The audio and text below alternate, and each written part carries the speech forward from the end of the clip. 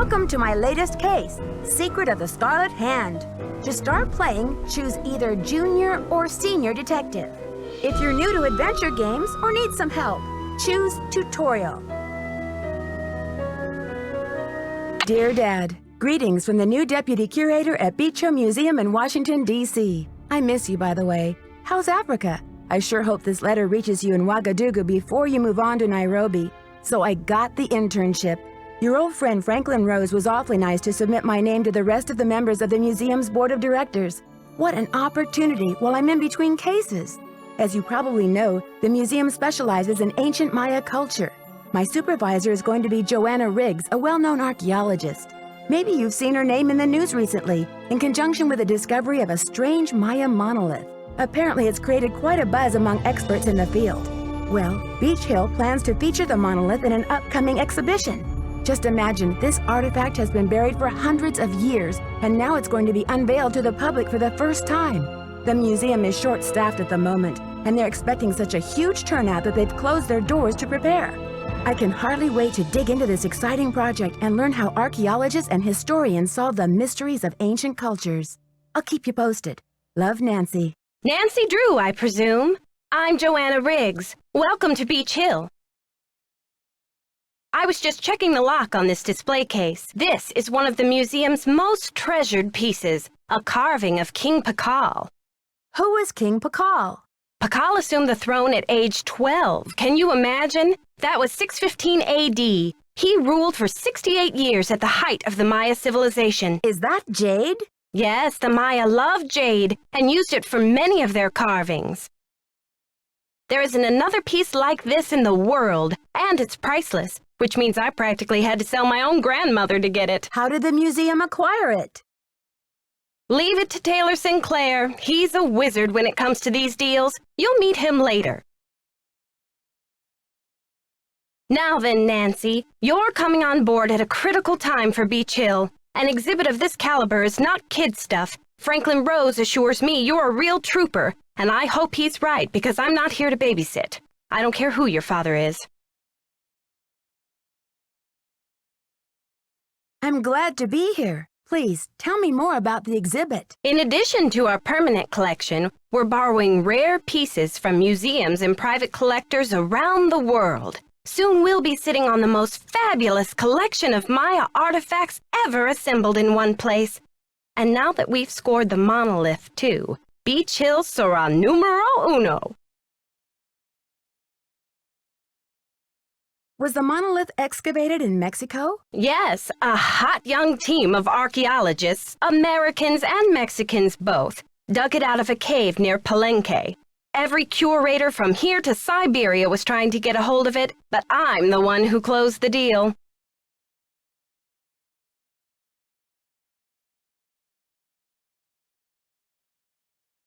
What does this monolith look like? It's a massive pillar of stone, nearly 1,500 years old, with Maya glyphs carved into it. We've installed it in the garden. Wait until you see it.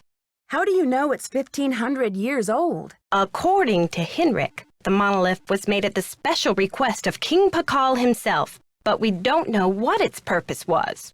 Who's Henrik? Henrik Vanderheun, world-renowned expert in Maya hieroglyphics. He's the latest addition to the Beach Hill Brain Trust. I told him I don't even want to see his pointy Vander head till he's got a translation on that monolith.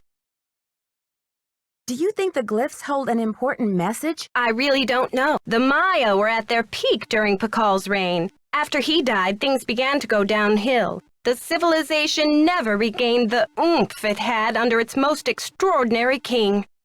Do you think the glyphs were intended to be a message to future generations of Maya? If the message on that monolith is from King Pakal himself, it might give us a clue. Credit for a discovery like that can only spell one thing, my dear.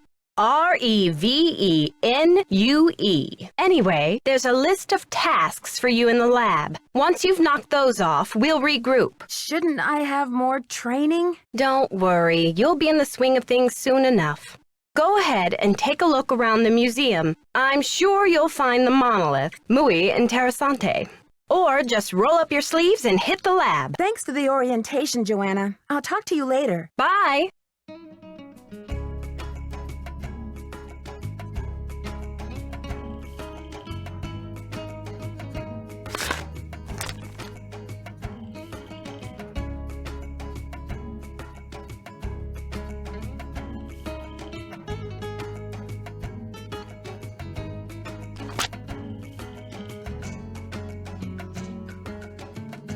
Topeka Commission for the Arts. How cultured.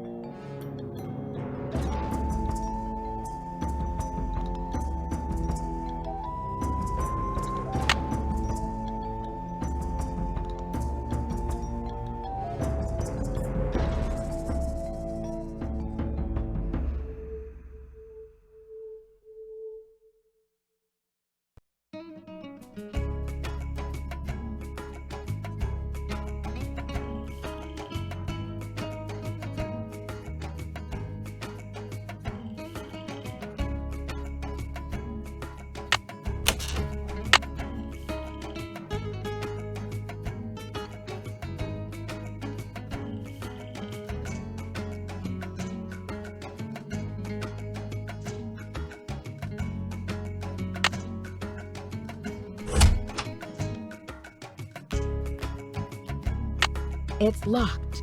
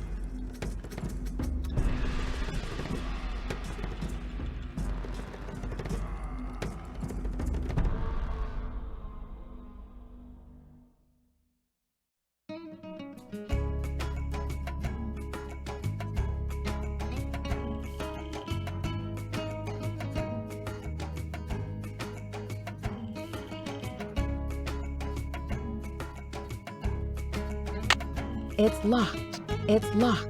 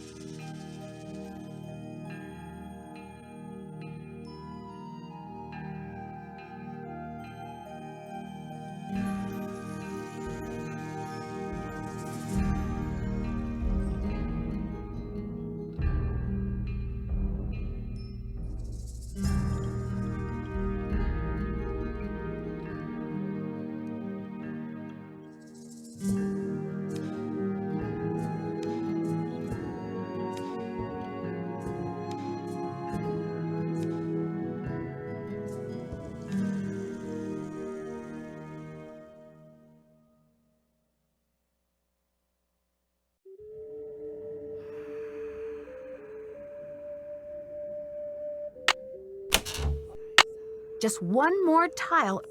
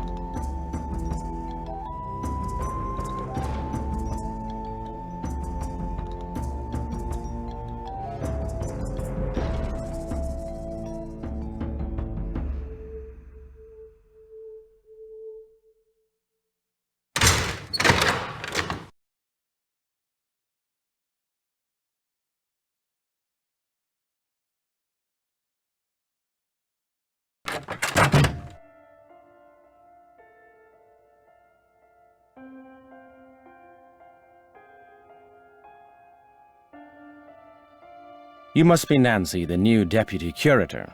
I'm Henrik Vanderheun. That's right, I'm Nancy. Joanna tells me you're translating the glyphs on the Palenque monolith. Yes, it's quite a project. The opportunity of a lifetime for me. Why are you wearing that mask? Oh, these dusty old artifacts are murder on my allergies. Anyway, what can I do for you?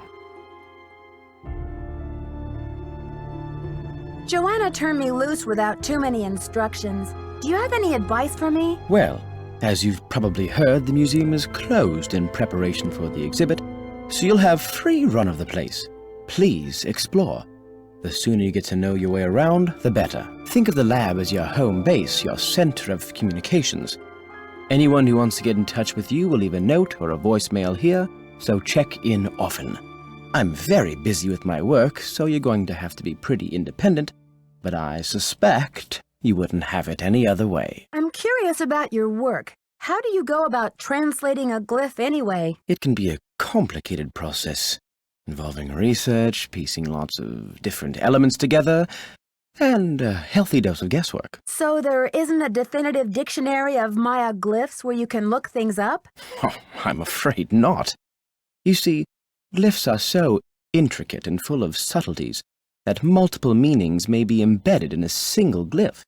So 3 distinct-looking glyphs may all translate to mean sunshine, roughly, but with different nuances. There is so much we Still don't know. Lucky for me, I guess, or I'd be out of a job. See you around, Henrik. Bye.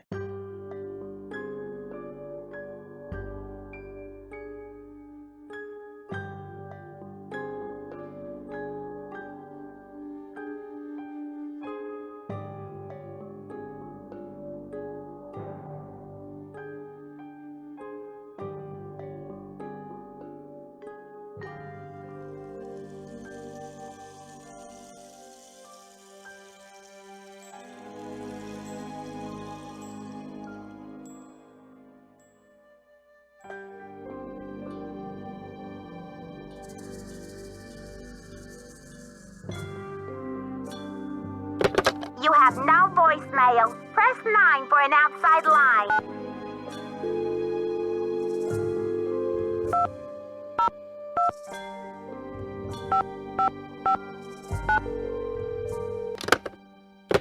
You have no...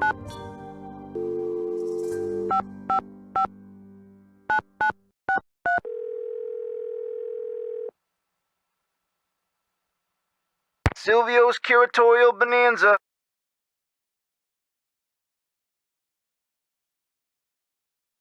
I'd like to place an order, please. Have you ordered from us before?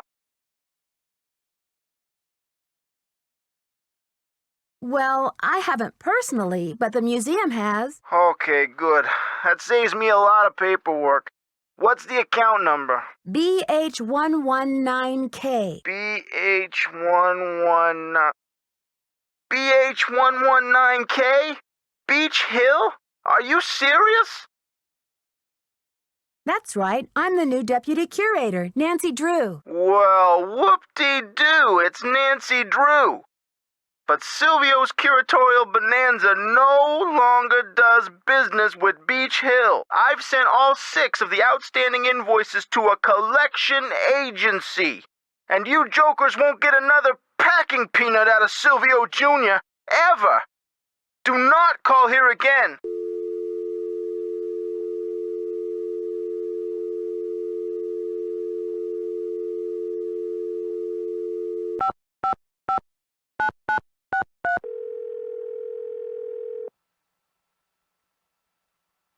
Silvio's.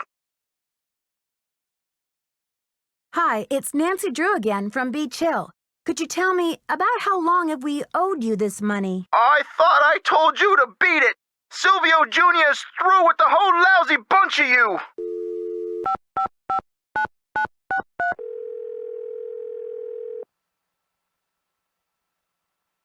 Silvio's Curatorial Bonanza is open from 9 to 5 Monday through Friday. Please call back during regular business hours.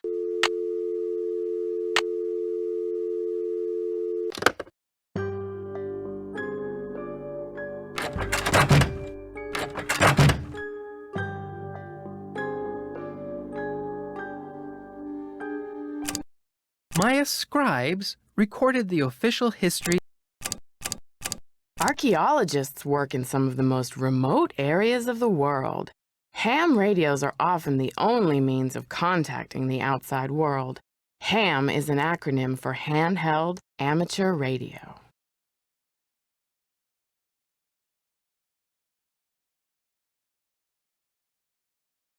Maya scribes recorded the official history of the kings and queens, but very little is known about daily life in the Maya world. Although there are thousands of inscriptions found on artifacts and architecture, there are only a handful of Maya books in existence today.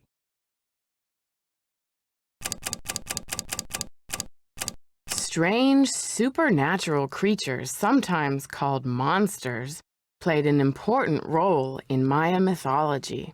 These monsters were often associated with the earth, caves, or mountains. The bicephalic monster, sometimes called the celestial or cosmic monster, may have represented the sunrise or a long journey.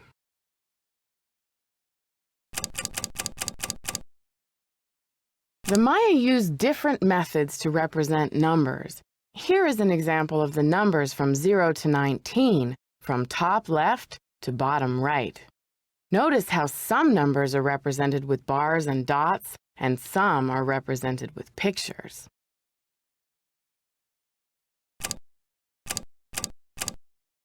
I am Lord Pakal, ruler of the mighty kingdom of Palenque. All those who come before me witness my power. Lord Pakal is considered the most influential ruler of the Maya civilization. Cultural, scientific, and military achievement flourished under his reign. As with all Maya kings, very little is known about his personal life, since all written inscriptions dealt solely with public achievements such as wars, battles, coronations, births, marriages, and deaths. Although the geographic range of Maya cities is well known, it is difficult to determine the range of Maya influence. Some experts believe the Maya may have traveled as far south as the Amazon and as far north as North America.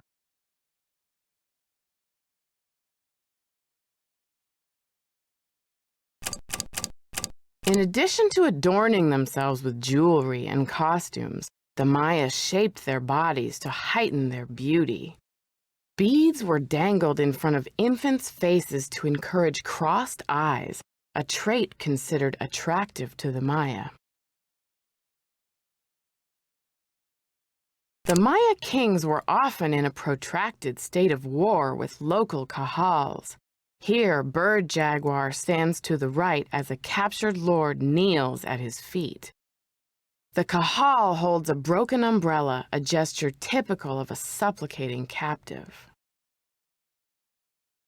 The Maya were pantheistic, believing in many gods who ruled over different aspects of Maya life. Chak was the god of rain. Ixchel, goddess of the moon, presided over childbirth and basket weaving. Ahau-Kin represented the sun.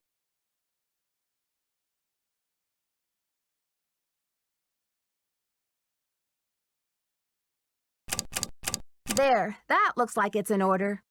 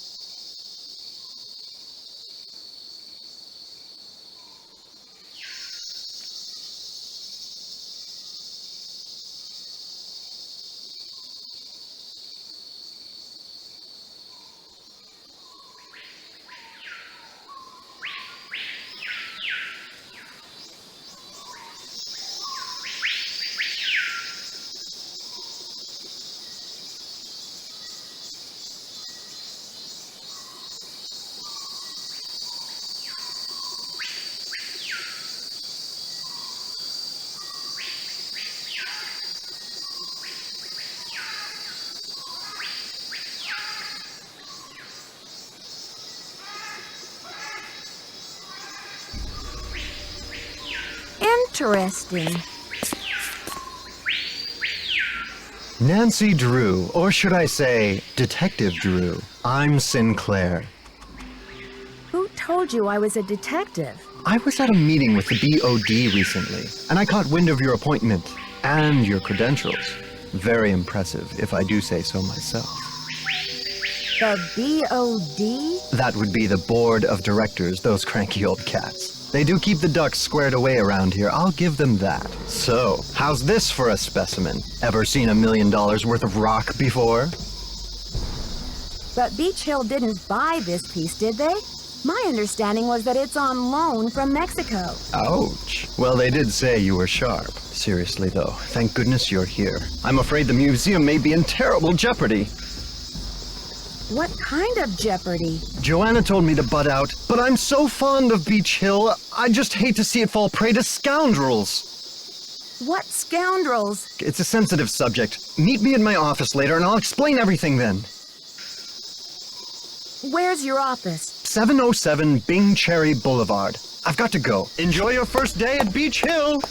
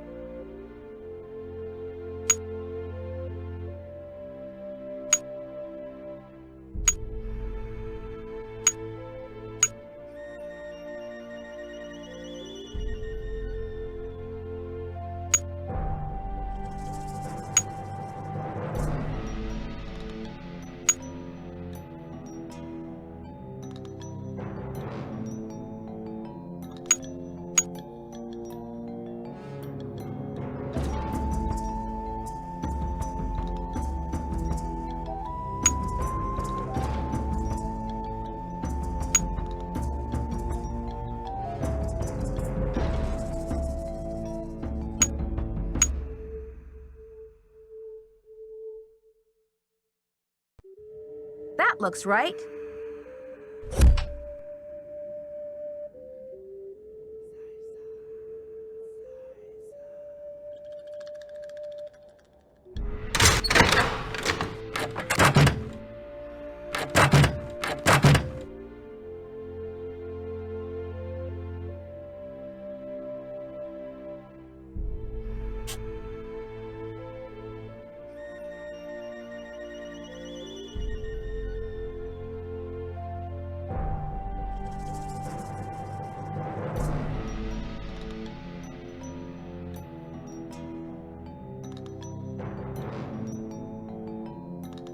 I need to find another piece.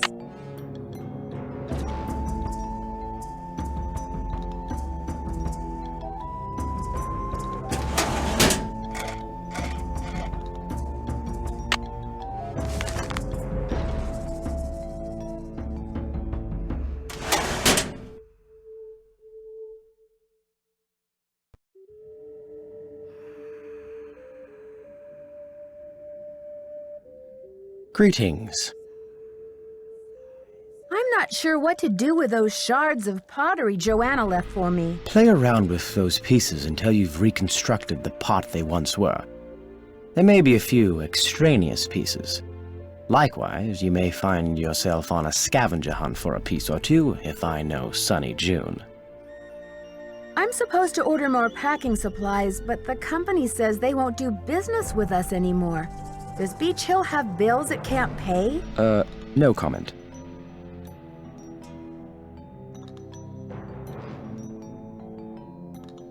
But Henrik, how am I supposed to get this order taken care of? I hereby absolve you of that task. If Joanna wants things shipped, she can stuff them into garbage bags for all I care. See you around, Henrik. Will do.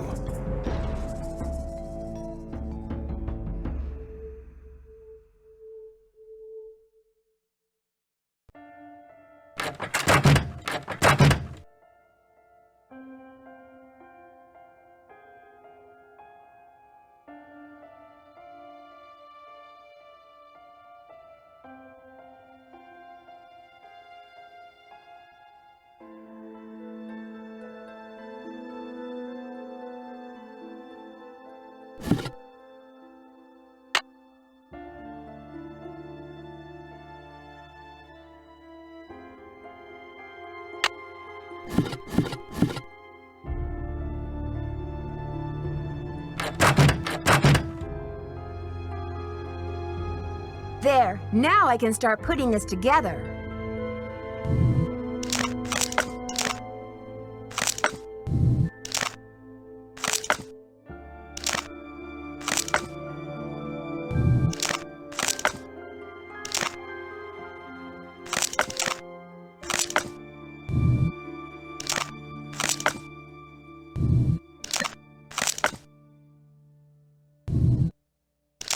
That's done.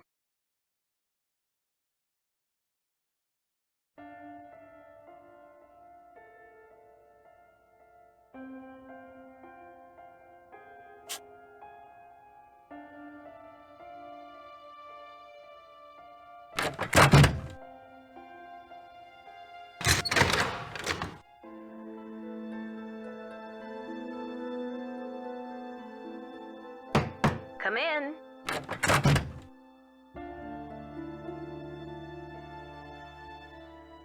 How are the tasks coming along? When did Henrik come on board? I got an email from him one day saying he heard the news about Beach Hill getting the monolith. He said he'd drop everything to come here and translate those glyphs. He was even willing to take a pay cut. What could I say except giddy up? You're hired. Where was he working before? At the Chaco Canyon Cultural Center in New Mexico. I've got work to do. See you around.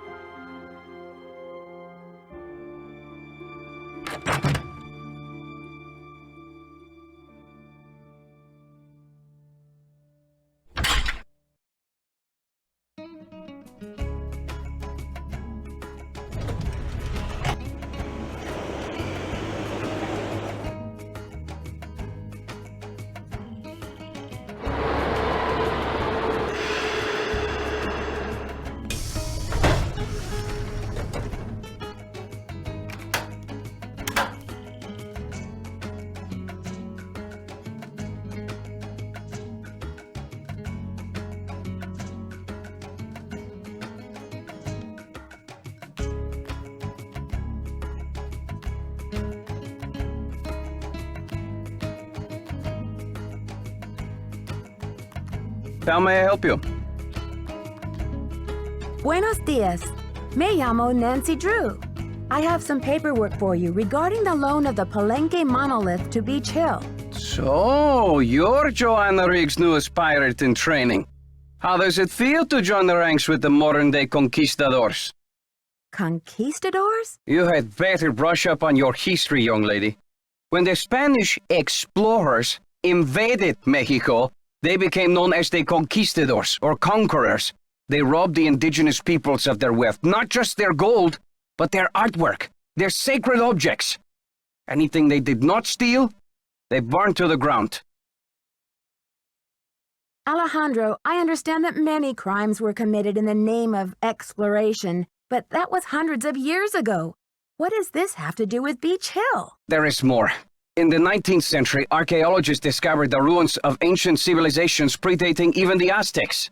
Many of the dig sites were robbed, and the stolen artifacts were sold off to art museums and collectors around the world. Today, finally, it is illegal among most civilized nations to remove an artifact from its native country. But sadly, there are thousands of precious antiquities with highly questionable provenance floating around the Western world. I see. Well, I should probably get going. Here are the changes to the loan agreement for the monolith.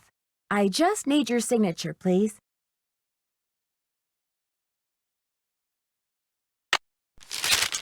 Thank you. I have some business with Joanna at the museum later, so I will return the contract to her then, after I have looked it over.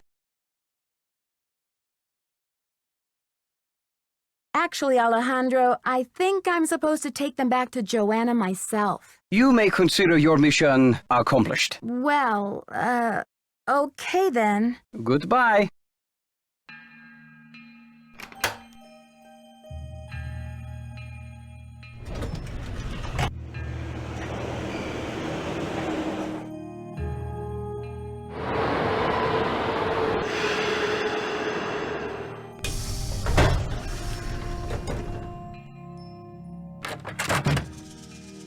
It's about time! Oh, my fears are like maggots infesting my poor old carcass! Want a cookie? They're from Oaxaca. Thanks, but I'm trying to cut back. Now, what's going on? The art world is being ransacked, Nancy. Prudence Rutherford, a major patron of the arts, had her fire ruby necklace stolen from her villa in Topeka. 2 weeks later, a whole display case full of rare Maya artifacts was heisted from a museum in New Mexico. Do you think there's a connection between the two thefts? Who knows? I'm just telling you, this community, our friends and colleagues, my people are being systematically trounced by thugs! Who's to say Beach Hill won't be next? You've got to do something! Doesn't Beach Hill have a security system in place? The museum has a basic alarm system, but it's not exactly state-of-the-art. I've urged Joanna to approach the board about making some security upgrades, but she just keeps saying that the timing isn't right to ask for money. I understand your concern, but what can I do to help? We need your eagle eyes. We need your bat ears. We need you to sniff out the stink of trouble. I appreciate the vote of confidence, but I'm just a detective, you know. I'm not bionic. Don't play modest mouse with me. Okay, no more flattery. Hey, that's an interesting piece, there by your desk. Something tells me it's not a Maya artifact. How about that rubber shark? The artist's name is Poppy Dada. She's a teenager in South Dakota. The art world is going bananas over her stuff. I'll unload that one for some serious dinero. When you sell a piece of art, what kind of commission do you get? Standard, 10%. It's no king's ransom, unless of course you sell something for $1 million. Too bad I'm not allowed to put that monolith on the market, huh? Alejandro says you're unethical, a modern-day conquistador, that you're robbing Mexico of its cultural history. And I say Alejandro is the real bully of the playground, a lunch money extortionist who loves nothing more than to see the other boys and girls go hungry. I'd better get going. Thanks for stopping by.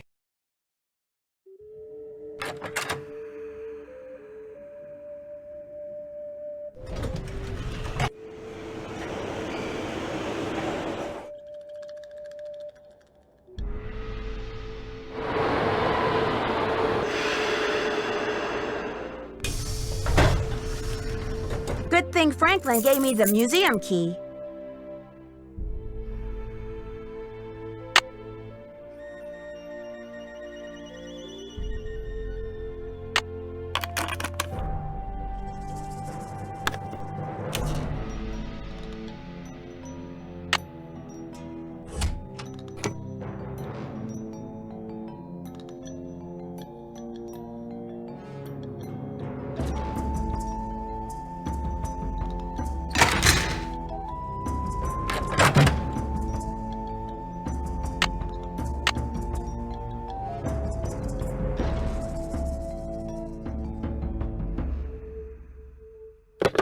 You have no voicemail.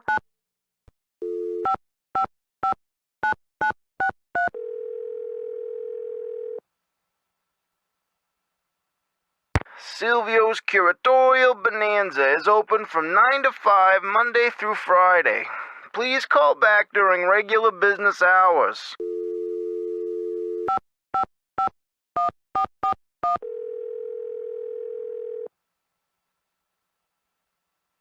Boswell, Jackson, and Rose. May I speak to Franklin Rose, please? Who may I say is calling? This is Nancy Drew. Just a minute, please. Nancy, great to hear from you. How's the internship treating you? Are Joanna and Henrik showing you the ropes? Beach Hill's an amazing place, and after that kidnapping case at the Royal Palladium, the mysteries of the ancient Maya are just my speed. Glad to hear you're settling in. I'm off to a meeting, but feel free to call me if you have any questions. Thanks, Mr. Rose. That's what I'm here for.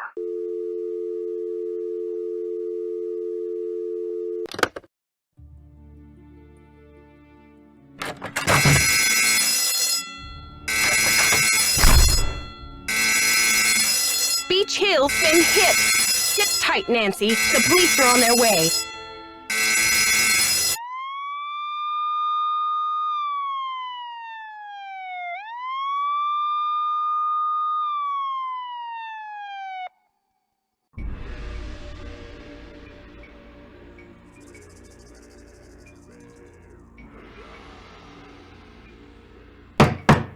It's locked.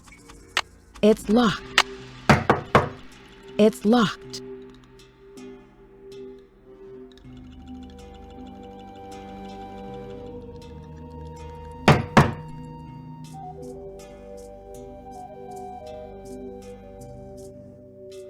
I should talk to Joanna before I touch anything.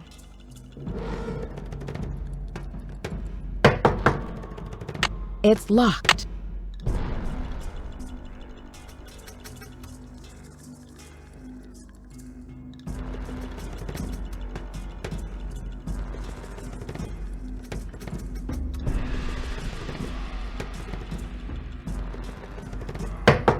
It's locked. It's locked.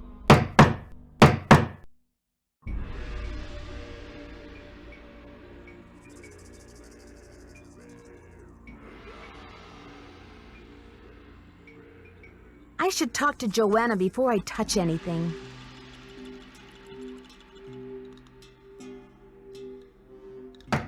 Come in. Someone has cooked up my worst nightmare and served it to me on a plate. I'd like to have a look at the crime scene myself. Did the police turn up any clues? The police took some samples for the crime lab, but they couldn't promise any overnight results. So if you want to put your little magnifying glass up to the scene, it's fine with me. Great. I'll let you know if I find anything. Go to it.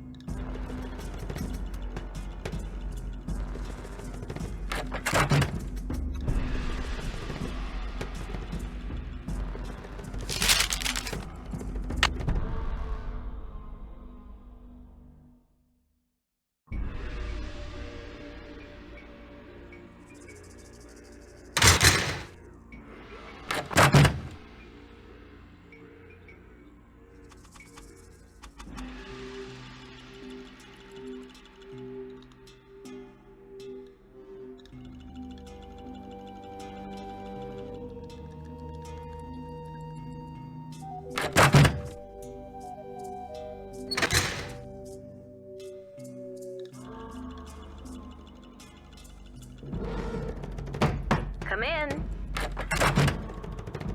Need something? Have you seen Henrik? I found a piece of paper inside the Pakal display case. It had some glyphs on it and a print of a red hand.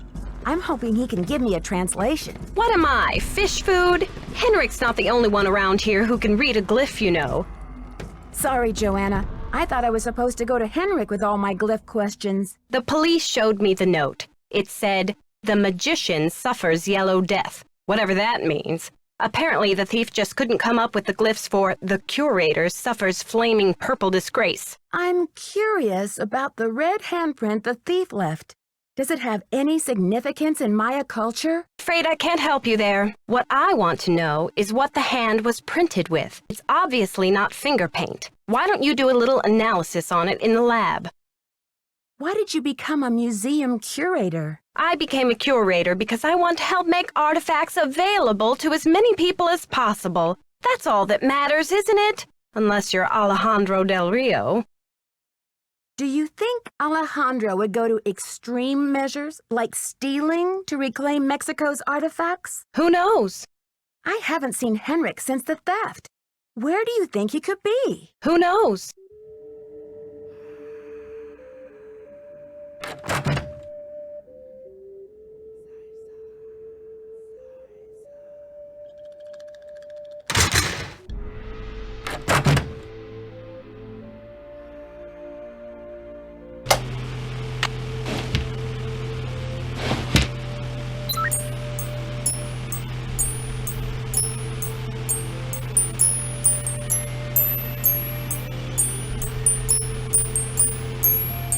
Okay, I've got a graph of the chemical used for the handprint. Now I've got to match it up with a known substance.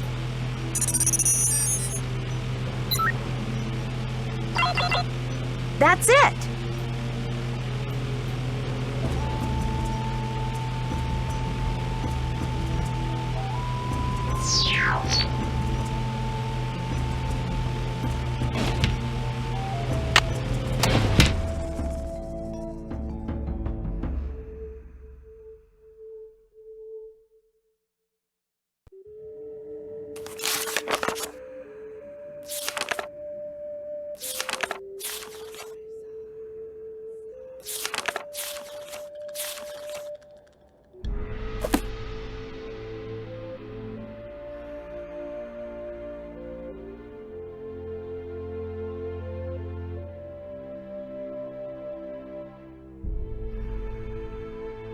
According to this chart, Hg stands for Mercury.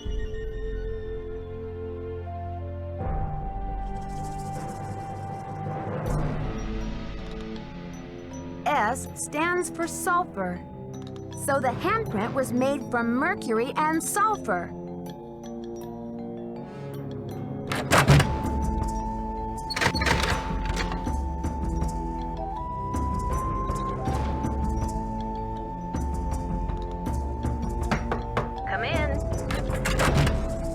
Need something? I did the chemical analysis you suggested. That red hand was printed with a compound containing mercury and sulfur. Does that mean anything to you? Sure, cinnabar. The Maya would rub it into their most important carvings to add definition to the artist's lines. Where would a person get a supply of cinnabar? We use cinnabar here at the museum the same way the Maya did, to keep things as authentic as possible. Henrik orders those kinds of supplies, but we've been out of stock for quite a while. The last I heard, there was some kind of holdup with the distributor. I've got work to do. Go to it.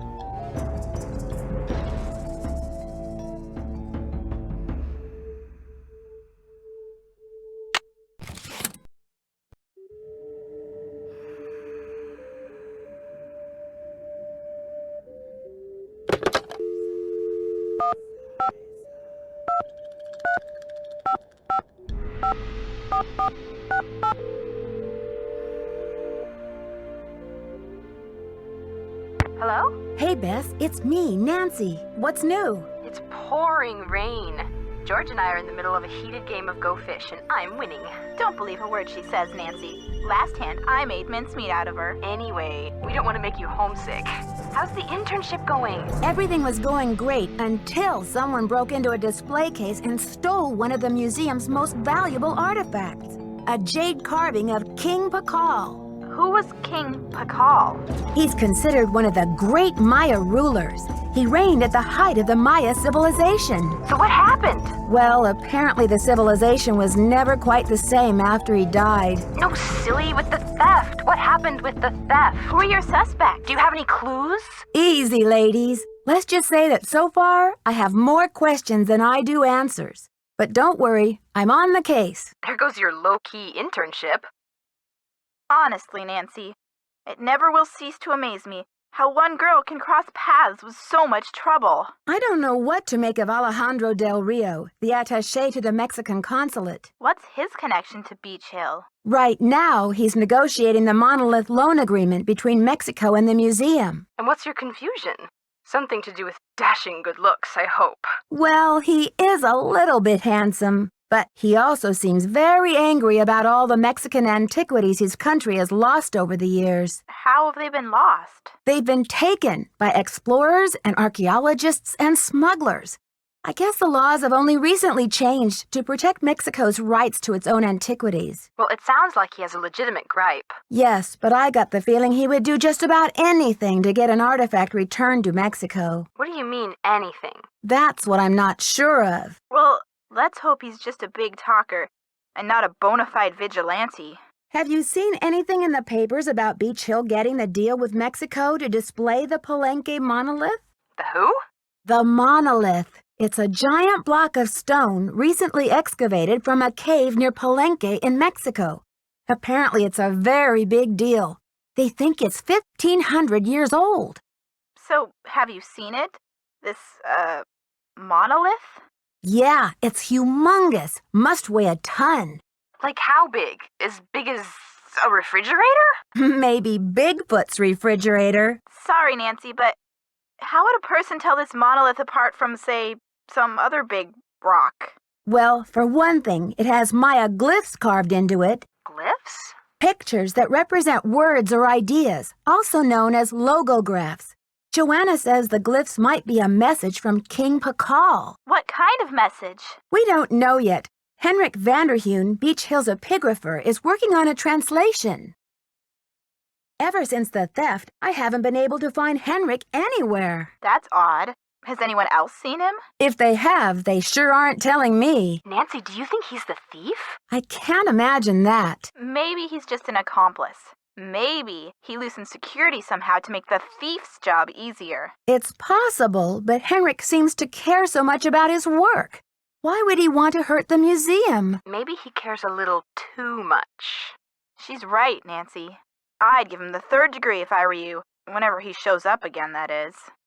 Somehow, Joanna has gotten the museum into some financial hot water. How'd she do that? Yeah, and how hot's the water? It's all very vague. I want to give her the benefit of the doubt. I mean, maybe she just overextended the budget a little in her effort to acquire the best artifacts for the museum, but even if her intentions were good, she may be feeling a little desperate to make some money back quickly. Desperate enough to steal the Pakal carving, sell it on the black market, and collect the insurance on it too?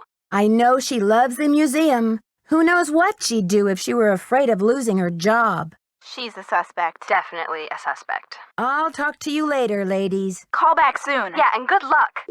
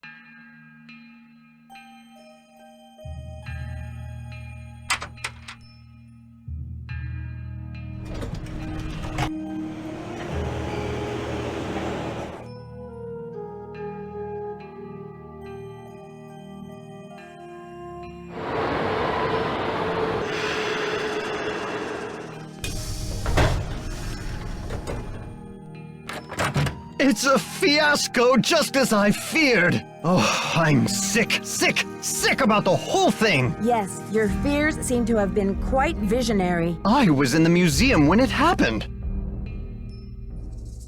Have you spoken to the police? I told them everything I know. I mean, I coughed up my brains right there on the table. So, do you think this is linked to the thefts in Topeka and New Mexico? That awful red hand was left on Prudence Rutherford's jewelry box in Topeka, and on the display case in the museum in New Mexico. What's the chance they're not connected? Do you know Prudence Rutherford personally? Oh, we saw each other at functions now and then. Poor Prudence. She adored that necklace. What's the name of the museum in New Mexico? The Chaco Canyon Cultural Center. They had a beautiful collection up there, worth a bundle, too. I appraised some pieces for them a few years back. Why do you think the thief is leaving this red handprint? To be a gruesome scoundrel? The Pakal thief's glyph message translates to, "The magician suffers yellow death." What in the world do you think that means? You've got me there. I'd better get going. See you around.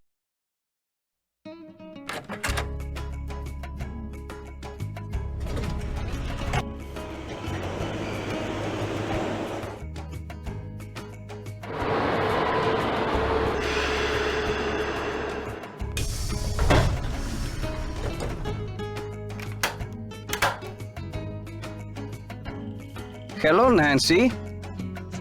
Why did Mexico choose to lend the monolith to Beach Hill and not some other museum? Johanna Riggs outbid everyone. I had no idea a small museum like Beach Hill could afford such an expensive arrangement. Have you heard? The Pakal carving was stolen from the museum. Well, I heard the alarms going off, but it wasn't until Henry called me that I heard the news. You don't sound very concerned about all of this. I was running late. I just figured somebody tripped a wire and I kept going. Whew. I'll need to alert the police so they can ask you some questions. I have diplomatic immunity, so I do not have to answer any questions. But I will because I have nothing to hide.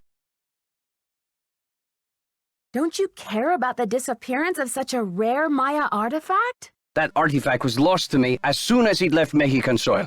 So my friend Pakal goes underground for a while until he is sold again. Suddenly, he turns up in Amsterdam or Hong Kong. Unless he is rightfully repatriated to Mexico, what's the difference?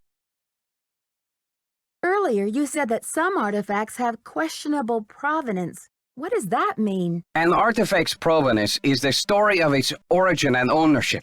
For example, how it made its way from a temple at Chichen Itza to a museum in Washington, D.C. If the artifact's provenance reveals that it has been stolen, then that artifact must be returned to the country of its origin. Then the relics at Beach Hill must all be legitimate, right? No, not at all. Provenance documents are often tampered with or forged to cover up the theft. Because of this, thefts continue and a great deal of art is moved on the black market, even today. Unethical art dealers and greedy museum curators do nothing to stop this. And to you, these people are no better than pirates, is that right? If Johanna Riggs or that overstuffed pillowhead Sinclair had any decency, they would take measures to see that all Maya artifacts were returned to Mexico at once where they belong. And what if these measures are not taken? My country will have its due, Nancy, even if I have to begin reclaiming its artifacts with my own two hands. Do you consider Henrik a conquistador, along with Joanna Riggs and Sinclair? Henrik is a student of my culture and my heritage, not trying to buy and sell it. We don't agree on everything, especially not baseball, but I have nothing against him. Do you know much about Maya glyphs? You've got me there. I know Spanish, English, Portuguese, and several indigenous languages, including Quiche and Nahuatl, but I have yet to learn the language of glyphs. I should get back to the museum. Adios, Nancy.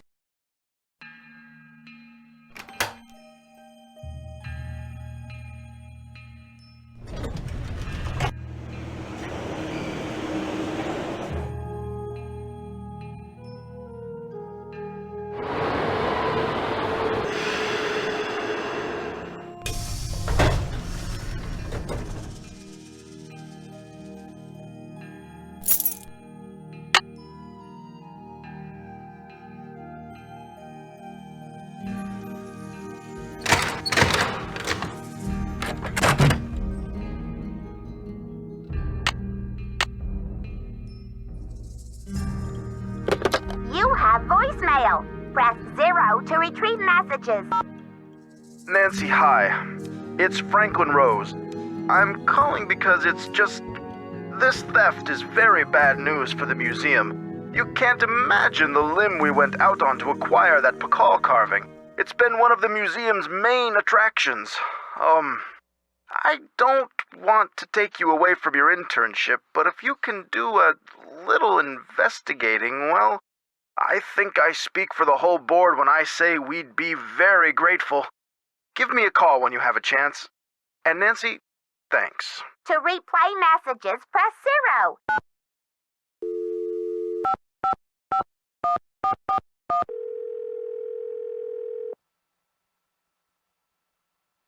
Boswell, Jackson, and Rose, how may I direct your call? This is Nancy Drew, calling for Franklin Rose, please. Just a minute, please. Nancy, hello. Do you have any news? The thief left a red handprint at the scene of the crime. According to Taylor Sinclair, the same print was left at a couple of other crime scenes recently. I'm trying to find out what the connection is between these thefts. Oh, Nancy, you zero in on a case like a heat-seeking missile, don't you? I feel so much better knowing you're going to follow up on every lead. I'll help in any way I can. Thanks, Mr. Rose. That's what I'm here for.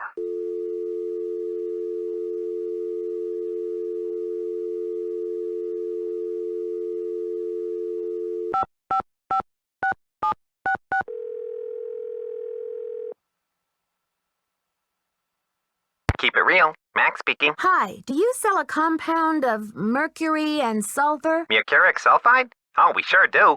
How much do you need? First things first. What account's this for?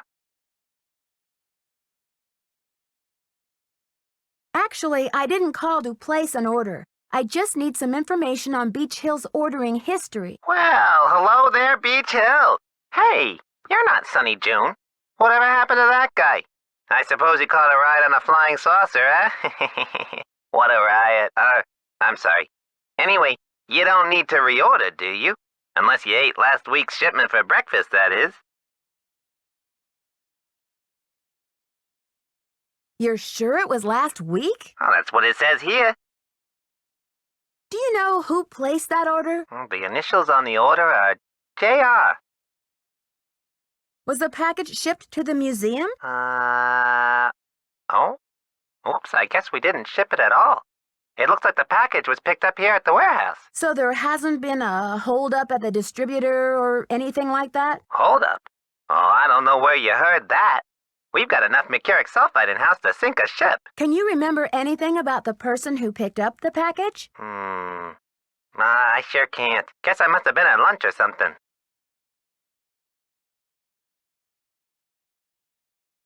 Well, thanks for your help. Sure thing. I hope there wasn't any problem with the stuff, was there? We only used the top-grade mercuric sulfide.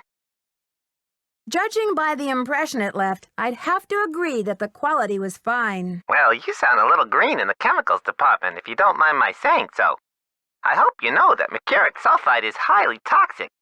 Makes you crazy. Well, I have heard that mercury poisoning can cause hallucinations and other symptoms of psychosis. Oh, looks like I've got another call coming in here.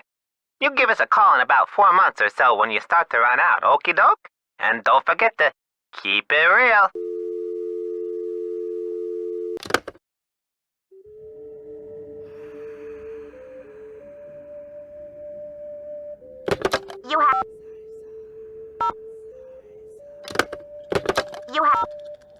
Nancy, hi. It's Franklin Rose. I'm calling because it's just... This theft is very bad news for the museum. You can't imagine the limb we went out on to acquire that Pakal carving. It's been one of the museum's main attractions. I don't want to take you away from your internship, but if you can do a little investigating, well, I think I speak for the whole board when I say we'd be very grateful. Give me a call when you have a chance. And Nancy, thanks. To replay messages.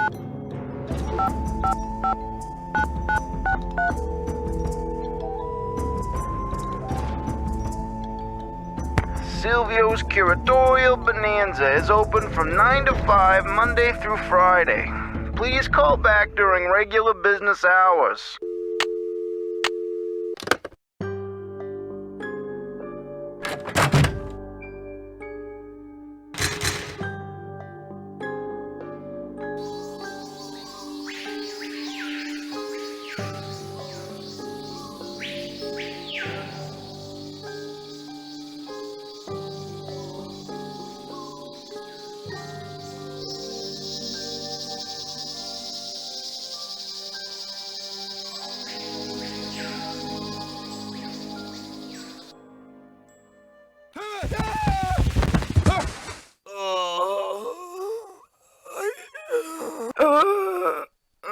Henrik! Henrik!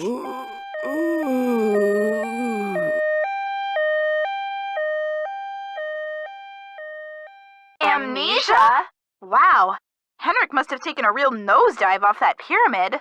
Do you think he just fell, Nancy? Or was he pushed? Sounds like you need to find out about hospital visiting hours. Yeah, but you'd better get the lowdown from Joanna first. George is right. She is your supervisor, after all.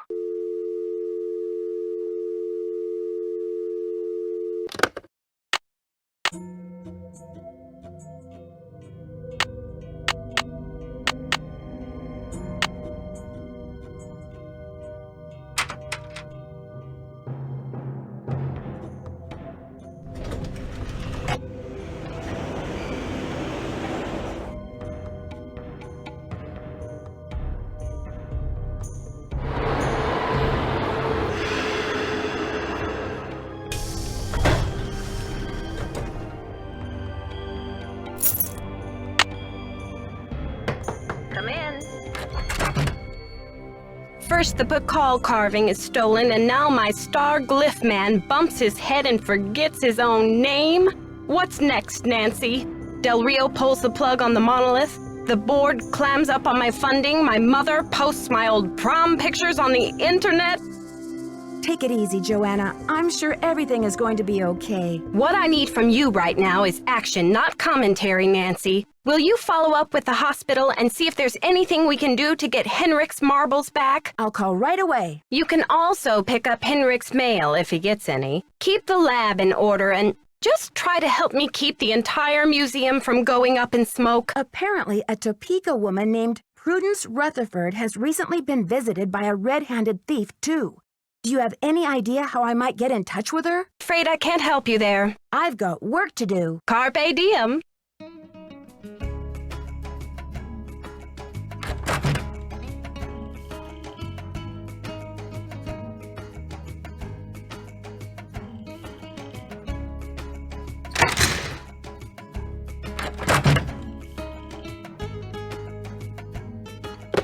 You have voicemail. This message is for Nancy Drew. Hi, Nancy. This is Nurse Bluefoot calling from Eleanor Roosevelt Memorial Hospital in regards to Henrik Vanderheun. I believe you're a colleague of his? Since Mr. Vanderheun was admitted, he has repeated your name several times in states of semi-consciousness. As we've been unable to contact any of his family members, we're hoping you might be willing to act as Henrik's support person as he begins the difficult process of restoring his memory. Please call me as soon as possible to discuss this. My direct line is 202-555-4000. Thank you. To replay messages, press 0.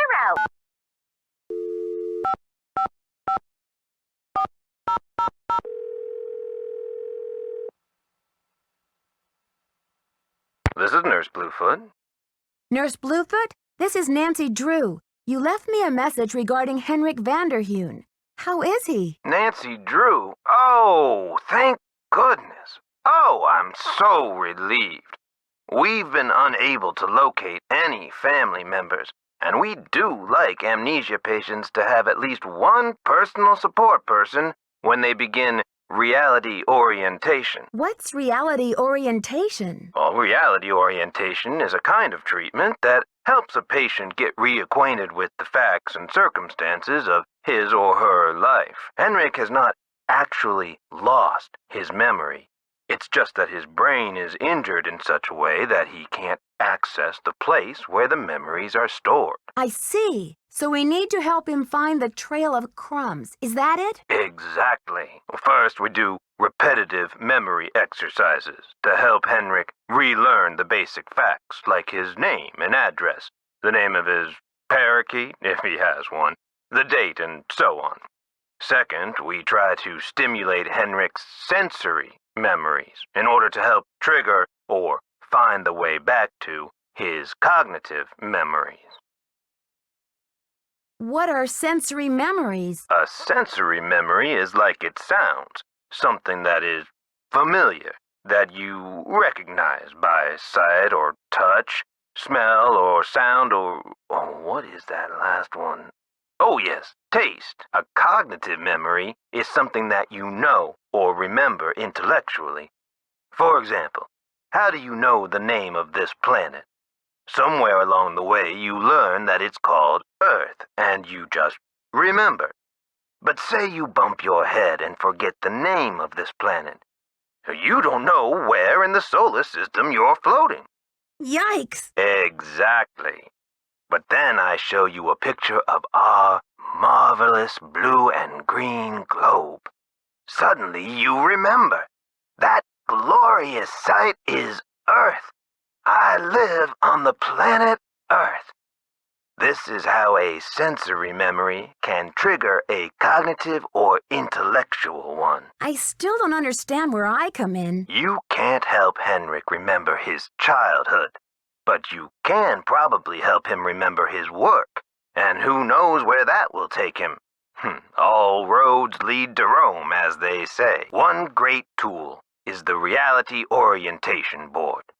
This is a place to post information and pictures for the patient to look at over a period of time.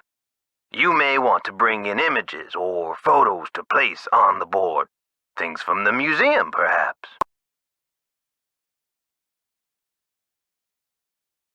I see. Well, I'll be happy to help in any way I can. When are visiting hours? Visiting hours are 10 to 4 every day, if the patient is not engaged in treatment and if he seems stable.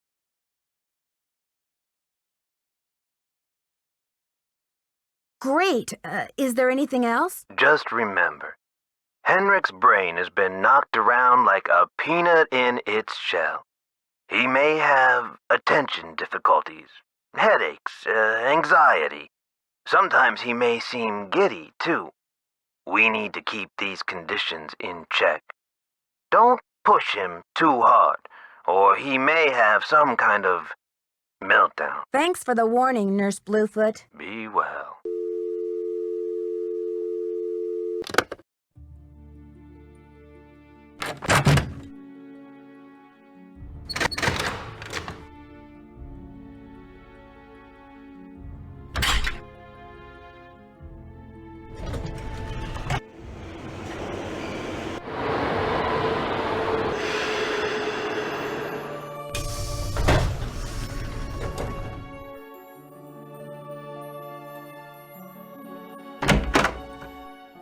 You look familiar.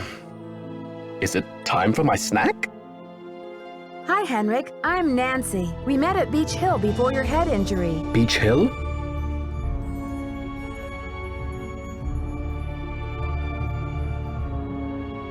Beach Hill is a museum here in Washington, D.C. The curator's name is Joanna Riggs. You were working there, and that's where your accident happened. Do you remember anything about the accident? Joanna Riggs. Is that the woman who called to pick my brain for an access code?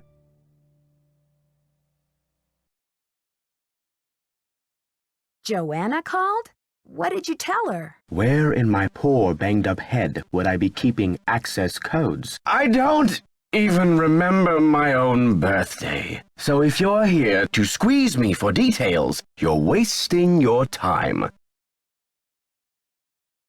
Actually, Nurse Bluefoot thinks with regular visits, I may be able to help you get your memory back more quickly. How, pray tell, do you intend to do that?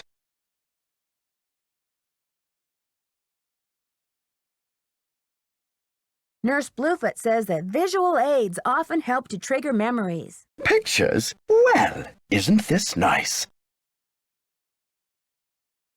Come on, Henrik. You'll feel much better once things start coming back to you. I've got a picture with me if you'd like to give it a try. Fine, I'll do it. Great. These are Maya glyphs, like the ones you used to translate. Now, don't be upset if you don't know how to read them anymore. I can tell you what they mean. I know what they mean, dear. I wrote them.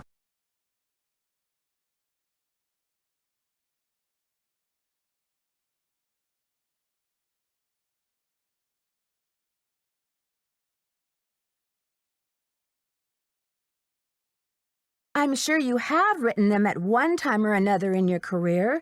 So, what do you think this is all about? The magician suffers yellow death. Your translator is sloppy. I should know. I am the author of the original work. The author? What are you talking about? That first glyph is the fool, not the magician. Furthermore, any decent epigrapher knows those glyphs refer to the infamous plague of oozing hives. A fitting curse for a fool, don't you think? I rather like it.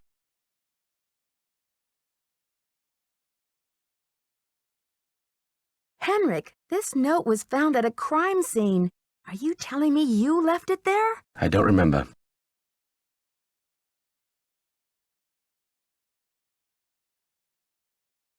The Pakal carving is priceless and irreplaceable.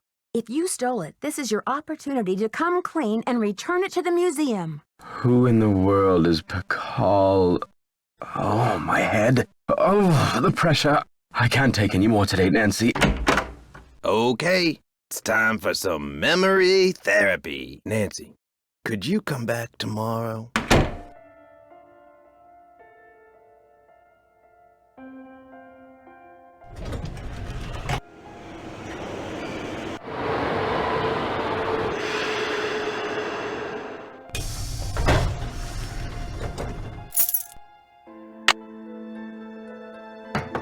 Come in.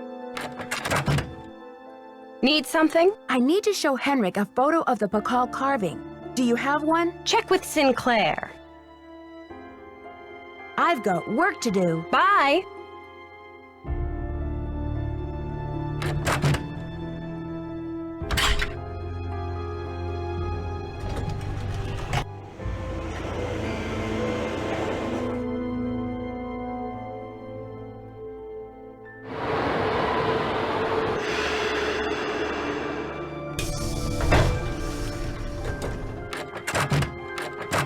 Any news? Joanna says you performed an act of wizardry in helping Beach Hill acquire the Pakal carving. Getting those provenance docs together was a pig and a half. Oh, they're on the up and up, I assure you. But to have been at the height of my career back before the crackdown, those were the days. What crackdown? Maybe sometime I'll tell you a sad story I call How Mexico Lost Its Sense of Humor. Not today, though, Nancy. I need a photo of the Pakal carving. Do you have one? Joanna took the official print for her insurance claim, but I have a couple extras. Here you go. Keep up the good work. Any news? There was an incident at the museum. Henrik is in the hospital with a head injury. Poor Henrik. Another squabble between him and Joanna, perhaps? Oh, I'm kidding, but I do remember the time she threatened to push him in the pond. Temper, temper, I'm always telling her. I'd better get going. Bye now.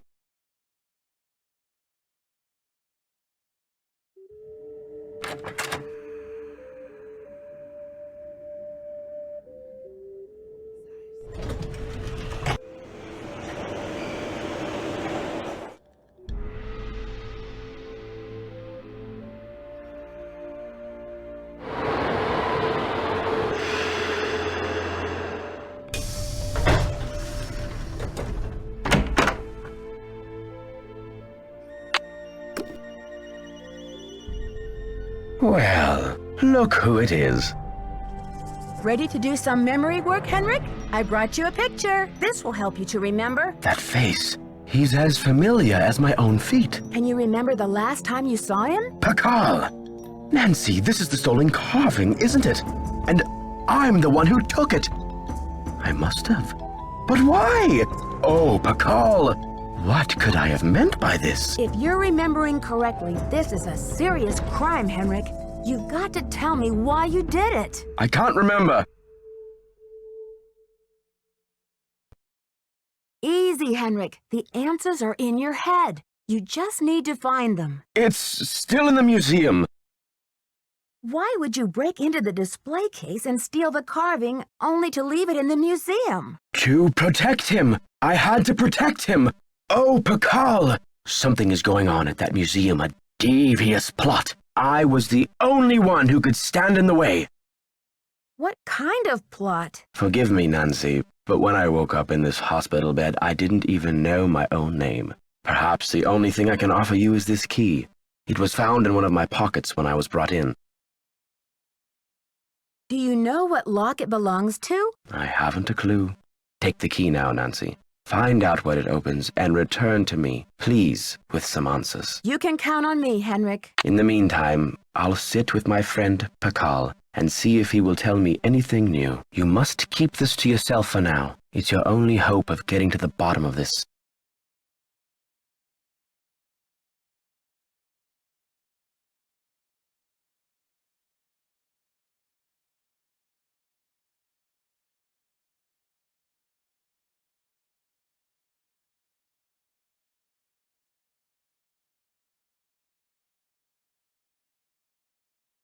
You rest up. I'll be back. Be careful.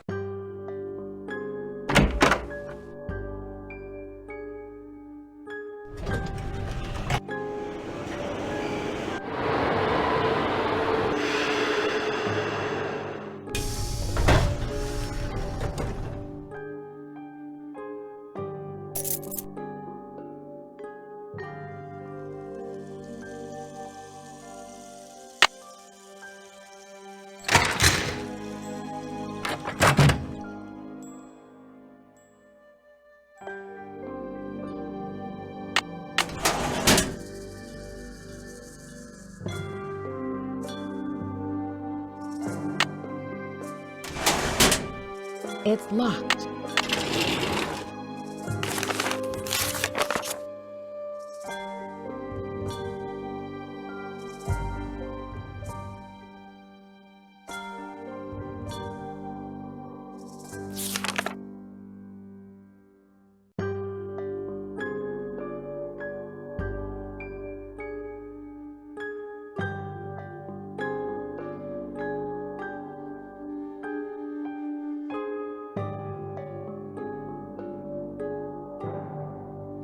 Looks like I need to find someone who speaks Nahuatl.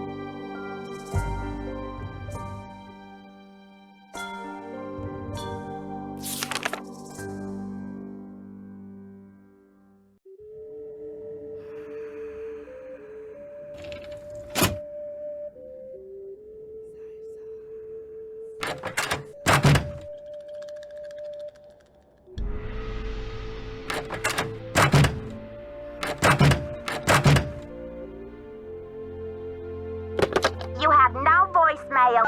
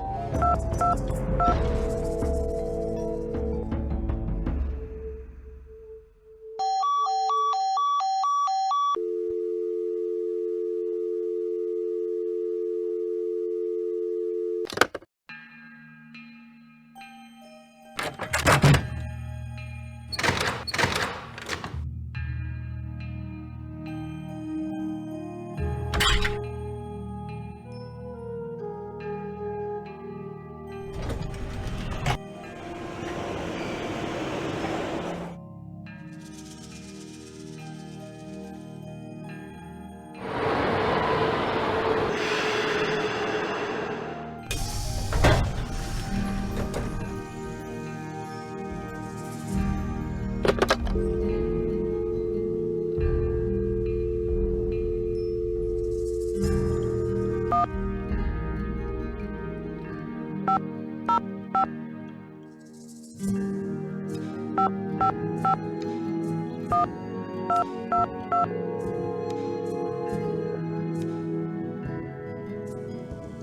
Canyon Cultural Center. Hi, I'm hoping to speak to someone about the theft that happened there recently. Are you the press? No, I'm a detective investigating a similar crime in Washington, D.C. This is Sheila Schultz, the director. What would you like to know? My name is Nancy Drew. I'm calling from the Beach Hill Museum in Washington, D.C. I understand you had some rare Maya artifacts stolen recently. That's right. It's a terrible loss, and the police here have no leads. Beach Hill was robbed, too. We lost one of our prized jade carvings. I'm very sorry to hear that. I'm wondering if the robberies are connected. Do you mind if I ask you a few questions about the incident at Chaco Canyon? Fire away. I heard the thief left a red handprint at the scene of the crime. Is that true? Yes. It was very gruesome. It looked like blood, but according to the police analysis, the print was made with a mercuric sulfide paste. Do you know of any symbolic meaning attached to a red hand? Don't walk. Don't go there. Talk to the hand, as my 15-year-old would say.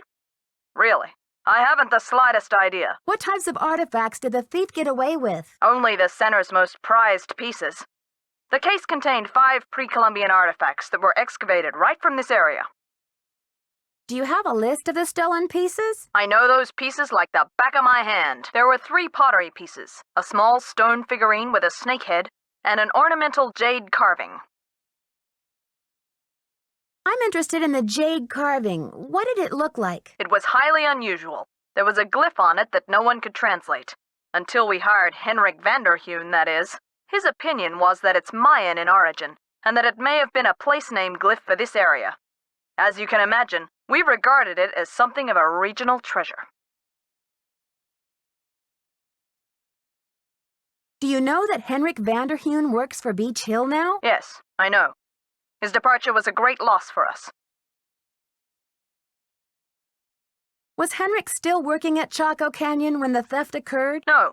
It happened just a few days after he left. I remember because after the police left, the staff and I were so depressed, we went into the lounge and pigged out on the rest of Henrik's farewell cake. Was Henrik on good terms with Chaco Canyon when he left? Well, it was awfully abrupt. As soon as he heard about that monolith, boom, he was gone. For some reason, he just had to go study it. We weren't exactly happy about it, but it's not like quitting is against the law. Do you recall having some appraisal work done by an art dealer by the name of Taylor Sinclair? How could I forget? He went on and on about the impossibly rare artifacts he could get for us. I said, "Are you an art dealer or a smuggler?" But he assured me that the provenance documents would all be in order. Still, I never did any further business with him. He just seemed slippery. Could you send me a photo of that jade carving so I can take a look at the glyph? I'm afraid I sent our only print off to the insurance company. They said they'd return it, but who knows when our claim will be processed. I'm sorry. Thanks a million, Sheila. Feel free to call if you have any more questions.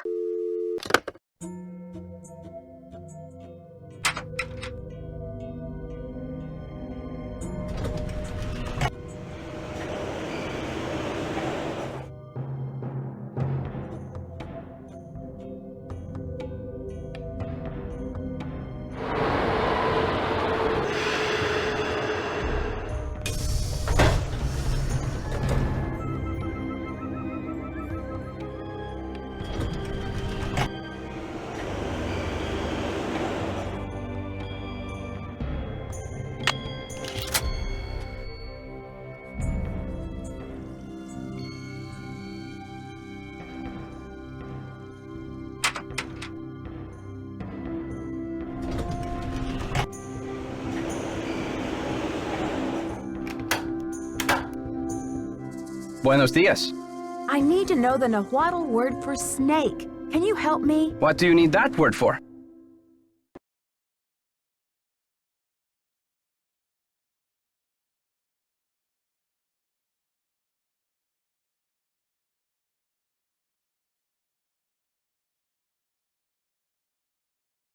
I'd rather not say. It's part of my investigation. Now, if only I could remember the word for snake. I hear you have been a great help to Henrik. I wonder if you can help me improve my memory too. Something tells me this translation is going to come with strings attached. I am almost certain that the provenance documents for the Pakal carving were falsified. I have asked Joanna to see the documents, but she evades me. If you can find that file in her office and bring it to me, I think it might help my memory of Nahuatl a lot.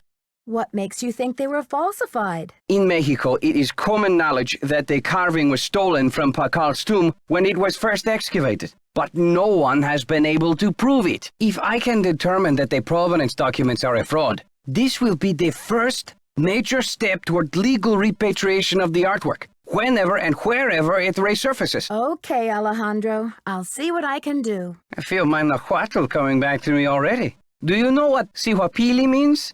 Princess or lady. Now, if only I could remember the word for snake. Do you know what cinnabar is? The red powder that the Maya used? Sure, I know it. They use it at Beach Hill too, do they not? Cinnabar was used to make the red handprint that was left at the scene of the Pakal theft. What is your point? I think Joanna may have been less than truthful with me. Have you called the police? I don't want to jump to conclusions. Of course. Sister Joanna couldn't possibly be a thief now, could she? Have you heard? Henrik Vanderheun fell off the pyramid at the museum. He's in the hospital with a mysterious head injury. That is terrible news. I hope it's not too serious. I should get back to the museum. Goodbye.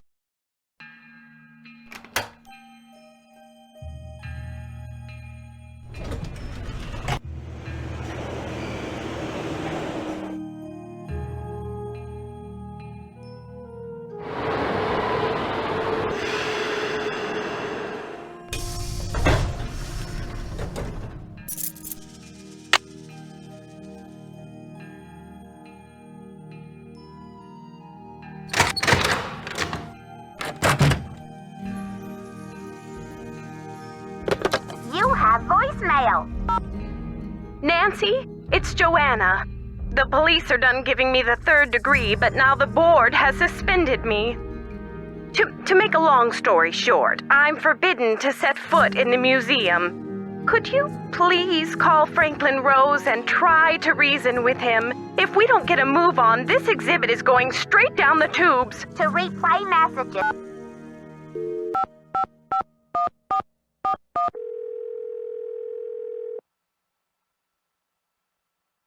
Boswell, Jackson, and Rose, how may I direct your call? This is Nancy Drew, calling for Franklin Rose, please. Just a minute, please.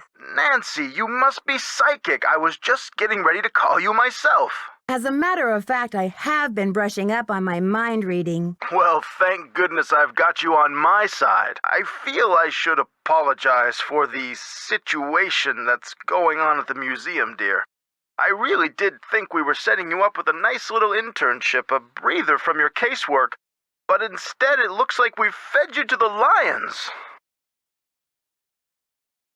Well, in all my travels, I still haven't found a mystery-free zone, Mr. Rose. Speaking of travel, I got a postcard from your father in Ouagadougou. Apparently, Burkina Faso has become the cultural darling of West Africa. He must be having quite an adventure. Like father, like daughter. Anyway, Mr. Rose, I'm calling about Joanna. I think I know what you're going to say, Nancy. Let me be frank. Joanna Riggs has been in the doghouse with the board for months. Her thirst for acclaim has led her to gamble the future and the reputation of Beach Hill time and again. Now that we've lost the Pakal carving, one of our most notable pieces, well, she's just got to be stopped.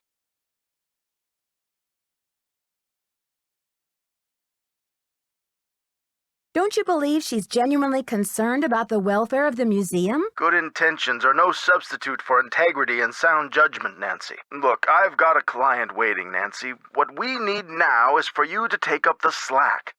I've spoken to the rest of the board, and we've agreed that the best thing is to put you in charge.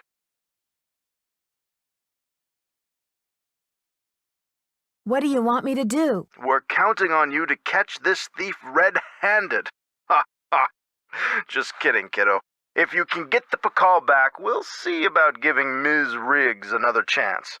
That seems fair, doesn't it? It's a deal, Mr. Rose. Bye, kiddo.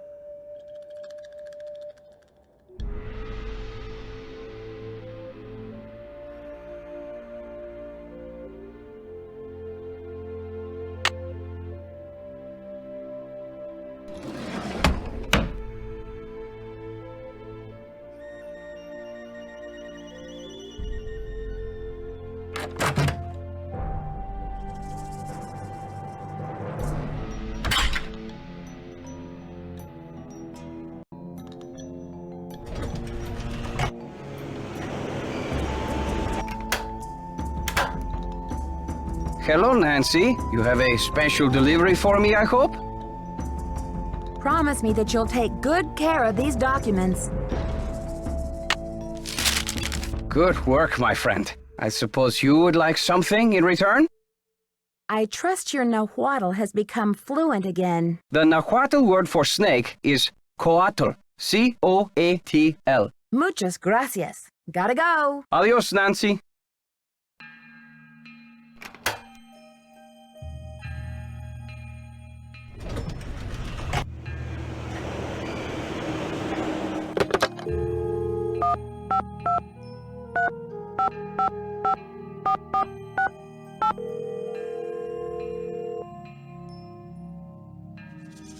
Hello? It's me again. Nancy Drew, you will never guess who the cat just dragged in. Who?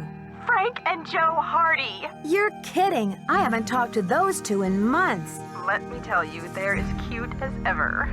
George and I were just telling them about your latest case, and judging by the way they're hovering around me at the moment, I think they want to say hello. Sure, put them on. Hi, Nancy, it's Frank. Frank Hardy, what in the world are you doing in River Heights? Well, Joe and I just finished up a case out west, and we're taking a few days to drive back to Bayport.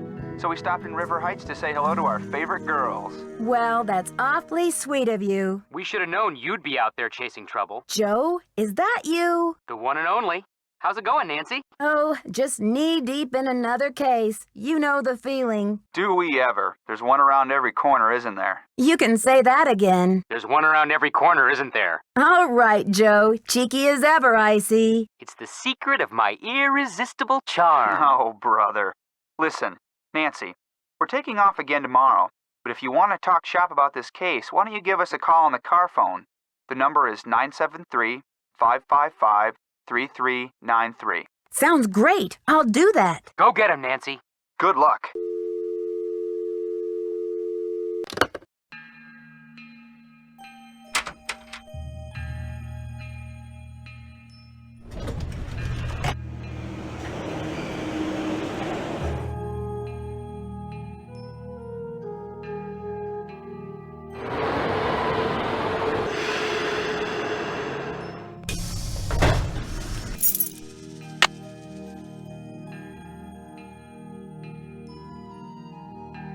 Topeka Commission for the Arts.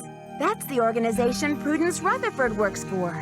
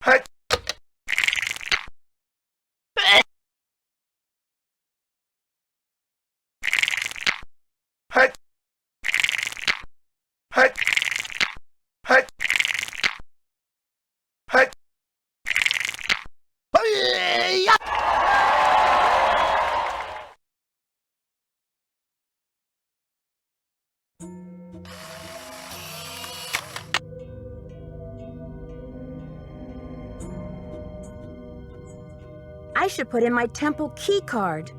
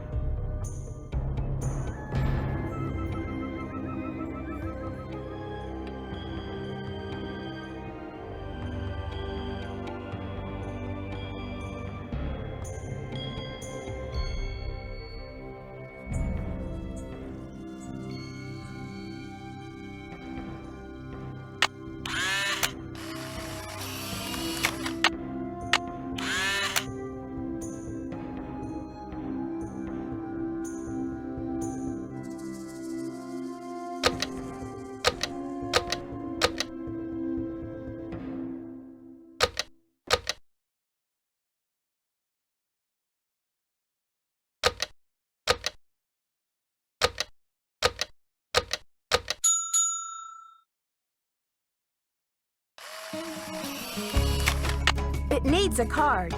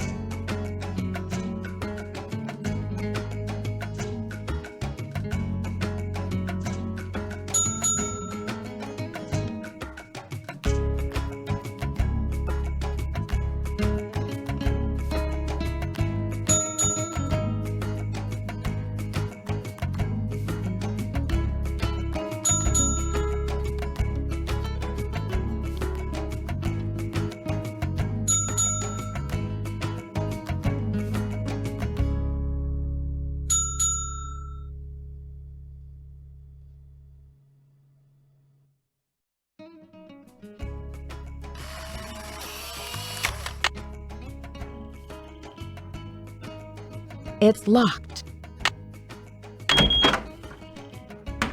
It's locked.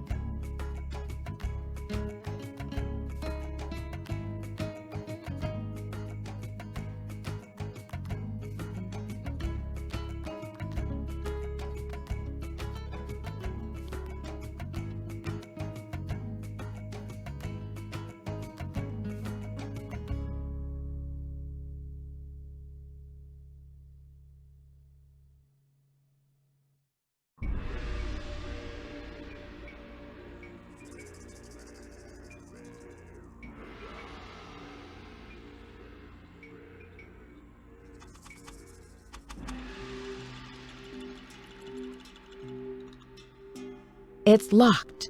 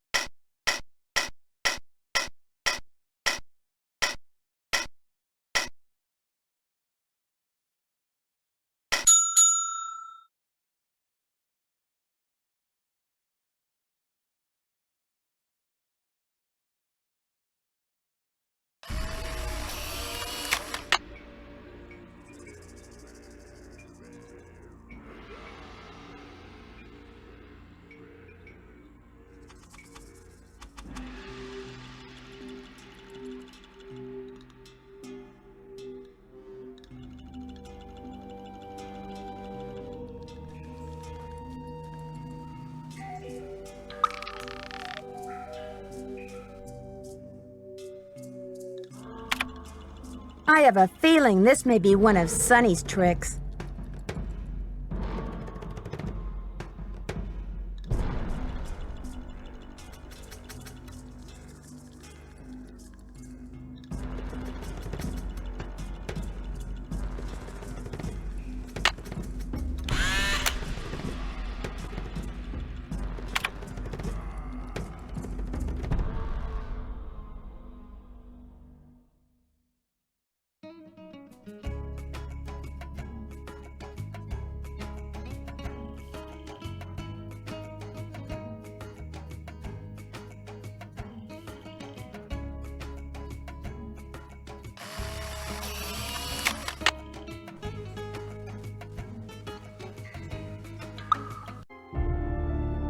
Nancy, you have brought me back to my work. What have you remembered? I've been working like a fiend. Look at the board.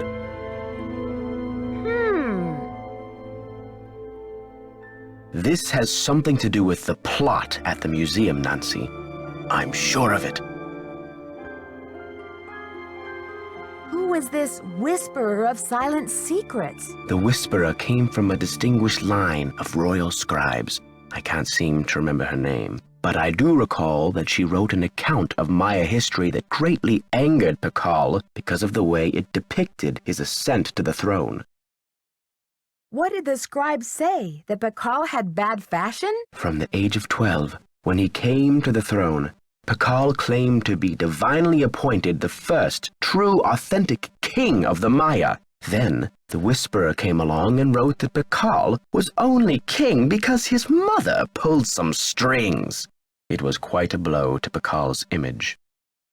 What happened to the scribe's writings? Pakal swore that the Whisperer's words would never see the light of day. He put her body, her soul, and her writings all in a tomb and locked it up tight. Wait, Henrik, a prison of stone? We're not talking about the monolith, are we? That's the idea. Do you think the monolith can be opened? Good question. I'm certain that there's a dirty rat trying to get into that tomb. This is where my memory fizzles out. If I could only figure out why I took the Pakal. Do you think there is anyone I can trust? Please don't breathe a word of this. There's too much at stake. This is a long shot, but do you know what animal Pakal was afraid of? You're asking the wrong amnesiac. Henrik, I need to know where you put the Pakal carving. I can't remember. One of the pieces that was stolen from the Chaco Canyon Cultural Center was a jade carving with an unusual glyph on it. Do you remember translating it? I can't remember.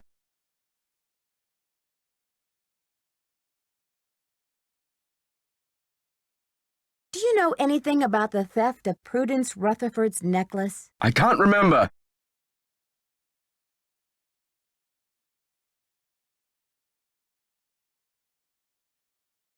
You rest up. I'll be back. Be careful.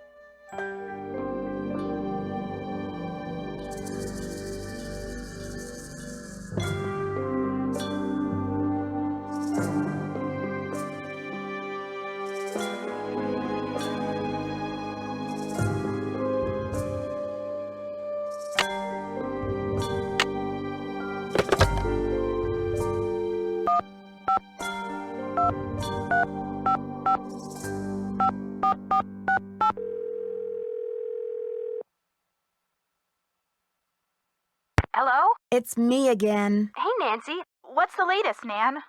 Why would the thief keep leaving that awful red handprint at every crime scene? Talk about a creepy trademark. Oh, I'm just glad I haven't seen it. With my sensitive psyche, that type of thing is like a 10-year warranty for nightmares. Does it have any meaning in Maya culture? Not that I know of. Well, somebody ought to know. You're surrounded by experts in Maya culture, for gosh sakes. But maybe it doesn't mean anything at all. Maybe the thief just thinks it's glamorous. Sure. I mean, who really wants anonymity after all? Thieves have to have style. Something to set them apart, right? It's not just any old villain that gets a book deal these days. After the board caught wind about the police interrogating Joanna, they suspended her. But Joanna didn't take the Pakal. I tried to suggest that to Franklin Rose without betraying Henrik's confidence, but he's not interested in cutting Joanna any slack. So what? She's history? Mr. Rose said that if the Pakal carving is recovered, he'll reconsider. Well, that's just one more reason you've got to find that carving. Yeah, Joanna's ambitions may be a little misguided at times, but she shouldn't have to take the fall for Henrik. Plus which, her presence at the museum may be one of the crucial ingredients to solving this case. I'll talk to you later, ladies. We're rooting for ya. Yeah, you're doing great.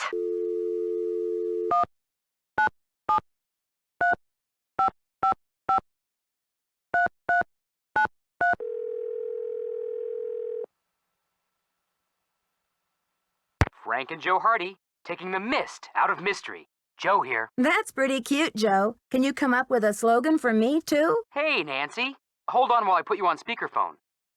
You still there? Yep. Hi, Nancy. You got access to both of our brilliant minds now. So how's the case coming along? I'm sort of stumped by the riddle that Henrik translated from the monolith. Nancy Drew stumped? I find that hard to believe. What's the problem? Well, it seems like opening the tomb and breaking the curse are the same thing. Oh, sure, but how does a person pull that off? It has something to do with putting these 6 keys together. But there's this other part that says, when the first king, that's Pakal, ascends the throne again. I hate to say it, but isn't it a little late for that guy? I mean, hasn't it been like 1,500 years?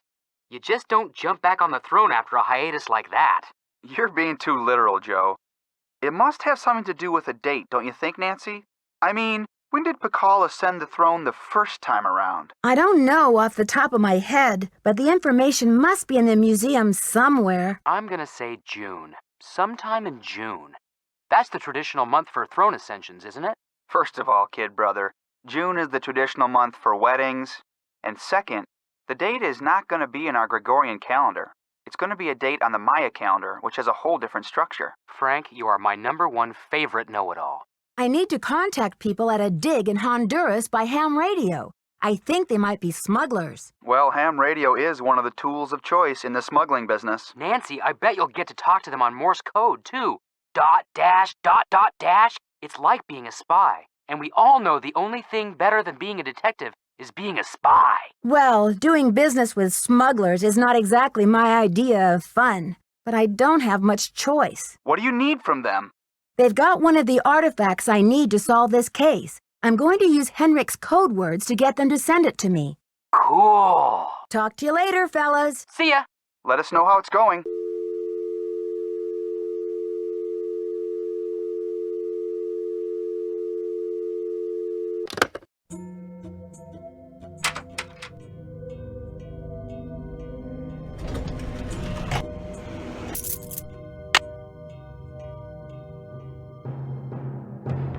It's locked.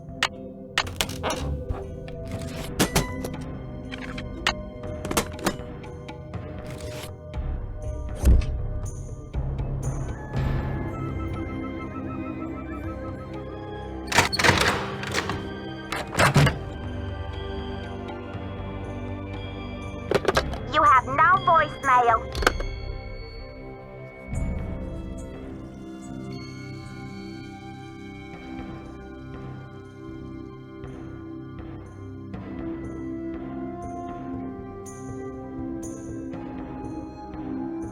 The radio tube went out.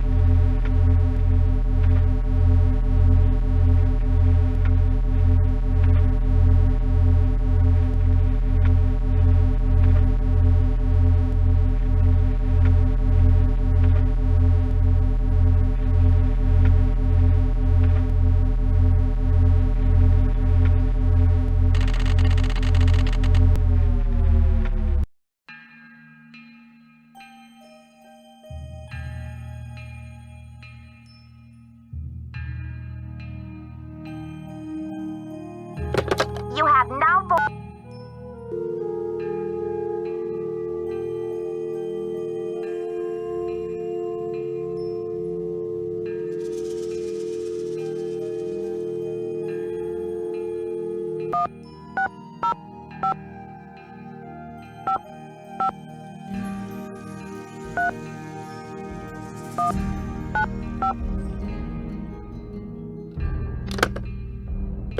You have no voicemail.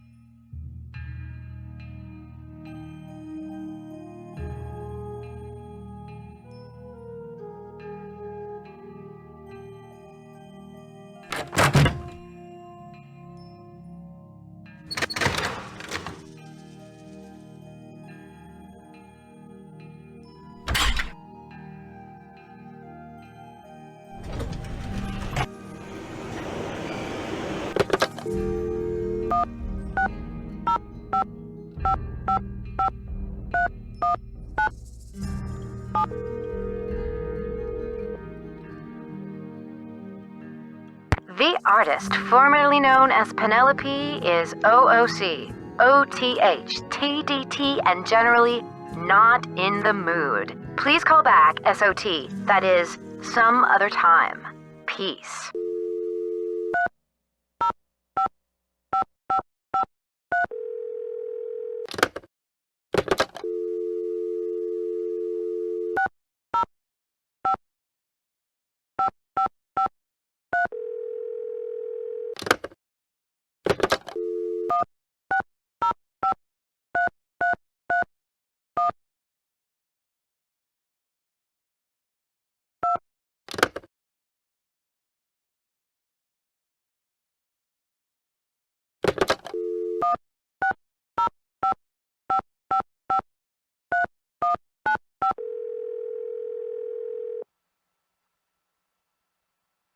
Daddle residence. Hi, may I speak to Henry Daddle, please? Speaking. Mr. Daddle, my name is Nancy Drew. This is a long shot, but I'm calling regarding a Maya artifact that was bought at auction in 1898 by one Henry Albert Daddle. Does that ring any bells? Sure. Henry Albert Daddle Sr. was my great-grandfather. You're talking about the jade carving, right? Yes, exactly. Wow, I can't believe my luck. Well, it's a lucky life if you ask me. So what can I do for you? I'm investigating a recent rash of thefts around the country involving similar Maya artifacts. Any information you could give me about the one your great-grandfather bought would be very helpful. I see. Well, I was the last to inherit the carving, but my daughter Penelope was so intrigued with it that I gave it to her. I'm sure she'd be happy to talk to you about it. Why don't you give her a call on her line? It's 555-3197. Will do. Thanks, Mr. Daddle. My pleasure.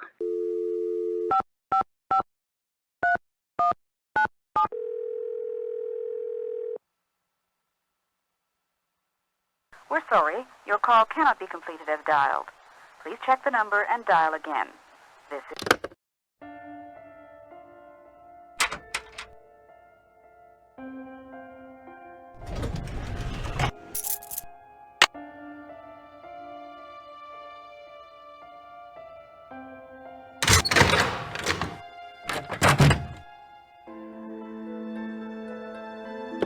You have now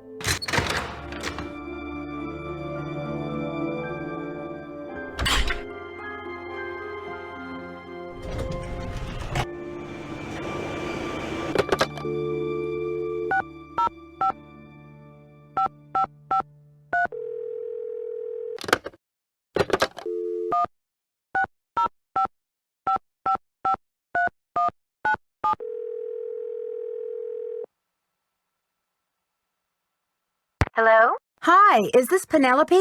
Not even.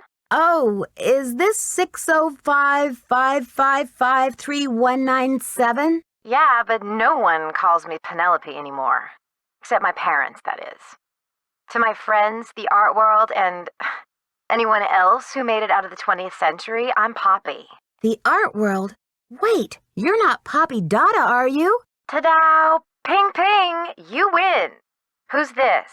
My name's Nancy Drew. I'm a detective. A detective? No way!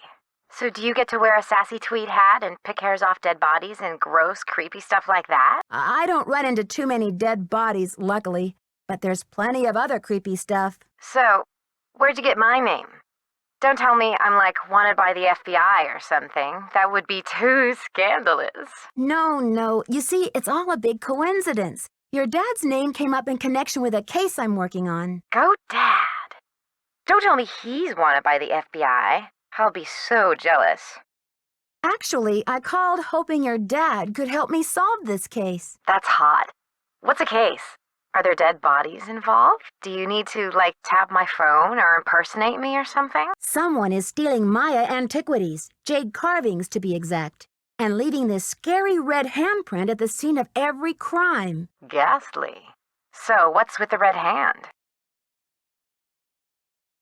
It seems like some kind of threat, but to whom? And what is this thief really after? It's more than money, I'm sure of it. Drama. So, where do the daddles come in? I'm trying to track down certain Maya jade carvings that haven't fallen into the thief's hands yet. I think one of them might be in your family. You mean that ancient green rock with the weird symbol on it? I slapped some shoe polish on it and stuck it in one of my paintings.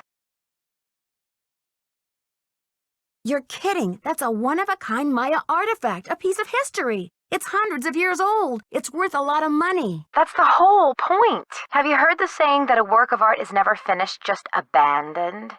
Well, I'm taking that idea to the limit by making art that will keep changing as different people encounter, perceive, and interact with it. I'm tired of artwork that says, "Don't touch." I'm all about letting go, about sending my work into the world and seeing how it continues to become. Don't you see? It's an organic process.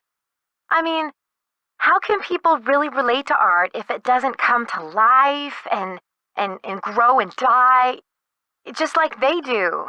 That carving is part of something bigger now. It seems awfully reckless to me, not to mention the wrench it throws into my investigation. Oh, Nancy, don't be such a prude. Taylor's probably still got that artwork. At least, I don't think he sold it yet. Why don't you ask him? Tell him you want to see the piece called Deadly Midnight Snack. It's the one with the rubber shark. The one with the rubber shark. Yes, I've seen it, but I didn't notice any jade carving. Well, take a closer look there, sweets. It's in there. If you really need the carving to crack this case, why don't you just go ahead and take it? But wouldn't it ruin your painting? Of course not. After all, this is a chance to enact exactly what I've been talking about, the organic process, inviting my viewers to interact with my work. The deal is, you can take the carving, but you have to put something in its place. I can choose anything? A light bulb? A magnifying glass? A pair of headphones? No, it should be something more organic. Stay with the title, Deadly Midnight Snack. And don't be afraid to go way out. As an artist, I can tell you that inspiration bites in the most mysterious ways. I'll do my best. Right on. But let's keep Taylor out of this. He'd probably blow a gasket if he saw you tampering with the merchandise. That's all art is to him, you know. Merchandise. It's a deal. Good luck, Nancy. Thanks, Poppy. Bye.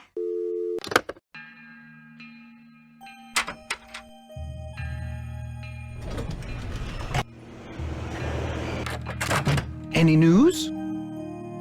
Do you, by any chance, know what animal Pakal was afraid of? You've got me there.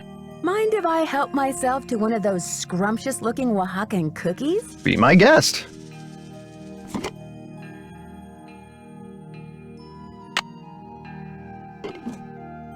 May I take a closer look at that wacky Dada painting? Be my guest. I just had a call from Poppy this morning. She says she's in a really creative period right now. I said, please, sweetie, if you get any more creative, they're going to lock you up. Pardon me a moment, Nancy. I'll be right back. I hope.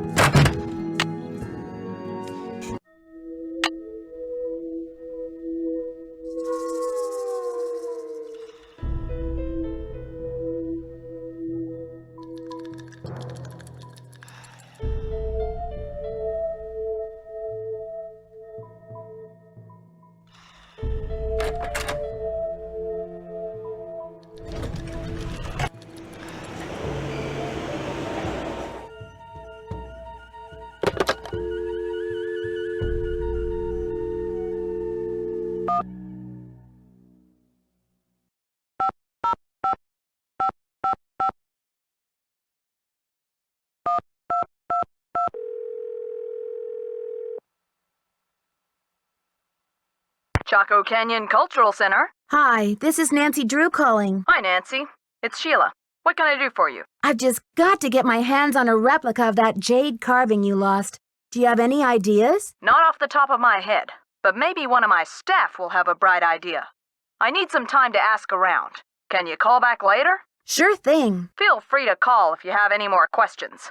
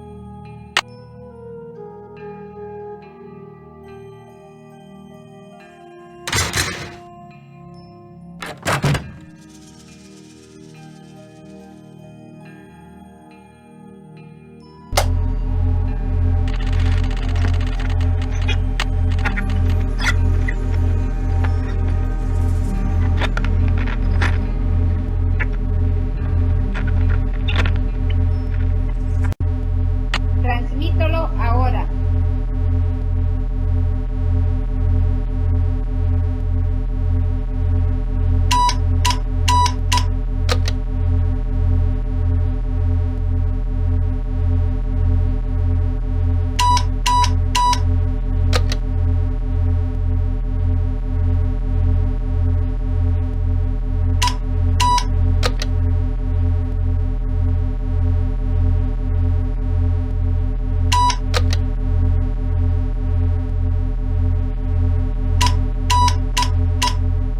Mensaje entendido.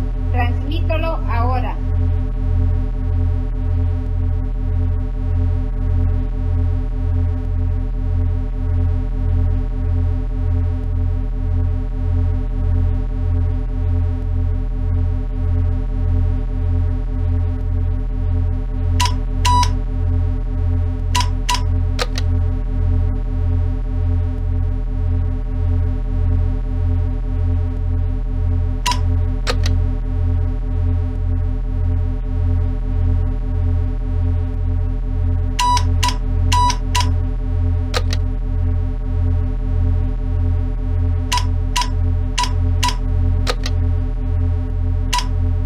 Mensaje recibido. Entregaremos el paquete lo más pronto posible. Cambio y fuera.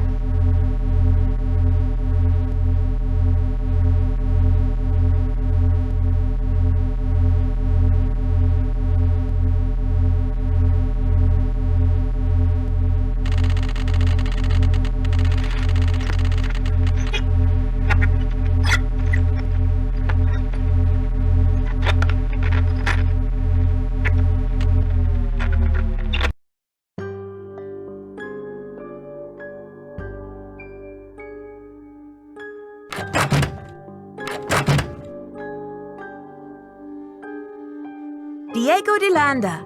I wonder if that's one of the keys.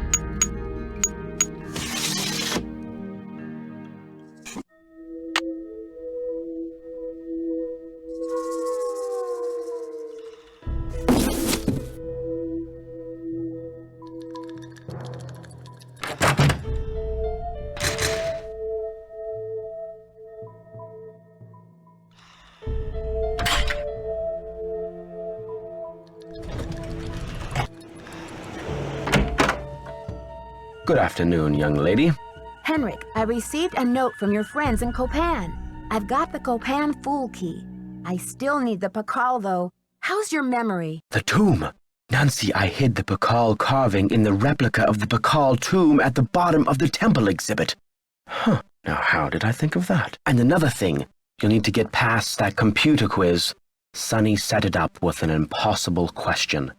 No one knows what Pakal was afraid of, but Sonny was petrified of the Coatamundi. It's an ornery bandit with a narrow snout and a long ringed tail, much like a raccoon or a polecat. According to your notes, Pakal made a 6-part key to the Whisperer's tomb and scattered the pieces around the world. Do you remember anything about this? 6 keys? 6 keys? 6 keys! Nancy, what are the 4 corners of the world? North, south, east, and west. Plus the first king, Pakal himself, and the Copan Fool. When they're all assembled, they open the tomb. Don't you see? This is why I stole the Pakal, to prevent some other schemer from putting the key together.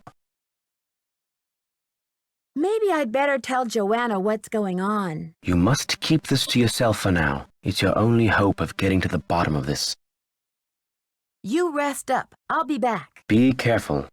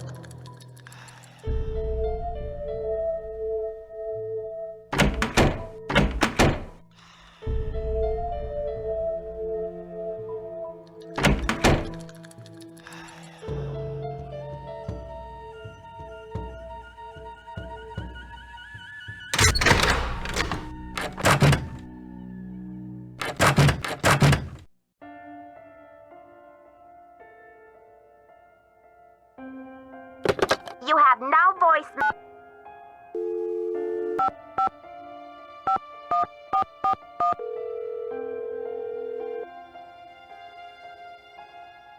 Boswell, Jackson, and Rose.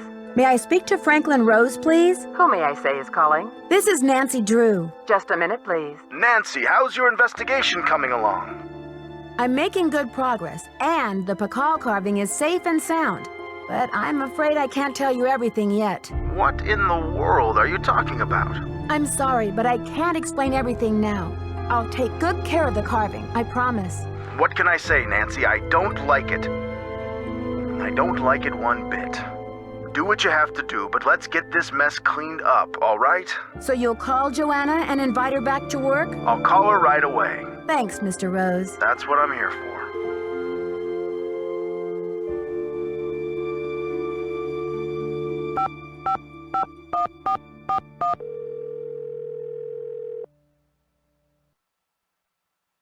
Boswell, Jackson, and Rose. How may I direct your call? This is Nancy Drew, calling for Franklin Rose, please. Just a minute, please. Nancy, to what do I owe the pleasure of this call? I need to contact a woman named Prudence Rutherford. I noticed she's on the board of the Topeka Commission for the Arts and that they've donated money to Beach Hill. Any idea how I might track her down? Well, you're in luck. It so happens that Prudence and I sat on the panel of judges for the Kansas Speak No Evil Mime competition for 3 years in a row, back when I lived in Wichita. How's that for a small world? Dad never told me you lived in Wichita. Indeed I did. I haven't talked to Prudence in about 10 years. But let's see if I still have her in this old dinosaur of a Rolodex.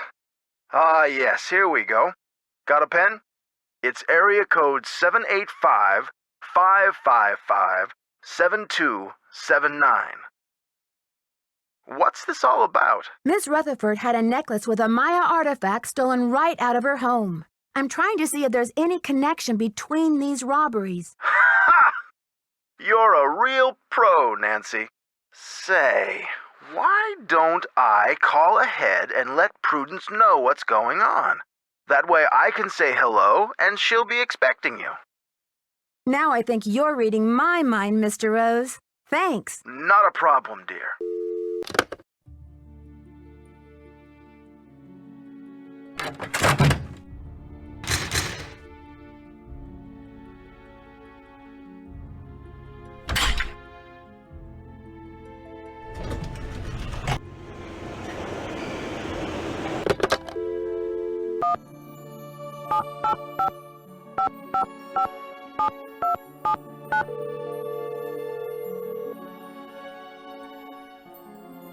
Yes, hello? Hi, this is Nancy Drew, calling from Washington, D.C. I'm trying to reach Prudence Rutherford, please. Oh, yes, Franklin told me you'd be calling. Such dreadful news about Beach Hill. I will do everything in my power to help you catch those rapscallions. To think how they violated the sanctity of my domicile. Good heavens! Did Mr. Rose fill you in on the museum theft? He just told me that you're young and brilliant, and that you might be able to get my fire ruby necklace back. I'll certainly do my best. Tell me, did the necklace have a lot of sentimental value to you? Yes, I'm afraid it did. I had the necklace restrung to include an exquisite jade carving as the centerpiece, a genuine artifact of the ancient Maya. The carving is not only one of a kind, but a Rutherford family heirloom given to me by my great-grandfather when I was just a little girl. What does the jade piece look like? It features a rare glyph. No one's been able to give me a precise translation, but most epigraphers have agreed that it has something to do with a snake, the color green, and the direction south. It's terribly fascinating. Do you think the thief or thieves had any idea of what they were stealing? Oh, they must have known. The rest of my valuables were left untouched. Frankly, I don't know whether to be grateful or insulted. When did you realize that you'd been robbed? The first thing I saw when I opened my eyes was this positively ghoulish red handprint on the wall. I nearly jumped out of my skin. A red handprint was left at the scene of the crime at Beach Hill, too. Ms. Rutherford, I'm almost certain that these robberies were committed by the same person. But why? What is so special about these carvings? Miss Rutherford, I'd like you to meet Beach Hill's epigrapher, Henrik Vanderheun. Is there any chance you could fly out to Washington for a couple of days? I'm afraid that's out of the question. The annual Corn Growers' Ball is just 3 weeks away, and I'm the head of the steering committee. Besides, this whole thing has left me so out of sorts. I'm in no condition to travel. I understand, Miss Rutherford. Is there any other way you could get me some more detailed information about the jade carving? I can do better than a photo. The insurance company made this dreadful replica of the necklace with the idea that I would wear such a thing to public functions. Please. But I could send that to you if you'd like. Perfect. Let me give you the address. My secretary will have the address of the museum. Now, if that is all you would require, young lady, I will need to attend to other pressing matters. Thanks a million, Miss Rutherford. I won't let you down. Call me Prudence. Oh, and Nancy, when you find the villains who did this to me, do me a favor and give them a sound thrashing. I sure will. Goodbye.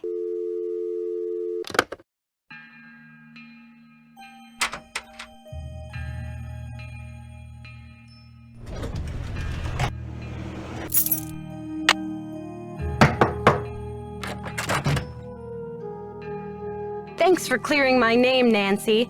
Honestly, I mean, what kind of moron would I be to try and ruin my own exhibit? Anyway, we need to make up for lost time. I need you to go to the storeroom and start unpacking some of those crates. One of the pieces has a fancy security device on it. The code is 0677. Sure thing, Joanna. I'll see you later. Semper ubi sub ubi.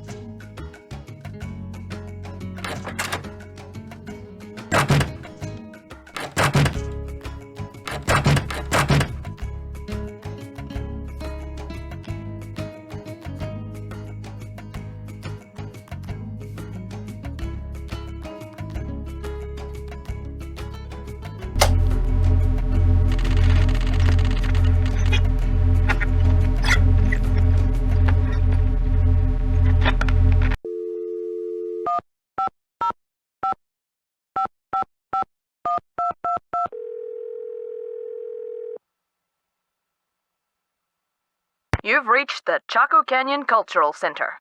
The center is now closed.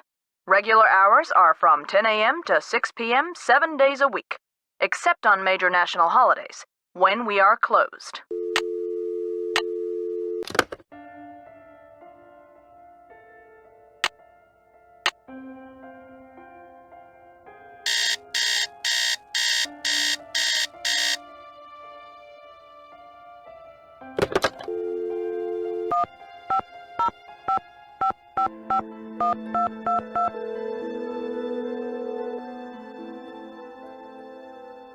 Chaco Canyon Cultural Center. Hi, this is Nancy Drew calling. Hi, Nancy. It's Sheila.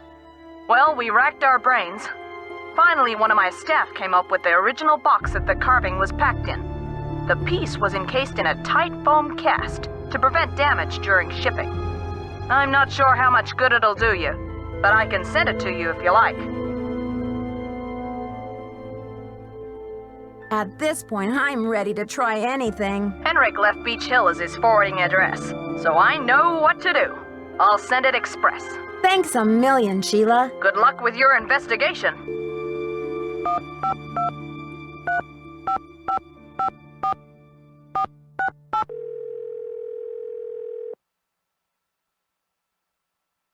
Bess Marvin's Mopatorium. George, it's Nancy. What's going on? Oh, Bess has been in a supreme funk ever since the Hardy Boys left. Nancy, why doesn't River Heights have any cute boys like those two? Why? Bess, I'm sure Nancy is not calling to hear you moan.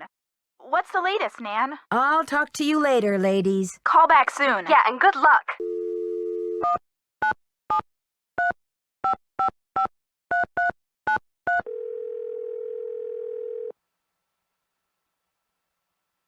This is Joe. Hey, Joe, it's Nancy. Hey, Nancy. I've got that slogan for you. Are you ready? Of course. Nancy Drew, the ace in every case. Catchy. I'll make a real impression on my suspects with that line. How's the case going? When I finished all the puzzles in the temple, I got this glowy green stick as a prize. Cool. I bet it's a glow light stick. What's that? They use them in the military a lot, during nighttime training exercises and stuff.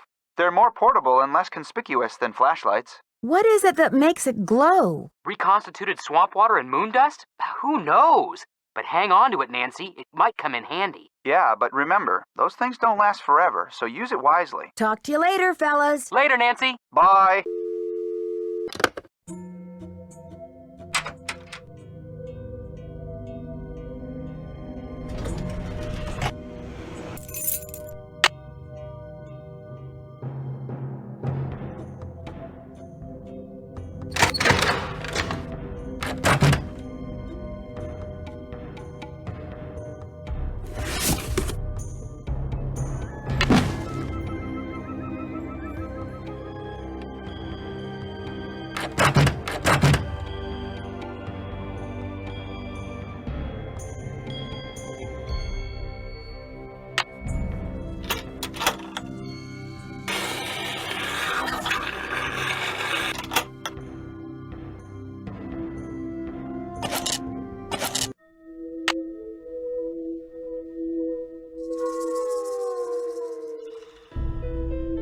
According to Henrik's notes, I need to make a key out of these pieces.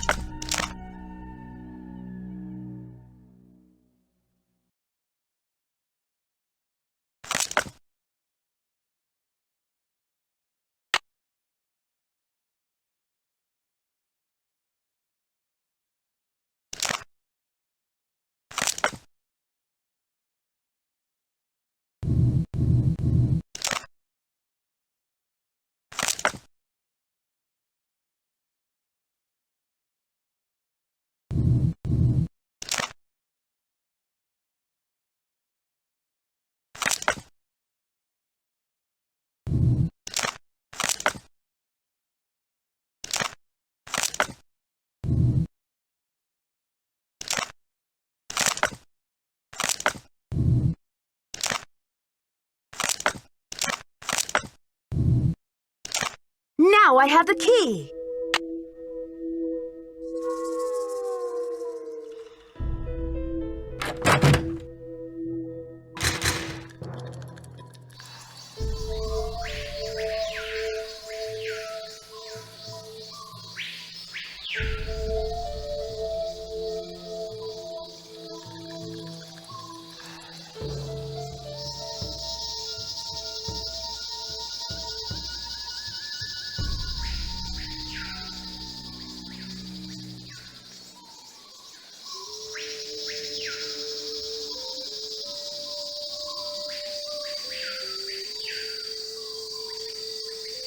Looks like this side is missing a part.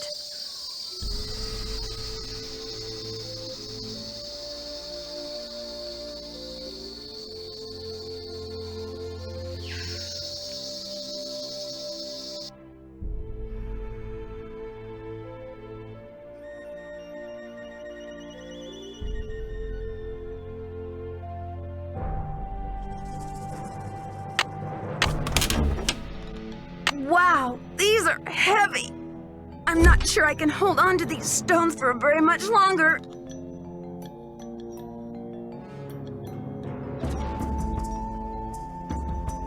I've got to put these things down.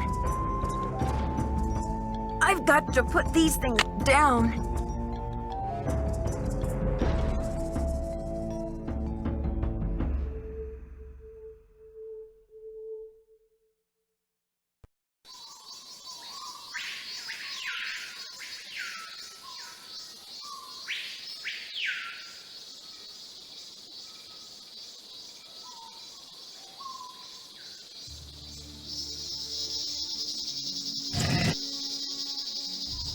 The poem said, when the first king ascends again.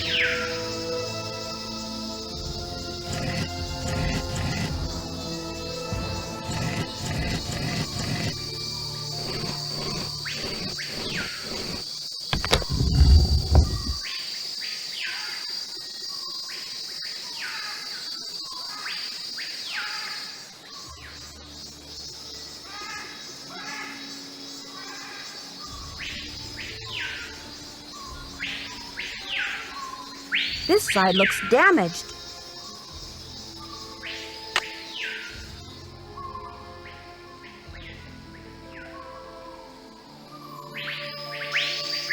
I'll have to choose which side of the cube goes here.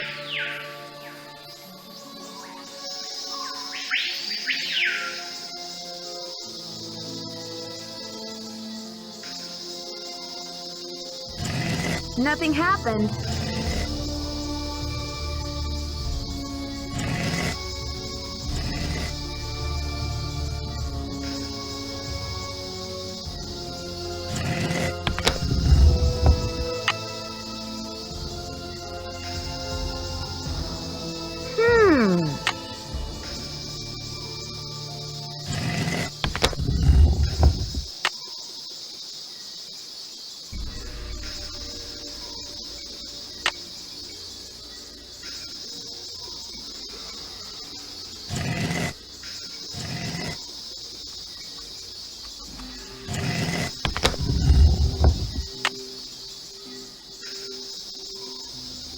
This should be the last step. I wonder what's inside.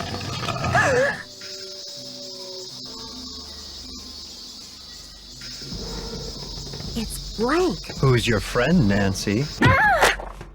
Boo. Taylor Sinclair! Who'd you expect, the Tooth Fairy? Looks like someone forgot her beauty cream. I guess we can't all age gracefully. I'm sure she would say the same about you. You've been a top-notch assistant, Nancy, but I'm afraid you're just not going to make it in the art world. Why are you doing this? Nancy, do you have any idea what that book contains? This tomb and all of its contents belong to Mexico. Finders keepers, I say. Nobody even realizes this thing has any contents. Won't they get a surprise when they finally open it up and find that it contains a 7th century scribe and a 21st century detective? Adios, Nancy.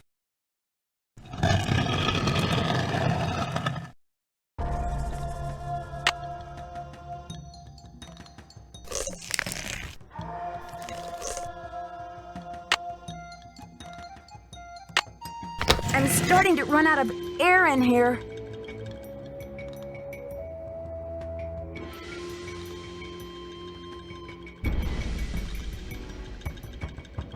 This may be the scribe's notes about Pakal. I gotta get out of here.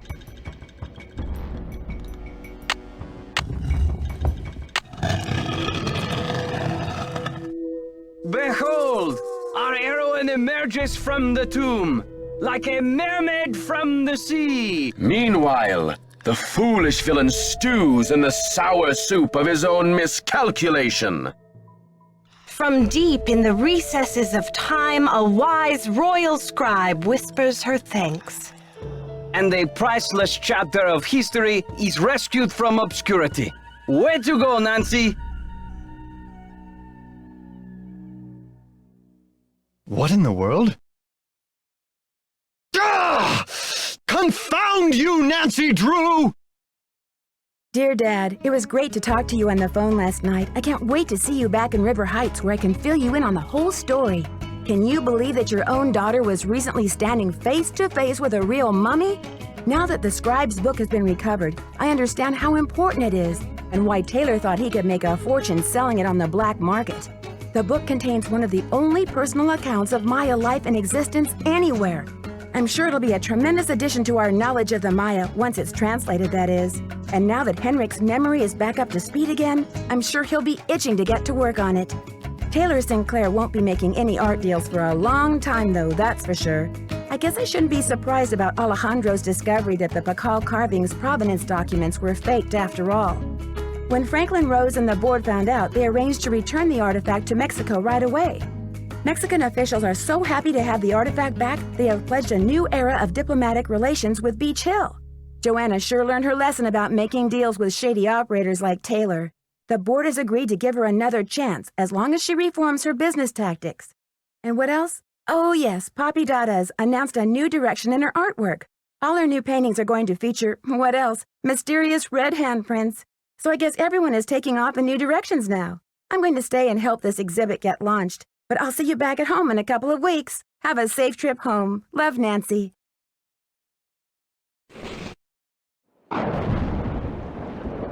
Dear Nancy, Bess and George told me you're on a case in D.C. I hope everything is working out for you. I wish I could say the same for me. I'm planning on living here, but there's been some trouble. I think someone or something doesn't want me here. Please, Nancy, I'm afraid I can't stay here very much longer. I know you're busy, but I'm desperate. I need you to come out and investigate. Please say you will. Your friend, Sally.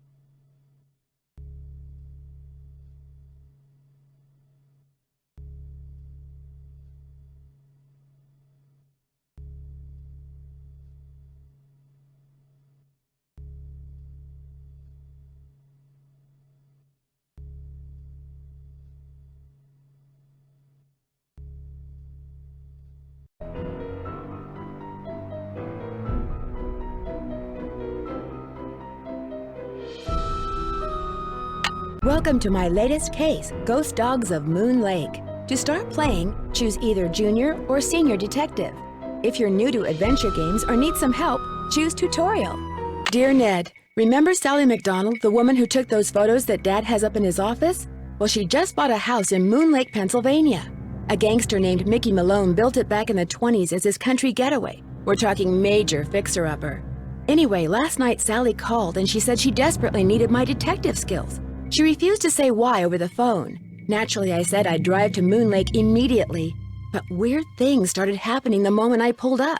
First, this big tree fell down behind my car and has me totally blocked in. And then I discovered that Sally's gone. She left a note that suggested something terrible happens here at night. She's supposed to call me from her car. So here I sit, writing to you while I wait for the phone to ring. It's nighttime, and although part of me is dying to know what frightened Sally away, another part of me is starting to feel a little uneasy. I'll let you know what happens. Ever yours, Nancy.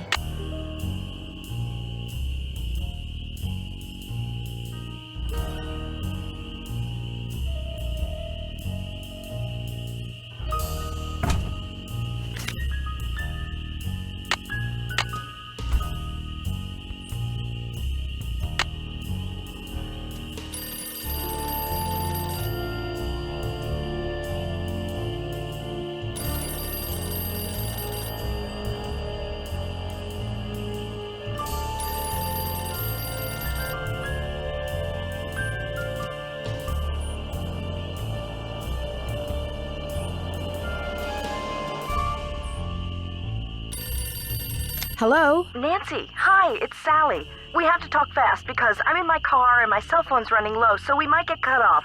But did you see my note? Yes, are you all right? No, I feel awful bailing on you like that. You must think I'm such a flake. I'm just worried about you. What's wrong? I couldn't stand the thought of spending another night there.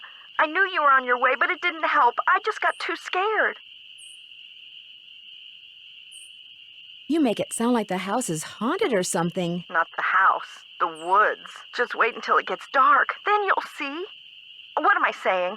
Nancy, you shouldn't be there by yourself either. Why don't you just go get in your car and go home? Or drive to Philadelphia. My aunt's got plenty of room. No way. You've got me so curious, I wouldn't leave even if I could. What do you mean? A tree fell down behind my car just as I was driving up to the house. I'm blocked in. Oh, the dead maple beside the driveway. Oh, they told me it was in danger of falling over when I had the place inspected. I just never got around to doing anything about it. Listen, call M's Emporium. That's a store on the lake. Emily knows everybody. She'll know who to call if she decides to answer her phone. Don't worry about it. I'm not in any hurry to leave. You will be. Okay, look, I just bought a little outboard motorboat. I haven't used it yet, but the guy who put it in for me said it should run just fine. It's tied up at the dock out front. Just get in it and go. Go anywhere. Just get away from the house. Why? What on earth do you think is going to happen? The dogs. Those dogs. Out of nowhere. They're outside howling and snarling. Teeth and claws. Horrible. Dogs? Hello? Did you say dogs? Hello?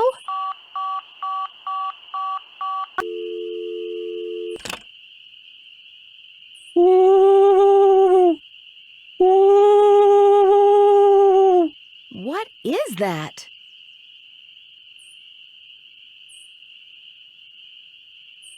The moon's so bright, I won't need my flashlight. Something's out there. Now look what you've done. That was a Strixvaria. At least I think it was. Never know for sure now, will I? Who are you? My name's Red Knot. And if you've got a volume knob, I'd appreciate your taking it down a notch before you scare away everything from here to Lancaster. I'm Nancy Drew. What were all those noises out here just now? That was me, Miss Nancy Drew, calling in birds. And doing a pretty good job of it, too, till you showed up. Where'd you come from, anyway? I drove in today from River Heights to visit my friend Sally McDonald. Now, why would you want to do a thing like that? The Malone house is no place for one young woman, let alone two. You've met Sally? I talked to her a couple of times. But you know, The last time I saw her, she wasn't doing so good. She acted real anxious, scared. What do you think was scaring her? The dogs. The dogs of Mickey Malone.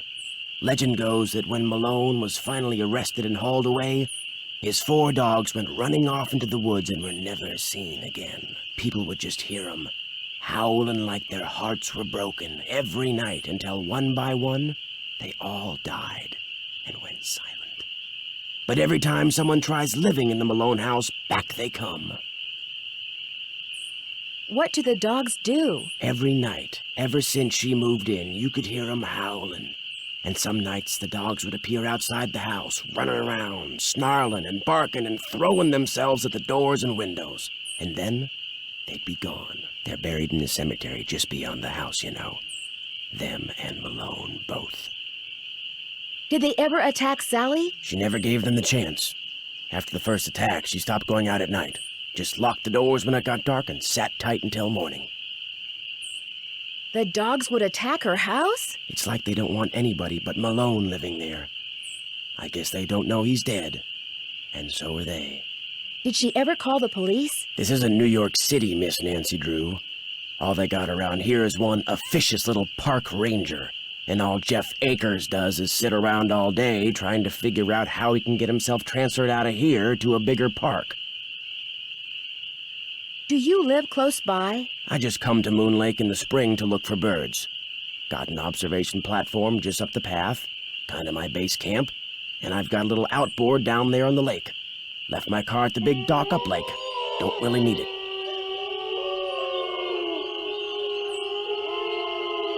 Are those the ghost dogs? Yes, ma'am.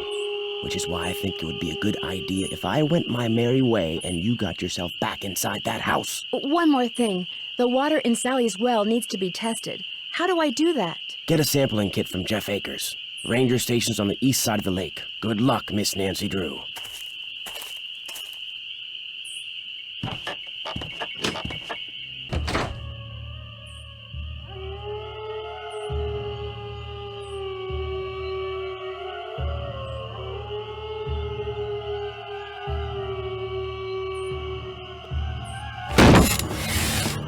This is not good.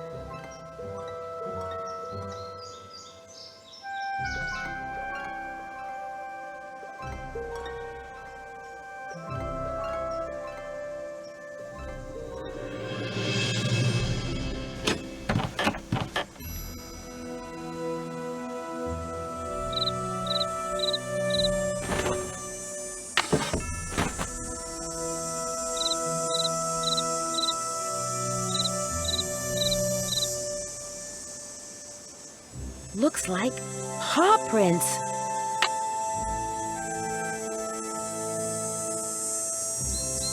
The boat's full of water.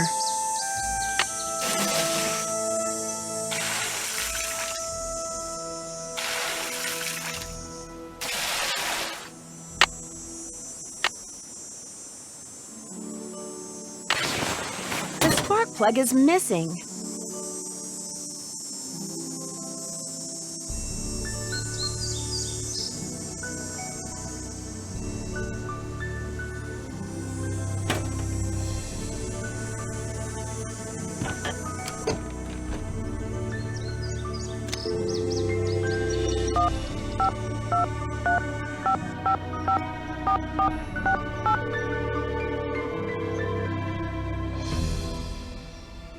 Nancy, how's it going? Hey, Bess. How'd you know it was me? Telepathy, of course. Just another of my many talents. You are so full of it. She got caller ID, Nancy. So now, instead of hanging up on the geeks that always call her, she just doesn't answer the phone. Very funny. So what's up? Believe it or not, on some nights, this house gets attacked by a pack of dogs. Sally's so scared of them, she left me here by myself. Did you say dogs? She couldn't have, George. Dogs don't attack houses. Not only did these dogs attack Sally's house, they had eyes that glowed yellow. A birdwatcher I ran into said they were ghosts. Ghosts? The man who built Sally's place on Moon Lake was a gangster. The birdwatcher said that the ghosts of his dogs show up every time someone new tries to live here. The place is haunted by ghost dogs? Like there's such a thing as ghosts. But it does sound like you've got another mystery on your hands, Detective Drew. Bye, you guys. See ya. Bye.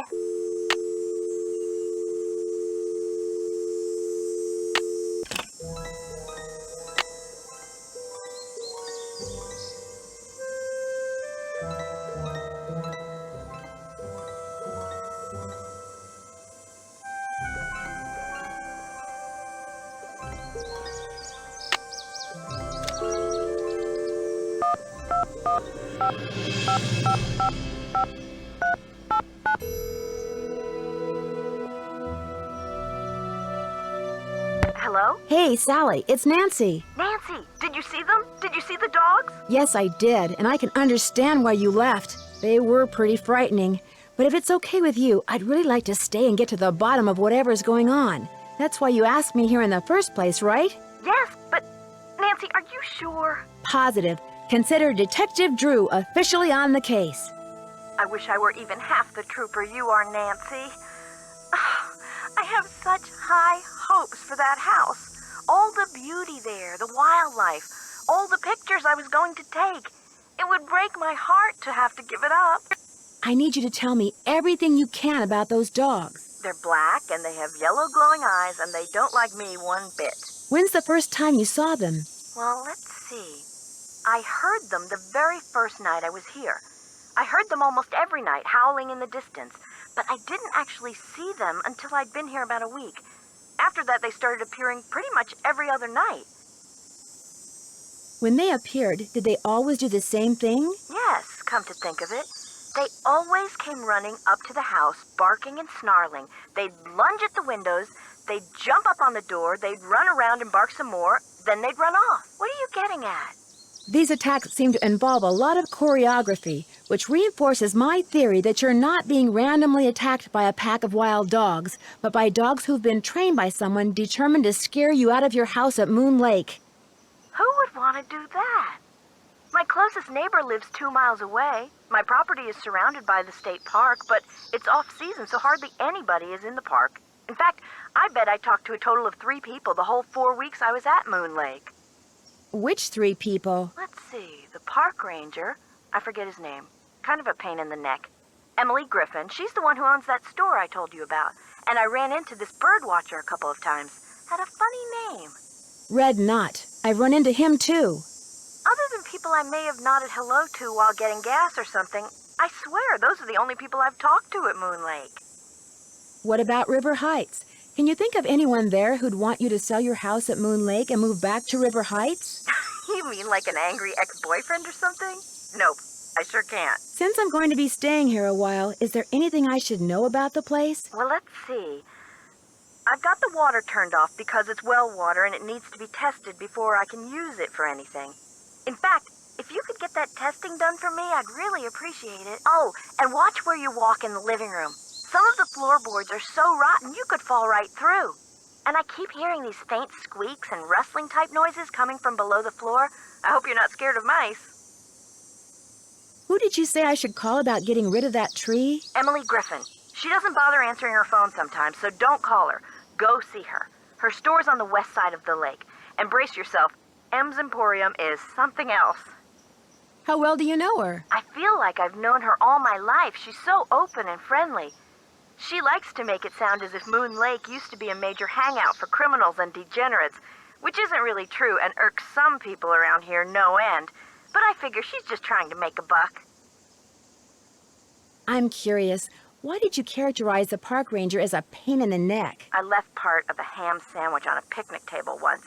Big mistake. From the way he carried on, you'd think I just made the FBI's 10 most wanted list. I don't think he likes me. Emily says it's because I wrecked his dream of becoming Super Ranger or something when I bought the Malone house instead of the Parks Department. Me, I think he just basically has a problem relating to people unless they're asking questions or breaking the law. Your outboard motorboat is missing a spark plug. Is there one around here by any chance? I wouldn't know a spark plug if I swallowed one whole. But you need that boat, Nancy. Right now, it's your lifeline. You can't use your car, and believe me, you can't walk anywhere because all the paths around the house end in this thick, horrible brush. You've got to get it fixed. Wait a minute. The bird watcher, he's got a boat. Maybe you could borrow his spark plug or something. Go down the path that's to the right as you look out toward the lake from the house, and you'll eventually see his observation platform. Try him at night. He never seems to be around during the day. Talk to you later. Stay in touch.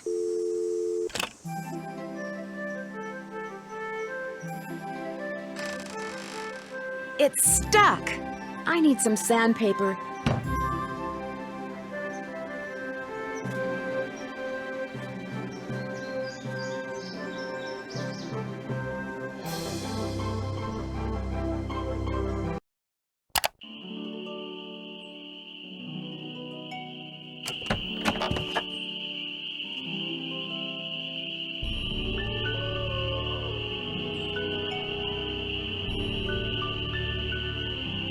Well, it's Miss Nancy Drew. Please, just call me Nancy. I will if you keep your voice down. I just heard a cerulean warbler. Really? Are they rare? Something tells me they're gonna be with you around. You didn't come up here to chit-chat, did you? Do you know much about outboard motors? Sure do. Only type of motorized vehicle that's allowed on Moon Lake. Heck, if it were up to me, I'd ban them too. Have everybody get around by canoe. Nothing like the threat of physical activity to keep tourists away. You're not exactly a people person, are you? I came to see birds, not people. The more people there are in a forest, the fewer birds there are. It's a fact of life. Reason I like to come here is because nobody else does. It's perfect. Not a decent grocery store, restaurant, or motel for miles. You don't happen to have any spare spark plugs lying around, do you? What's a pretty young lady like you know about spark plugs? Enough to know that the engine on Sally's boat is missing one, and that I'm going to be stuck here unless and until I replace it. I might be able to help you out. After all, I was a Boy Scout. Be prepared. You mean you have a spark plug I could buy? Well, just so happens I've got 2 spark plugs right here in my pocket. Question is, if I give you one, what do I get for it? I don't need cash, but maybe you could take a few pictures for me. Know how to use a digital camera?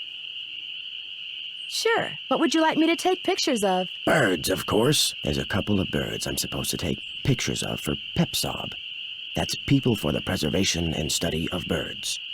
You can recognize them by their songs, which are on this tape, which you can play on my cassette player, which you're gonna have to get from M's Emporium as soon as you get your boat fixed. Think you can handle that?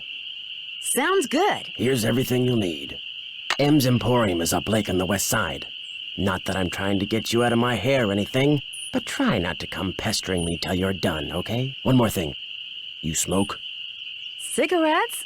No. These woods may not look it, but they're tinder dry. One lit match, and the best bird habitat on the East Coast will go up in smoke. So watch what you do. 'Cause if anything like that happens, I won't be looking for birds anymore, I'll be looking for you. Watch yourself out there.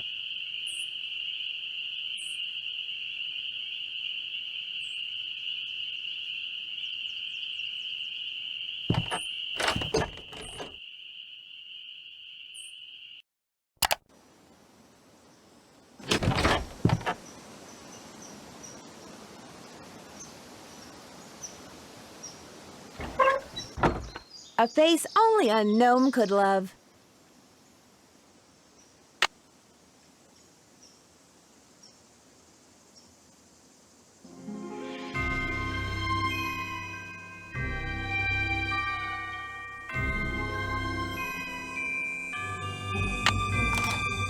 Oh, the key broke off.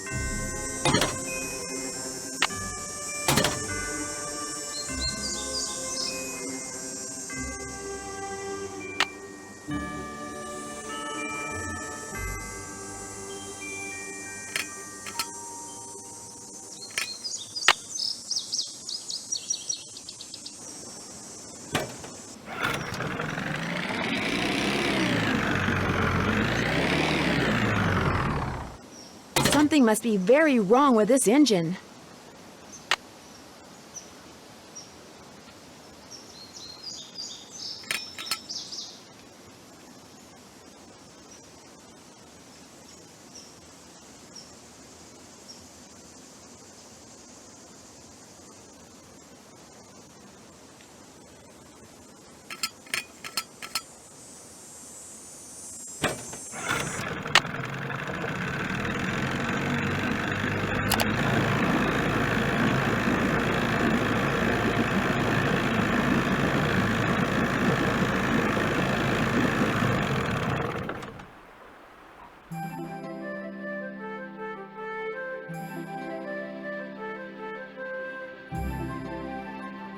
Hey there! Welcome to M's Emporium. I'm Emily Griffin. My name's Nancy Drew. I'm staying out at the old Malone place. You know, the house Sally McDonald bought? Now what's she doing inviting guests out to that old dump? As it turns out, I'm there by myself. The dog scared her off. I told her. I said, Sally, that old house is gonna be nothing but trouble. And sure enough, Malone's hounds have come back. Just when we all thought they were finally resting in peace. Have you ever seen the dogs? Nope. Don't want to, neither. Just hearing them howl's bad enough. Scares the bejeebies out of me. I got the bejeebies scared out of me twice last night. Just before I saw the dogs, I caught a man named Red Knot prowling around outside the house. The bird watcher. Comes in every so often to stock up on that weirdo food he eats. You know how them tree hugger types are. It seemed to me that he was more into watching birds than hugging trees. Yeah, well, whatever. One thing's for sure, he's gonna wind up with a dose of buckshot in his hind end if he keeps tramping through people's yards making noises like he just popped out of a UFO. Where do you find your... Achoo! Bless you. It's all the dust. Sometimes I think it grows on this stuff. Some of those old bottles are beautiful. Where'd you get them? Found 'em. See, back in the days of Prohibition, that old Malone place used to be party central. Only way to get to and from back then was by boat. And when those boats dumped, on account of bad weather or bad driving or the feds suddenly showing up, well, everything from diamond necklaces to full bottles of illegal booze sank to the bottom of the lake. So it's finders keepers, huh? That's right. See, recovering objects from the lake bed is illegal. According to Squeaky Wheel Acres, dragging the lake for artifacts was upsetting its delicate eco-balance. So thanks mostly to his constant squawking, the state banned it. Squeaky Wheel Acres? Jeff Akers, local park ranger. I keep telling him all this stuff washed up on shore. But does that snobby little stickler for rules believe me? Sounds like you aren't real fond of Ranger Akers. Jeff Akers could take all his precious rules and regulations and take a flying leap. Now, I got nothing against getting more customers in here, mind you.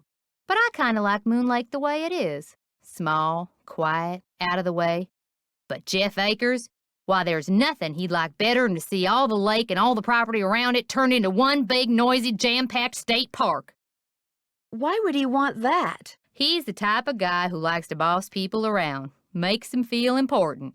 So if the park got way bigger and was crawling with tourists, why, instead of giving out maybe one ticket for littering every 2 days, he'd be giving out 12 tickets every 2 hours. He'd be in heaven. Well, hey, I'm sure you got better things to do than getting your ear chewed off by yours truly. Mr. Knott did me a favor, and in return he asked me to pick up a cassette player from you. Oh, yeah, I got it right here. Thought maybe the old coot had forgotten he left it here.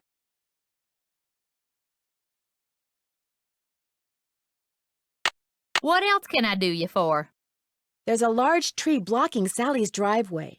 Do you know of anyone who can come out and clear it away? I'll get Tucker Davis to take care of it.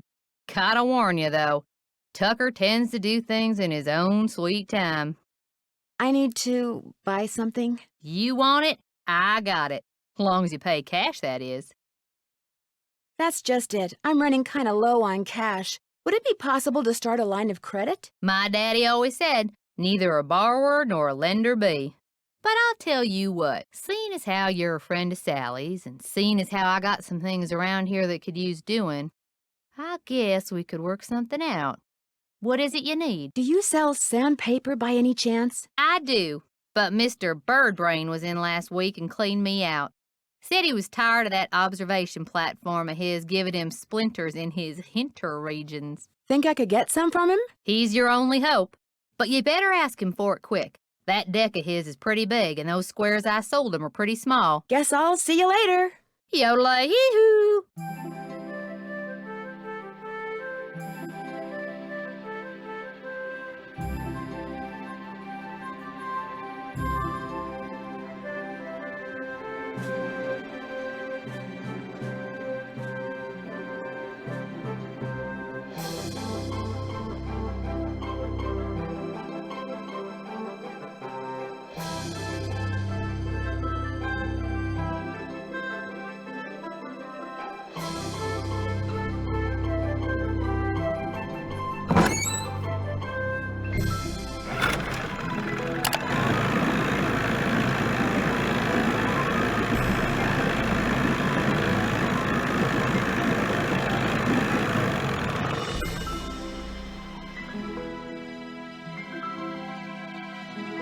Hello, can I help you?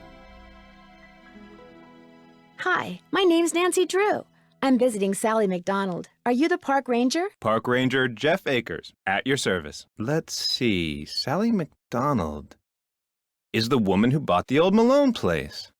That's right, only she's gone back to Philadelphia. Malone's dogs got to her. Don't tell me she believes all that ghost dog stuff. So you know the legend? I know almost everything about this area. Not only have I lived here all my life, but you're standing in the unofficial Moon Lake Museum of Factual and Natural History. I'm its equally unofficial curator. What's your take on all this ghost dog stuff? Whatever's out there, I'm sure they're no more and no less than exactly what they look and sound like. Dogs. Living, breathing, very noisy dogs. Why do you think dogs would attack Sally's house? Dogs can be trained to do almost anything. Any idea what would make a dog's eyes glow yellow? Something in their diet, maybe? Some oddball vitamin or protein. Do you have something I could use to test the well water at Sally's? Sure do. Simple to use, too. Just pump some water into this vial, return the sample to me, I'll send it off, and in a day or two you'll find out whether or not your water's fit to drink. Does everyone out here have a well? Everyone who doesn't want to die of thirst does. Hooking up to a municipal water supply is out of the question. Too expensive. Would you mind mailing this letter for me? Not at all. Would it be okay if I looked around? Please do. And if you have any questions, any more questions, just ask. Thanks for all your help. Always a pleasure. Oh, and one last thing. The deer mouse population has boomed this year, so please take precautions if you're cleaning out any area where they may have nested. They can carry some nasty diseases. Thanks for the tip, Ranger Akers.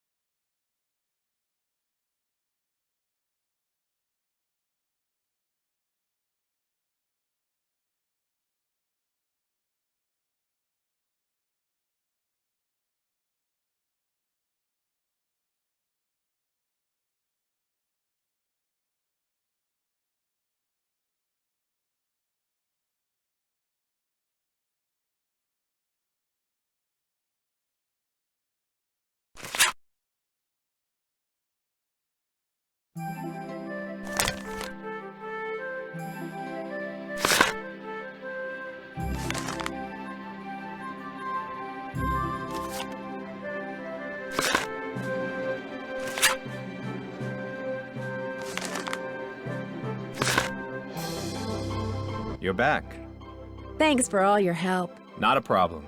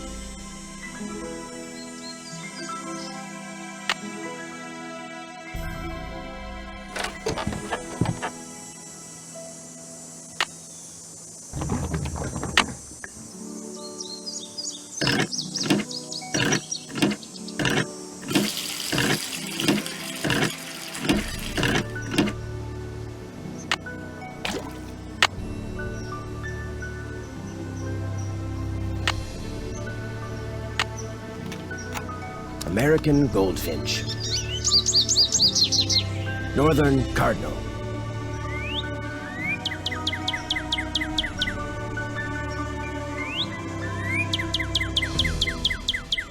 Red-tailed hawk.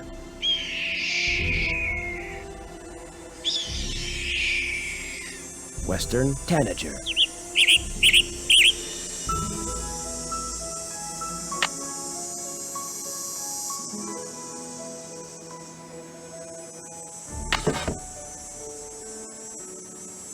I better be careful.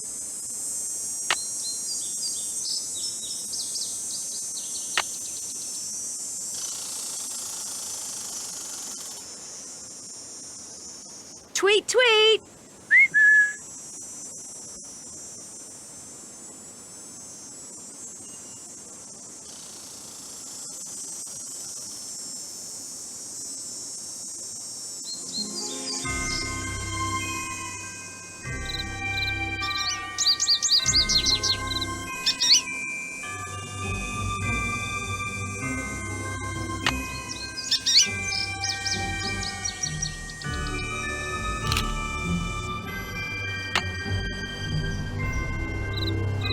Here, birdie, birdie, birdie.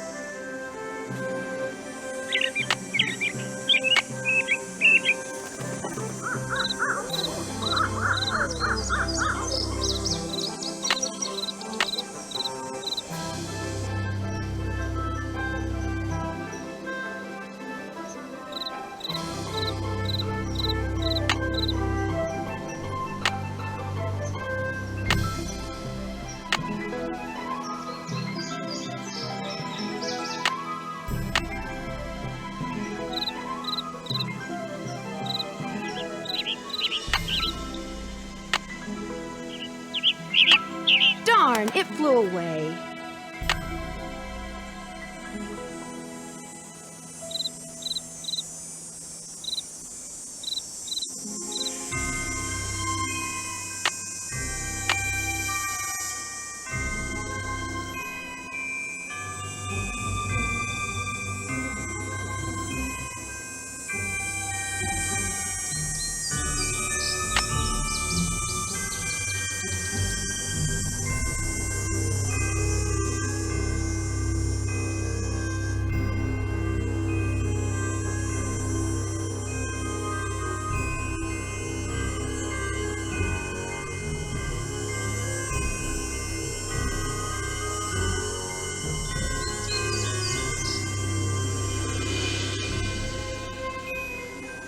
These look like dog tracks.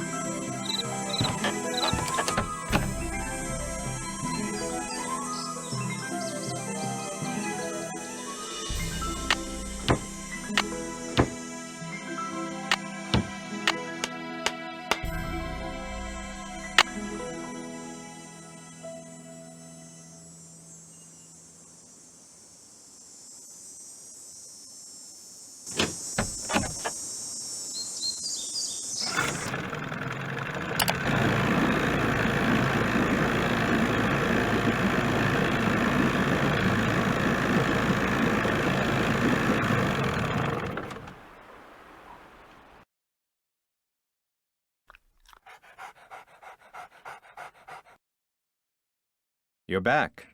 I noticed you have a dog. That's Yogi, who never goes out unless he's on a leash. Park rules. He seems very well trained. I hope you're not suggesting I trained Yogi to run around in the middle of the night barking and attacking houses. What do you know about the cemetery behind the Malone house? People are buried there. Beyond that, what's to know? Are Malone's dogs buried there? That's the rumor. The inscription on one of the tombstones reads Waldo Matthias. Does that name ring any bells? Not in my steeple. I have that water sample. What do I do with it? Just give it to me, and I'll take care of it. Thanks for all your help. That's why I'm here.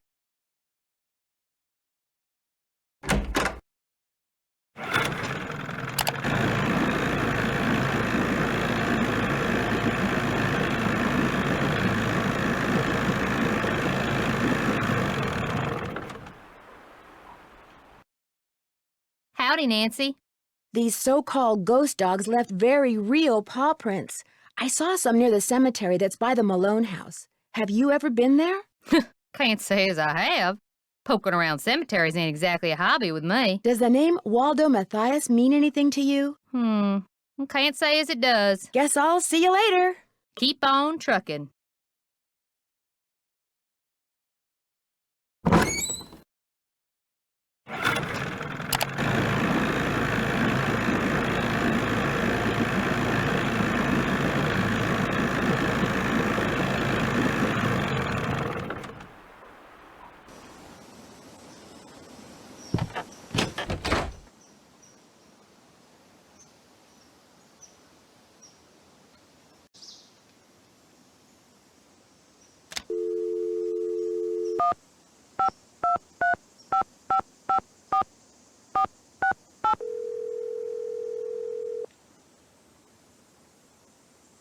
Nancy, how's it going? This caller ID stuff is going to take some getting used to. I'm here too, Nan. What's going on? There's a private cemetery in the woods out back.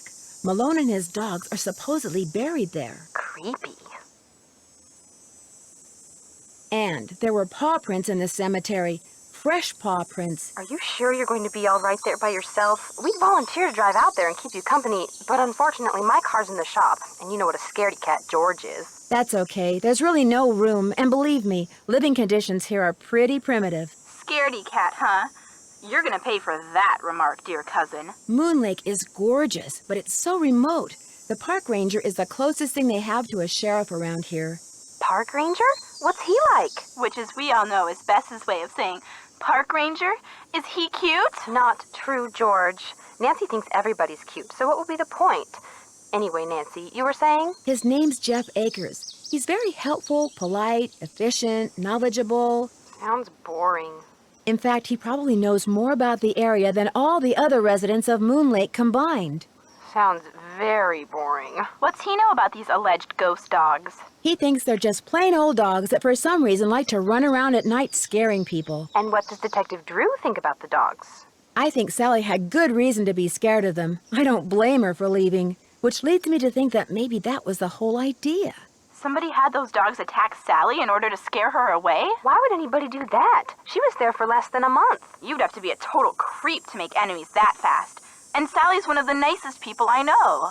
Ooh, Nancy! Speaking of cute guys, Frank and Joe Hardy called. I filled them in on where you are and what you're doing, and they're dying to hear from you. Great. Did they leave a number? Their number is 280-555-4865.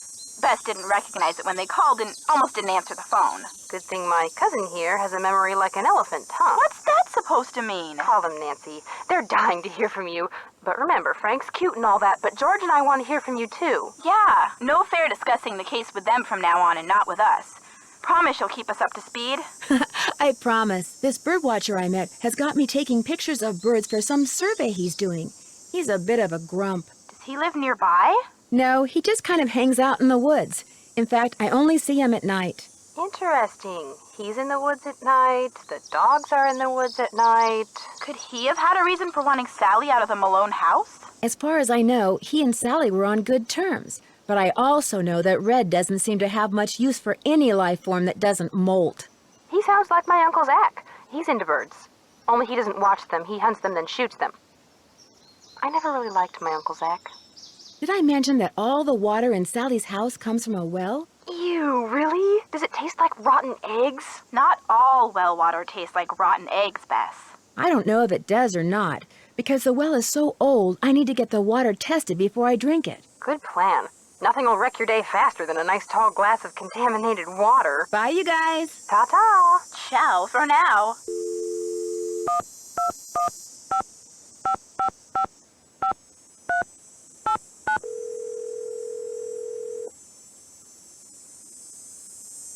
Hello? Hey, Sally, it's Nancy. Nancy, hi. How's it going? Where'd all that stuff in your tool shed come from? It's just junk left behind by previous owners. Came with the house.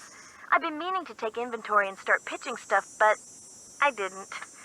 If they ever make procrastination a crime, I'm done for. The wall hanging in the living room with a poem on it, and those dog carvings in that cabinet above the sofa. What can you tell me about them? Aren't they cool? They came with the place. Sold the clock. Apparently, Malone had them custom made when he built the house. In fact, they're all built into the house. They're still there because you can't move them. Does anything happen when you turn those dog carvings? Not that I know of. But that clock, one day, I was messing with the hands. You know, trying to get them to work. And all of a sudden, one of the 4 little doors flew open, and instead of a cuckoo, this dog popped out and barked 3 times. It's a doggy clock. That Malone, bad as he was, he sure loved those dogs. Are you aware that you're the proud owner of your very own cemetery? Yes. When the realtor told me there was a cemetery on the property, I went, ugh. But when I saw how far from the house it was and how small it was, I decided I could live with it, as it were. So you didn't go out there much? No. Talk to you later. Keep me posted.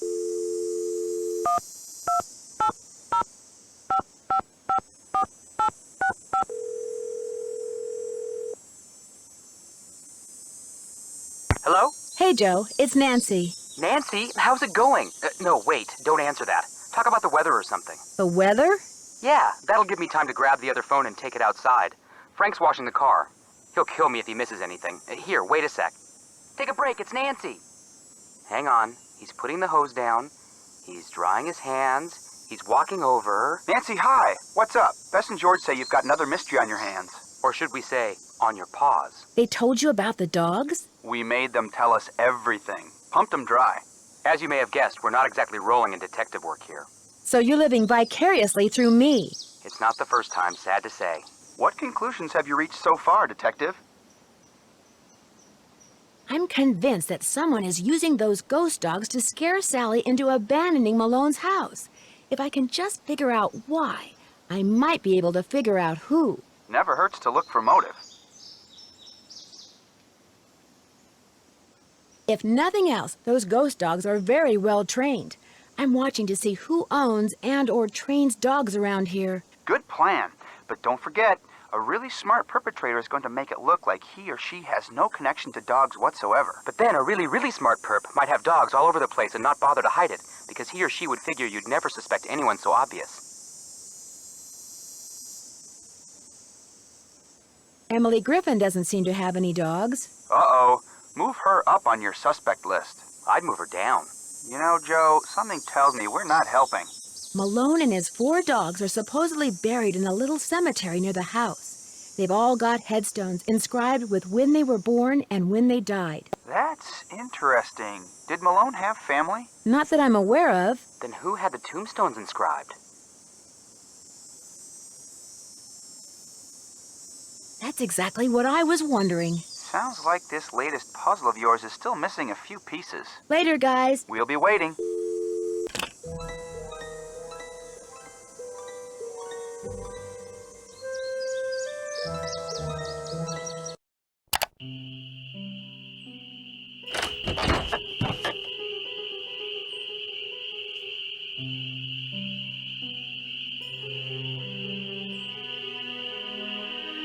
You find all the birds?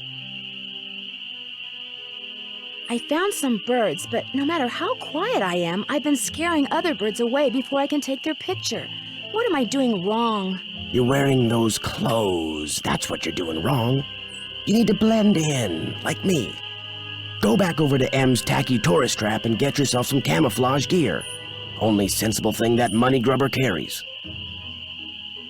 I'm sorry to keep bugging you, but I need some sandpaper. Emily said you might have some? Here, take it and scram. I was just about to call in a meadowlark. That was always Ruth's favorite. Was Ruth your wife? Good heavens, no. My wife had no patience for birding. Ruth was my dog. Border collie. She'd hear a meadowlark, and by golly, her ears would perk, and she'd cock her head, and she'd just come as close to smiling as ever a dog could. Was she the only dog you ever had? Yep. Wouldn't be worth the hassle anymore. Especially now that I'm retired and spend so much time at Moon Lake. The place is surrounded by park land, and Ranger Acres just loves enforcing the leash laws. There it is again. Take your sandpaper and go sand something, okay?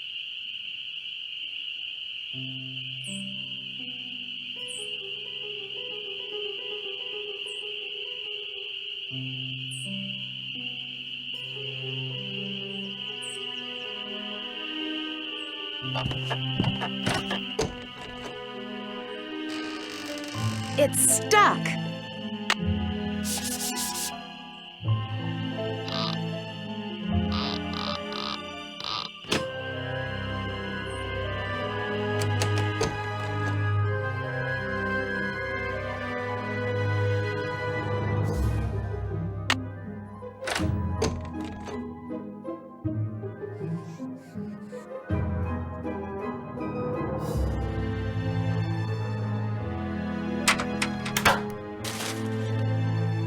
William Akers? I wonder if he's related to Jeff Akers.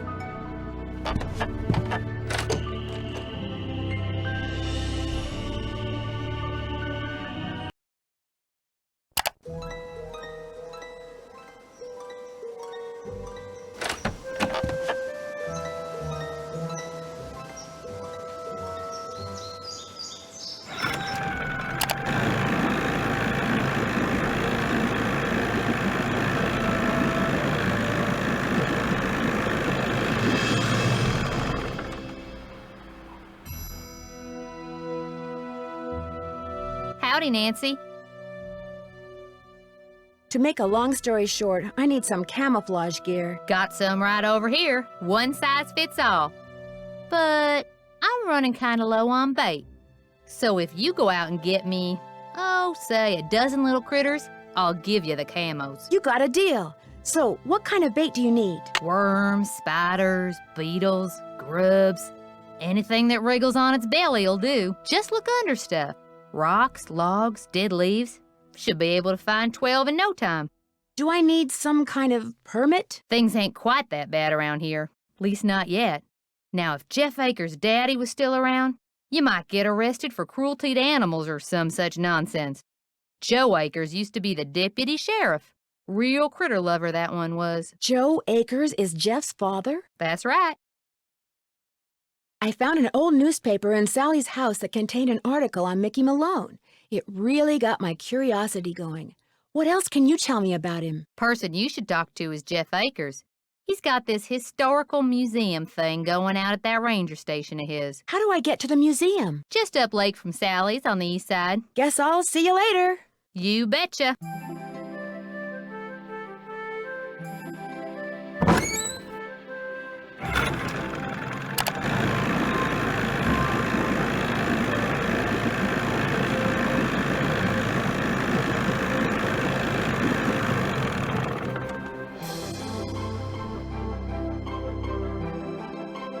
You're back.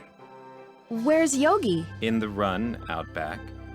Even out of sight, he's under my full control, as park rules require. I found a newspaper dating back to 1927 in Sally's house. Since you're kind of an expert on the history of Moon Lake, do you mind if I ask you some questions about Mickey Malone? Not at all.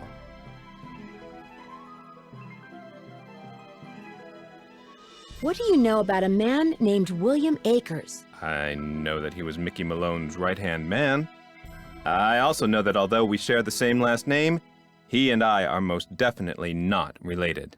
I've been trying to take pictures of birds for this guy named Red Knott. Ever met him? Oh yes, the Birdman. I'd stay away from him if I were you. Why? Is something wrong with him? He's a fanatic. He's got it in his head that Moon Lake would be the best birdwatching venue in the world except for one thing. Too many people. Believe me, if there was a way to get this park shut down and all the homes on the lake torn down, he'd do it in an instant. When and why was Malone arrested? I'm sorry, Ms. Drew. As usual, I'm a little pressed for time. If you have more questions, why don't you sit down at the computer and peruse the Moon Lake database of fascinating factoids that I've put together? What happened to Akers and the rest of Malone's gang after he went to prison? Fortunately for Moon Lake, they all left and went their separate ways. Have you gotten the results back from that water sample I left with you? I meant to call the Department of Health today for a status report, but frankly, I've been way too busy. Sounds like Moon Lake could use 2 rangers. If I were in charge of just 10 more acres of parkland, they'd give me an assistant, and I could devote more time to the acquisition of more land and eventually put Moon Lake on the map as one of the biggest, most popular parks in the state. Then maybe these ghost dogs are a blessing in disguise. What do you mean? Well, if those dogs scare Sally away for good, other people are bound to think twice about buying the place. The bank will lower its price, and you'll have your land. You're insinuating things again, Miss Drew.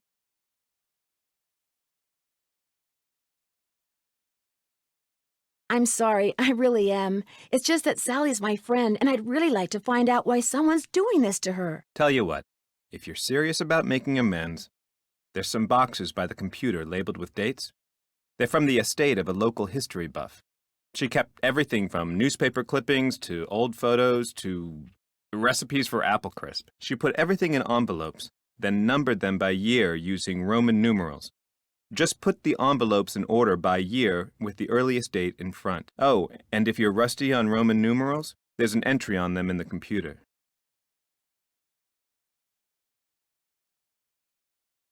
Okay if I read what's in the envelopes? Don't go reading anything until you're through, or take my word for it, you'll never get finished. I found this old picture in Sally's house. Do you know who these people are? The man is Mickey Malone, I know that.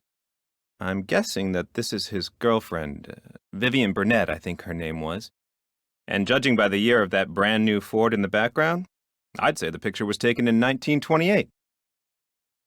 She was probably as familiar with Malone's house and his dogs as he was. Think there's any chance she's still alive? Tell you what, Miss Drew. Why don't I go through my files and see what I can dig up on this mystery woman? I'm a busy man, but like I always say, I'm here to serve. Thanks for all your help. That's why I'm here.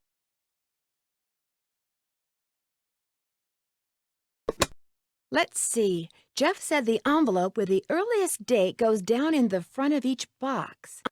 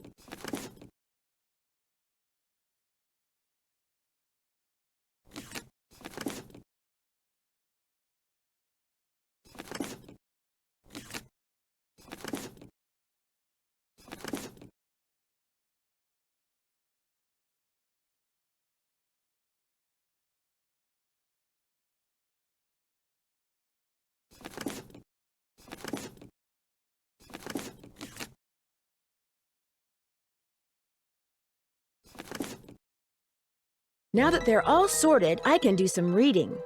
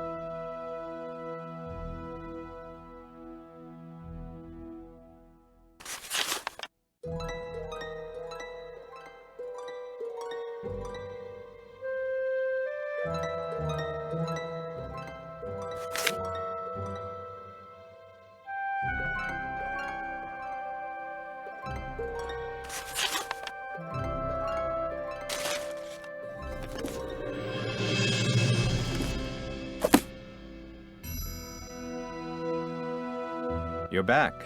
I finished putting all those envelopes in order. Excellent. Thank you, Miss Drew. And to show my gratitude, I've got something for you.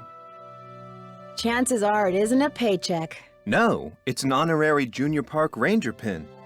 I keep them on hand so I can give them out to children whom I see demonstrating respect for park rules and regulations.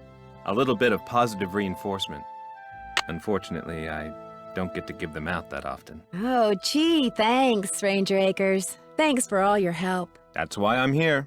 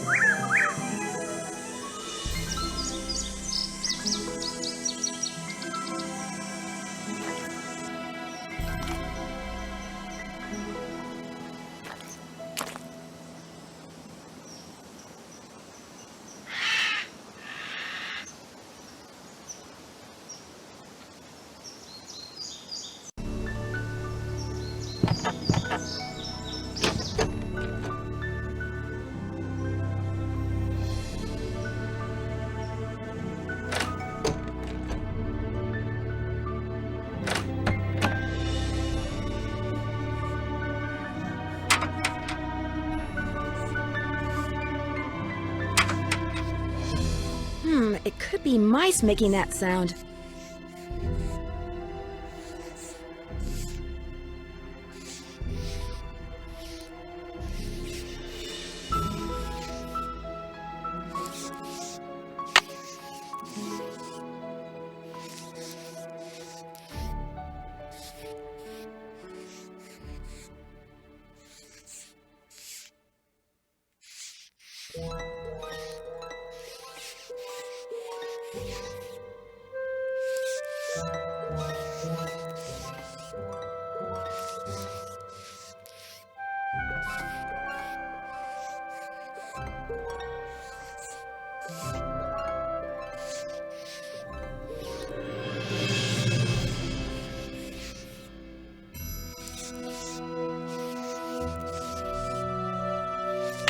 It looks like a tiny hole.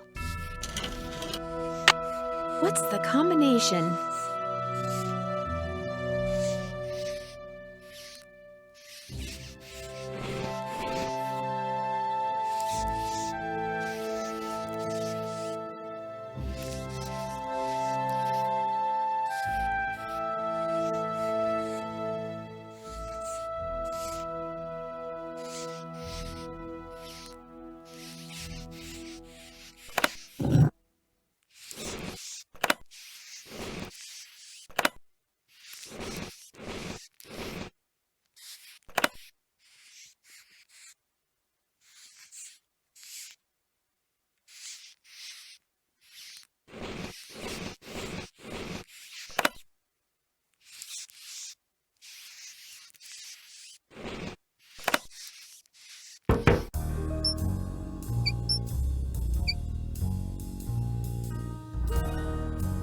I bet those were deer mice.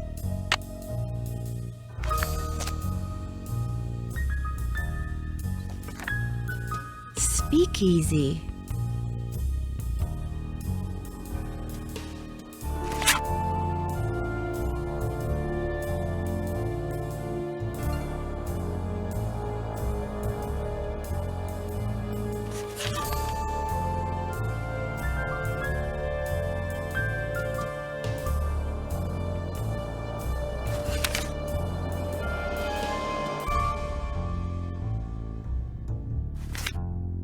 Joe Akers?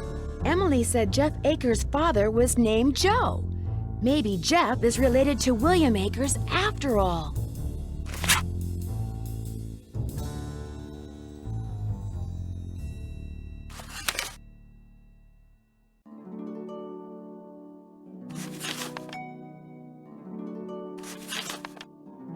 The dogs will lead the way.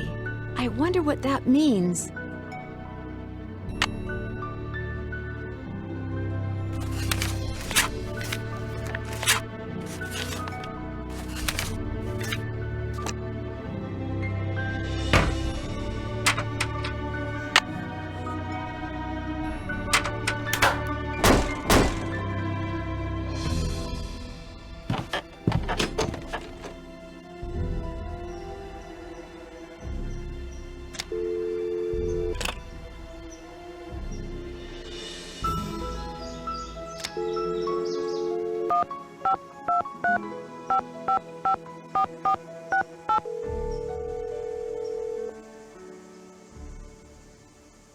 Hello? Bess, it's Nancy. I know that. What's going on? Get this. It turns out that Jeff Akers will be one happy park ranger if Sally sells her Moon Lake property back to the bank, and they wind up selling it to the Parks Department. You think he might be responsible for all this ghost dog stuff? He has a motive and he has a dog, although it doesn't look at all like the dogs that have been scaring Sally. But it shows he knows something about dogs. Better pull out your suspect list and pencil him in, Nan. I still say you guys should lighten up on him. I found the coolest old newspaper. It's from 1927, and on the front page is an article about Mickey Malone and a man named William Akers. Akers? Any relation to Park Ranger Jeff Akers? When I asked, Jeff Akers said that it was just a huge unfortunate coincidence. According to the paper, William Akers was Mickey Malone's most trusted employee, his #1 go-to guy. Where'd you find it? That's something else that's pretty cool. Don't tell me you found a secret passageway. Close. I found hidden stairs leading from the living room into the cellar. What's down there? That's what's weird. The stairs led down into this empty space. There's some kind of safe in the wall and a set of stairs leading to a door that goes outside, but that was it. Why would Malone bother hiding a staircase if it didn't go somewhere important? Hey, newsflash.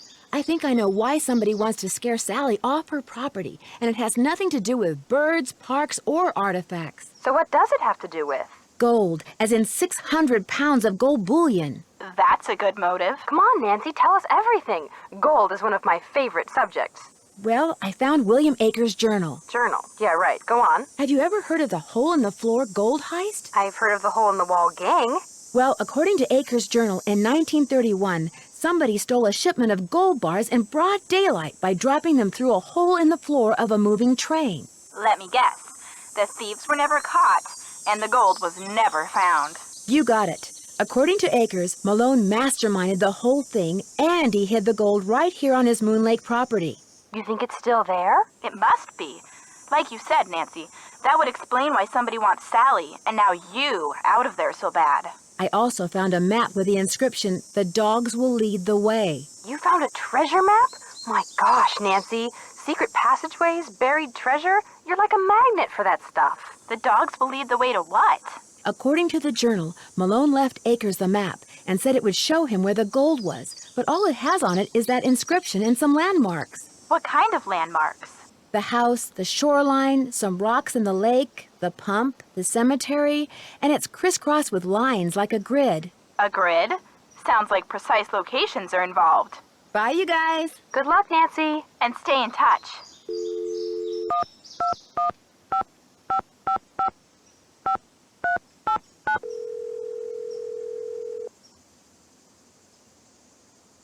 Hello? Hey, Sally, it's Nancy. Nancy, hi. How's it going? Talk to you later. Bye.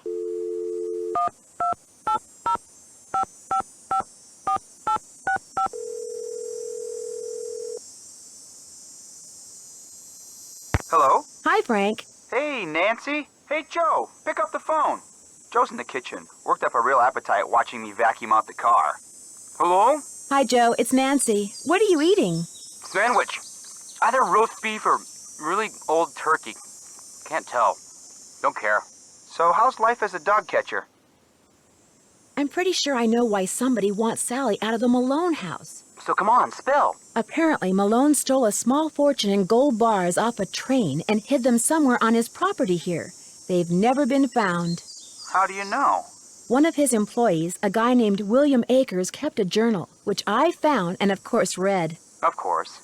Wait a sec. Did you say William Akers? I did, but according to our friendly park ranger, Jeff Akers, he's no relation. The fact that they have the same last name is just a big unfortunate coincidence. Yeah, right. According to his journal, William Akers spent months following each dog around, hoping one of them would lead him to the gold. None ever did. So they didn't go running off into the woods, never to be seen again after all. Apparently, they stayed around Malone's house for years. William Akers went to the house every day and fed them until they all finally died. But according to their tombstones, they all died on the same day. Those inscriptions were Malone's idea. Akers was just following instructions. And in all that time, William Akers never found any trace of the gold? He made one mark on the map I found, a capital I on the porch of the house. Any idea why? He discovered that one of Malone's dogs slept on the porch all day, so Akers dug all around underneath it looking for the gold, but never found anything. Let me guess, he marked the spot with an I because the dog's name was Ike. Iggy. Maybe the location of the gold doesn't involve just one dog, but all four in combination somehow. The whole idea of relating dogs to a map is crazy. They're animals. They move around. But they're also creatures of habit. Maybe that's the key. Maybe I just need to know their habits. Well, that could be a little difficult considering those dogs have been dead for more than half a century. So if you guys were 600 pounds of gold bullion, where would you be? Maybe Malone hid it in the speakeasy. Maybe. The longer I stay in this house, the more it seems like nothing's impossible. Keep the faith, Nancy. If that gold hasn't been found yet, all it means is that nobody as smart as you has looked for it yet. Later, guys. You bet. Bye, Nancy.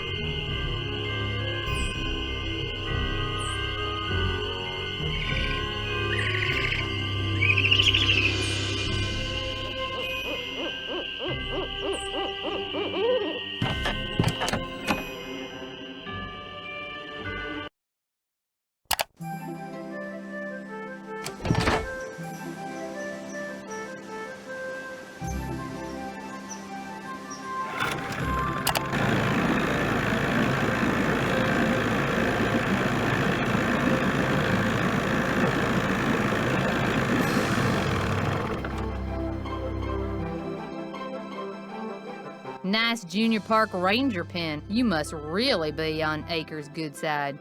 Any word from Tucker, what's his name? He hasn't been by to move that tree yet. I'll give him another call. But like I said, the man marches to the beat of another drummer. A very slow drummer. Do you know anything about the gold that Mickey Malone supposedly buried somewhere on his property? All I got to say about it is, if there really was a bunch of gold buried somewhere and nobody ever found it, it's for darn sure nobody ever will. Not with them dogs up there. Guess I'll see you later. Always a pleasure. Hey, Nancy, how's the bait finding coming along? Got 'em right here. Well now, you done all right for a city gal. Here you go. Hope whatever you're hiding from won't catch you. How you holding up? Guess I'll see you later. You betcha.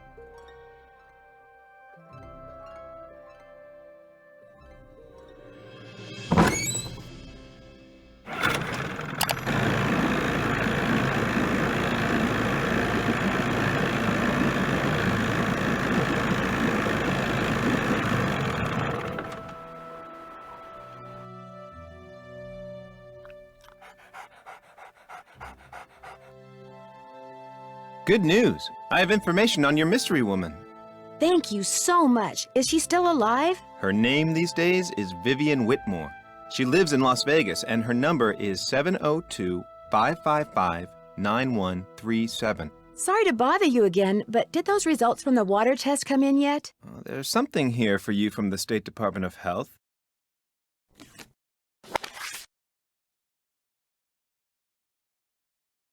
Oh my gosh, not only is the water bad, but it seems like the well may have been contaminated deliberately.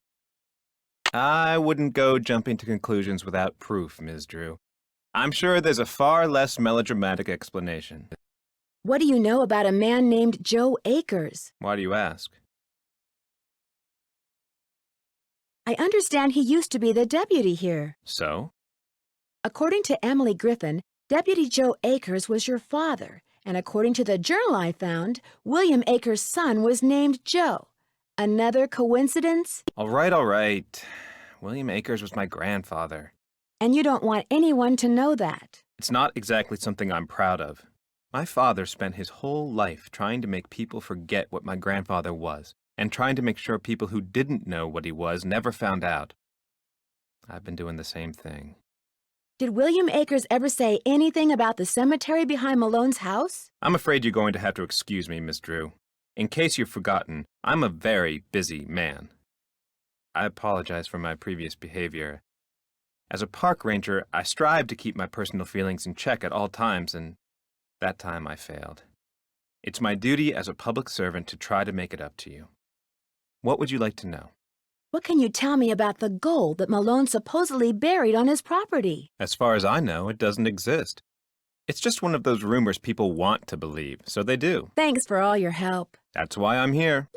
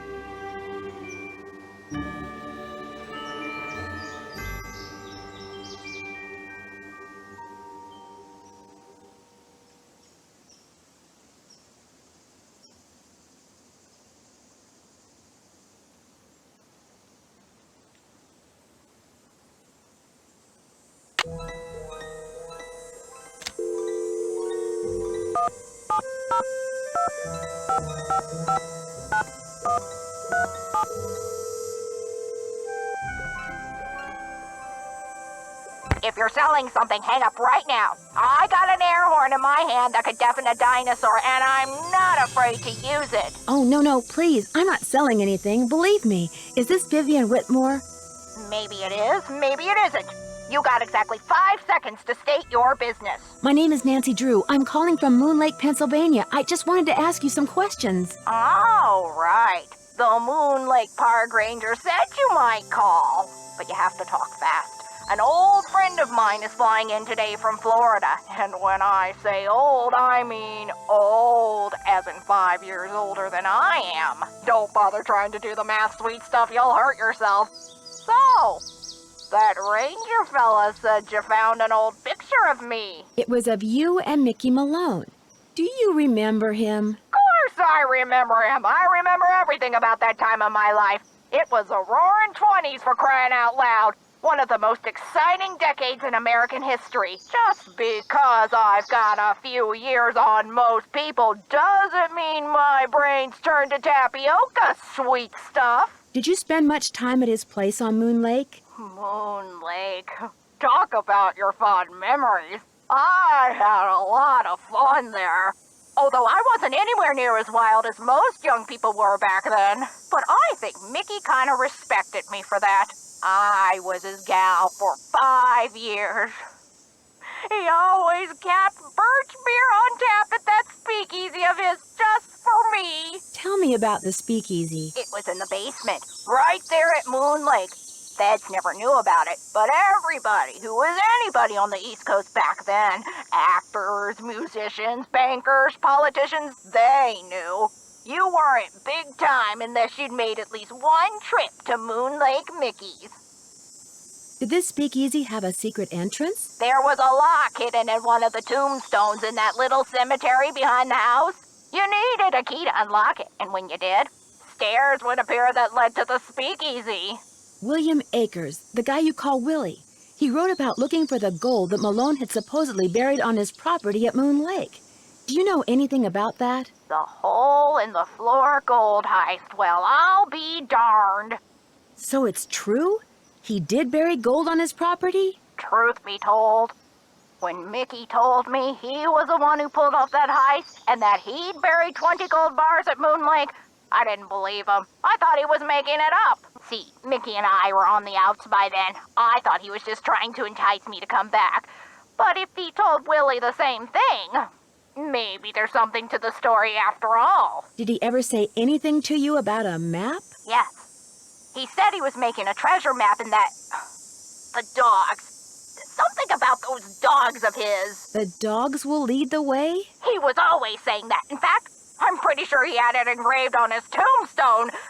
Think, Viv, think. He said he was making a treasure map and that he was also having paintings done of each dog. He made it sound like one thing had something to do with the other, like he was giving me some big important clue. But I just figured he was playing games, trying to lure me back with mystery and intrigue. I told him to buzz off. Maybe I shouldn't have. William Akers had some kind of map in the back of his journal. Do you think that's the treasure map Malone mentioned? It's possible. But knowing Mickey, he probably made the map so obscure that poor Willie couldn't make heads or tails of it. Mickey loved to tease people like that, made him feel smart. But feeling smart isn't the same as being smart. He died in prison, you know. No family, no friends. That's about as stupid as you can get. Do you have any idea how to get into Malone's speakeasy from the house? I sure don't. That saloon was built using 2 main ingredients, concrete and secrecy. Mickey always bragged that nobody could get in unless he wanted them in, and I do believe he was right. But I'll tell you what, if you send me that picture of me and Mickey, I'll send you my key. The key to the tombstone? You still have it? It's in the bottom of my jewelry box. I've come this close to throwing it out 100 times, but it's so small and the memories it brings back are so big. Well, I just couldn't, as a joke. Mickey had a tombstone made with the name of this federal agent who had it out for him inscribed on it. That's the one the key unlocks. Did Malone say what he was going to do with those paintings of his dogs? He said he was going to hang them in the speakeasy, and I'm sure that's precisely what he did. Can you remember anything about Malone's dogs that might suggest where he hid the gold? I've stayed away from his dogs. They made me nervous, always jumping around, barking at this or that. The only one I liked was, what was his name? Iggy! I liked Iggy because he was nice and quiet.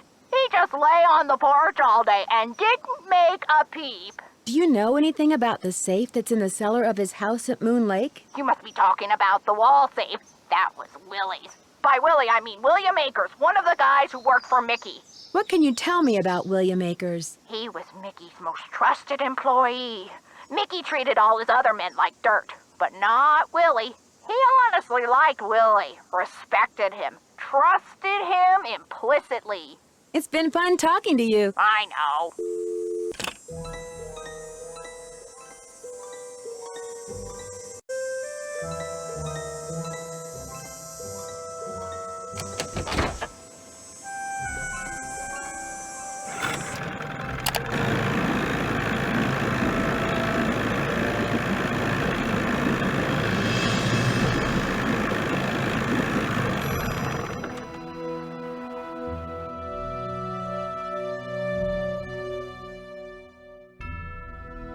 Hello again, Miss Drew. Am I in for another interrogation? How much would it cost to send this photo to Vivian Burnett? As always, I'm here to serve, Miss Drew. Just give it to me and I'll take care of it. I'm sure she'll be very pleased to get this back. Did your grandfather ever find any gold on Malone's property? If he did, he never spent it. He wasn't poor when he died, but he certainly wasn't rich. Thanks for all your help. Always a pleasure.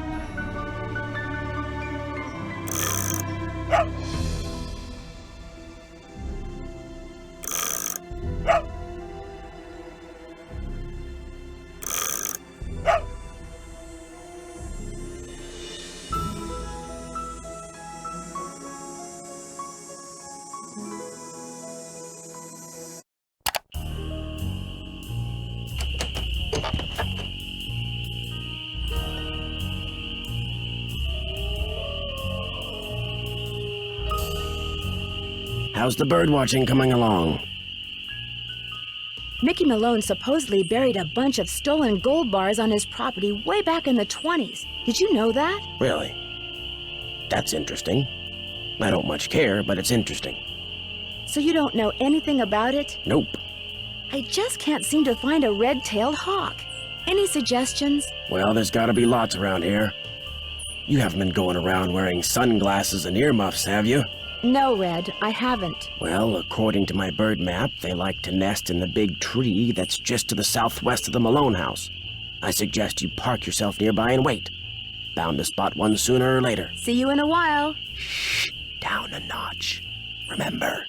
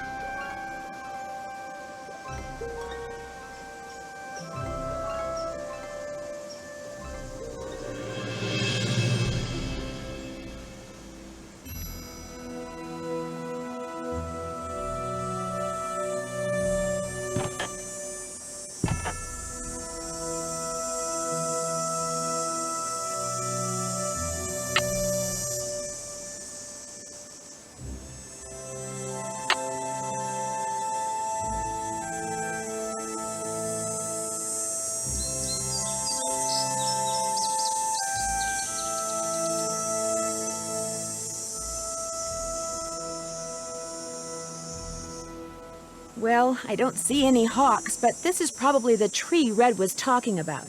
At least it was the tree. That sounded like a hawk.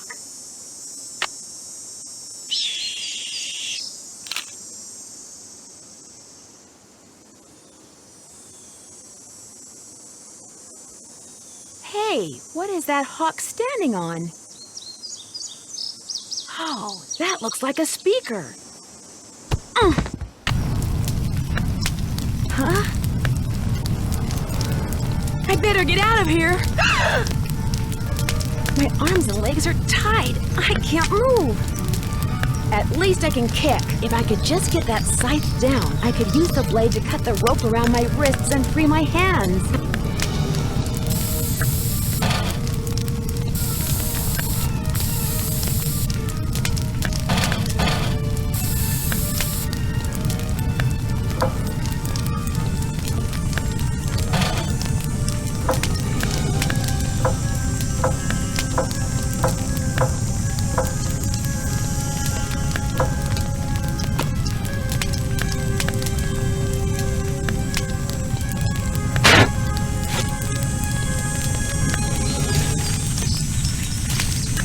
I can't just let this thing burn up. I've got to put it out.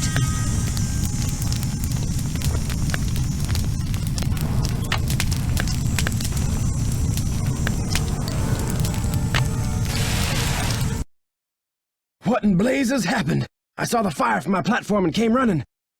You weren't in there playing with matches, were you? I was looking at birds, and then I noticed something on the house, and the next thing I knew, I was locked in the tool shed and somebody was setting it on fire. Whoa, you're not making much sense. Probably smoke inhalation or something. Come talk to me after you've cleaned yourself up and gotten some sleep. I need to tell you something. Somebody tried to kill you? I didn't say that. Somebody knocked you out, locked you in a shed, set it on fire, and you think they were, what, just pulling a prank? Wake up and smell the hostile vibes, Nancy. I guess it's just hard for me to believe that anybody would consider me to be that big a threat. I should have never let you stay there by yourself. Sally, I'm fine. I feel bad about your tool shed, though. Who cares about the shed? It was full of junk anyway. I'm glad to be rid of it. That's kind of the way Ranger Akers saw it, too. He showed up right after the birdwatcher did and ticketed me for burning refuse in a manner that endangered park property. That man is insufferable. Emily was nice, though. She came by right afterwards and wouldn't leave until I drank the tea she made for me. Look, Nancy, one more time. If you want to leave, just say the word and I'll come get you. Sally, one more time. I'm fine. Well, then promise me you'll be careful, okay? I promise. I'll be in touch. You better.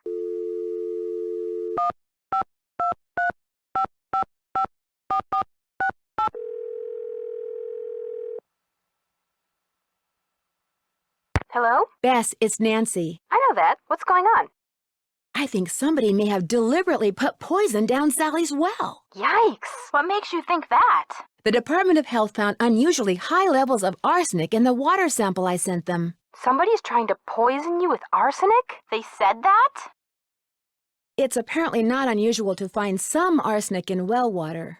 So somebody could be trying to poison you. But you don't know for sure. Right, and they may not be trying to poison anybody. They may want to contaminate the well just enough to force Sally to either go to the expense of digging a new one or forget the whole thing and leave. And because arsenic is found naturally in well water anyway, you may never know for sure. Bummer. Malone's girlfriend, Vivian, said that Malone hired an artist to do paintings of his dogs right around the time he was bragging about creating a map that would lead to his gold. Have you seen the paintings? They're not in the house, so either they're in the speakeasy, which I still haven't gotten into, or they're long gone. Keep looking for them, Nan. If they were done at the same time as that map, they could contain some kind of clue. Bye, you guys. Don't be a stranger. Take care.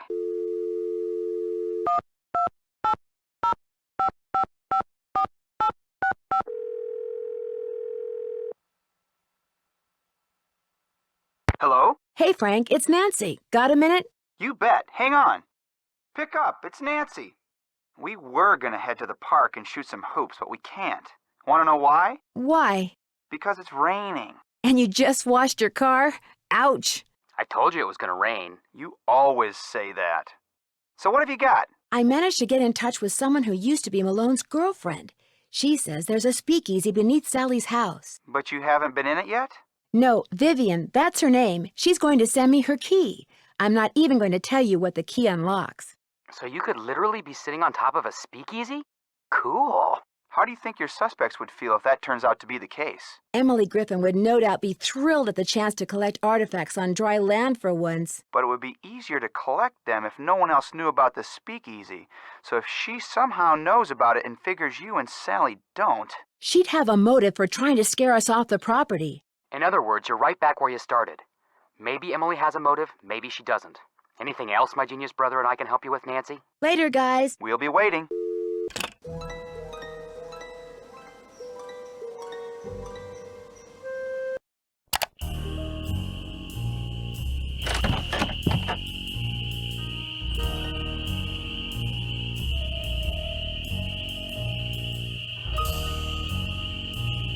Hello there. I owe you an apology. After you came up here looking for those red tails, I gave my map a closer look and realized it was more than 50 years old. Reason you can't find them is probably because their favorite nesting tree is gone. Finding that hawk's gonna be harder than I thought, so why don't you just give me back my camera and I'll take it from here. It didn't get burned up in that fire or anything, did it? You'll be happy to know that I did get a picture of a red-tailed hawk. So here's your camera back. I got all the birds. Thank you, Nancy. Nice work. You're a credit to your generation. Where did those gas cans come from? I ran out of gas. So much for being prepared, huh? Well, that's all I wanted to tell you. I'm sure you've got places to go, things to see, people to pester. See you in a while. Yeah.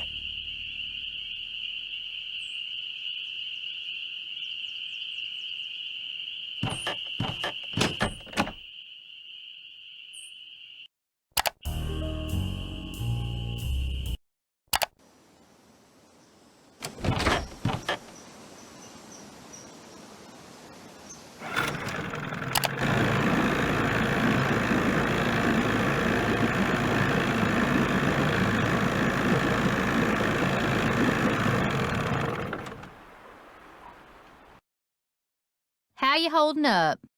Guess I'll see you later. Yodelay-hee-hoo.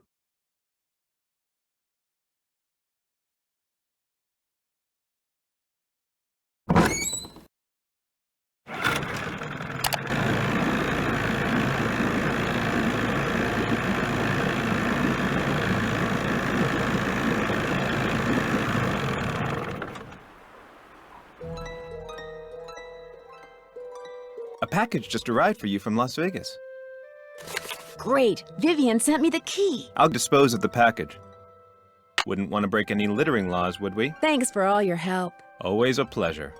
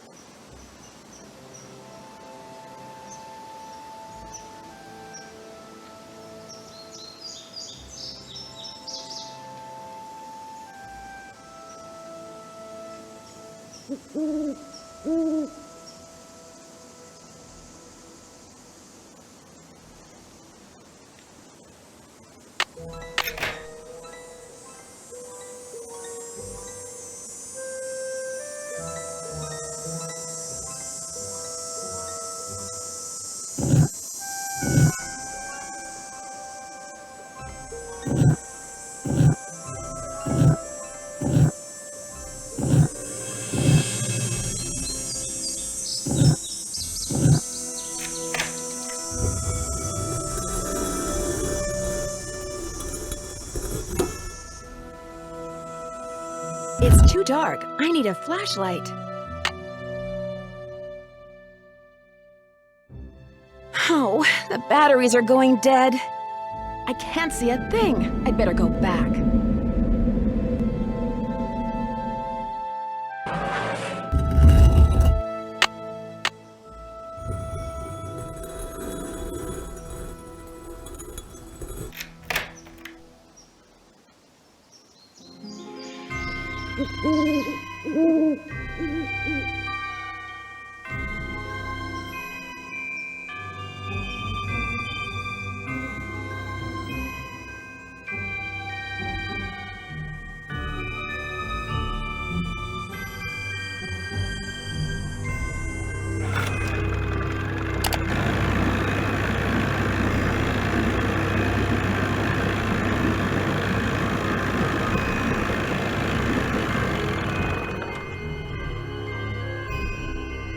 How you holding up? I need flashlight batteries. Do you carry them? Yep. But you know, I've been meaning to make a pretty display out of them packs of combo cola over there for the longest time. Just can't seem to get around to it. I could probably do that. Here's the way it should look when you're done.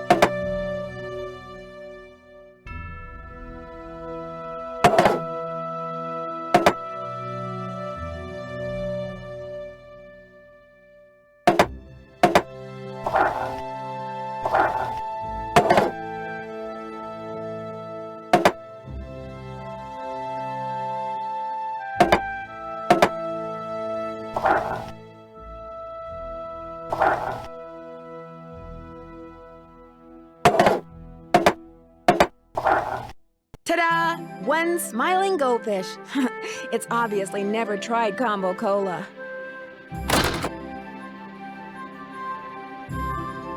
Hey, Nancy, this mean you got them cans stacked? You bet. They look just like the picture you gave me, which you can have back. Here's your batteries, and thanks, Nancy.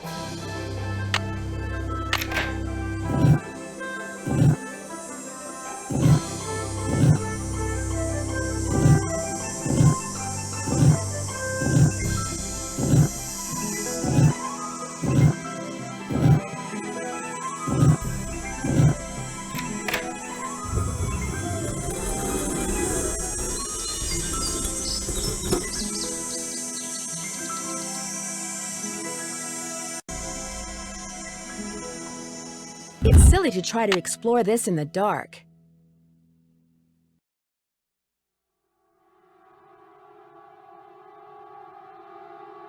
Uh-oh.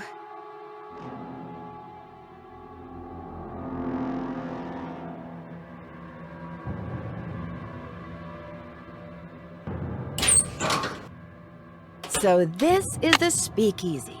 Wow.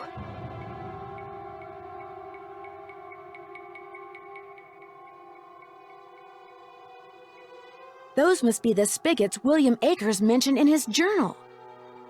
The spigot won't move. There must be a way to unlock these spigots.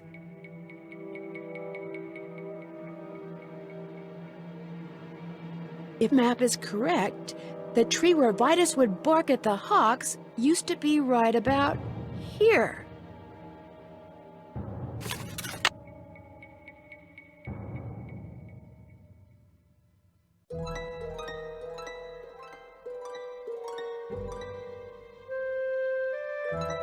So Lucy would swim out to the shipwreck, which is about here.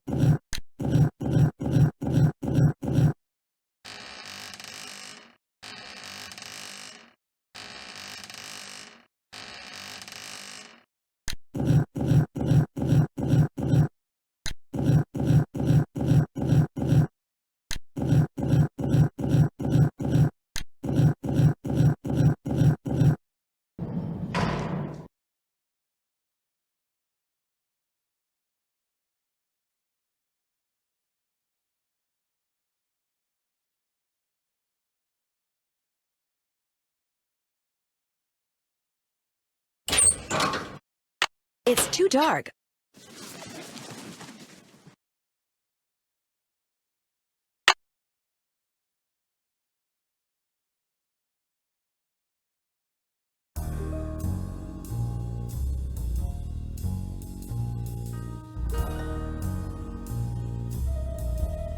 Xander played by the pump, which is right here.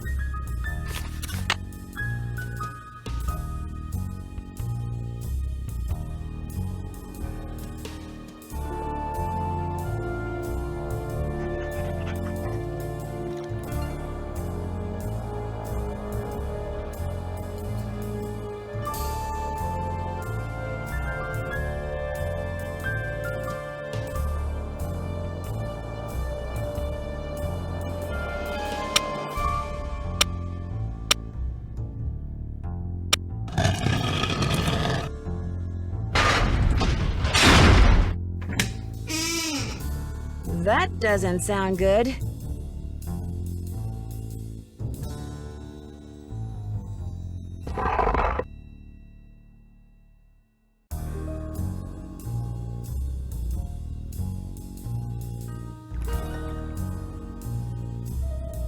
So you're the ghost dogs. You look pretty real to me.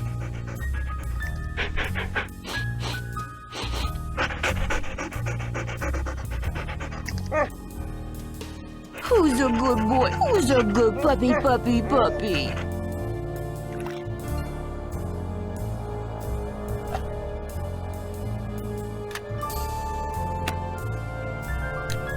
These dogs have been trained to act vicious on command. That's the speaker I saw in the house.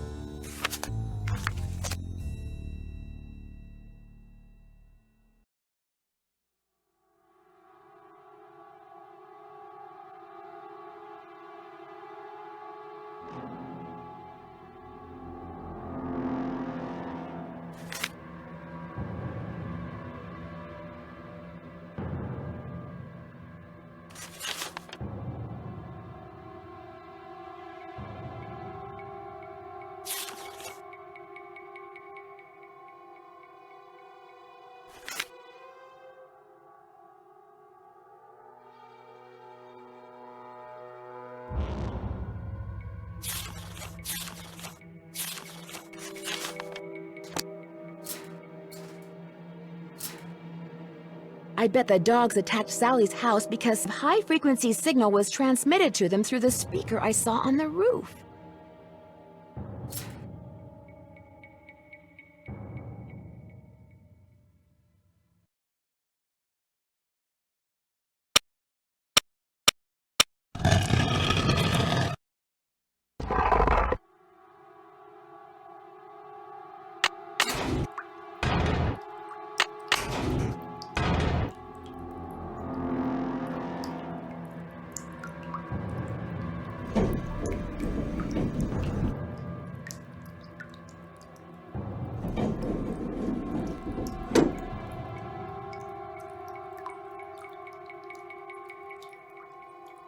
It's locked. It's locked.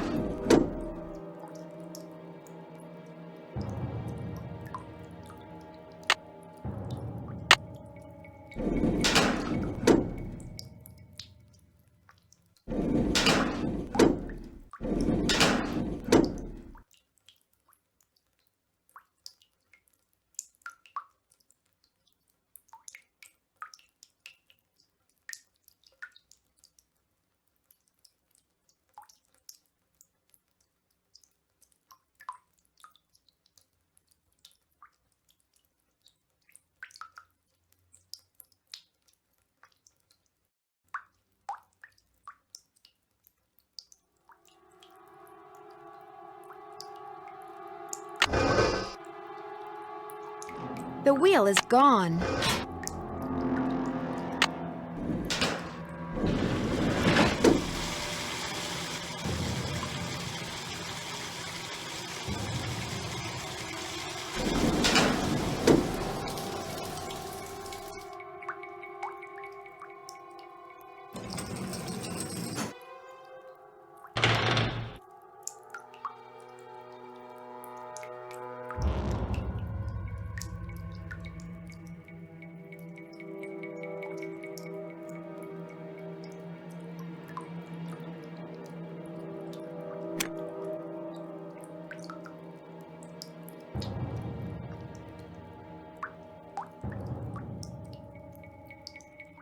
Better make sure this door is closed all the way before I fool around with anything else.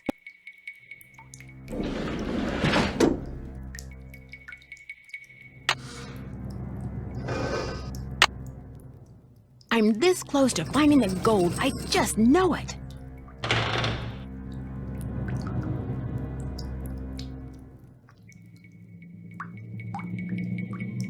These colors look very familiar.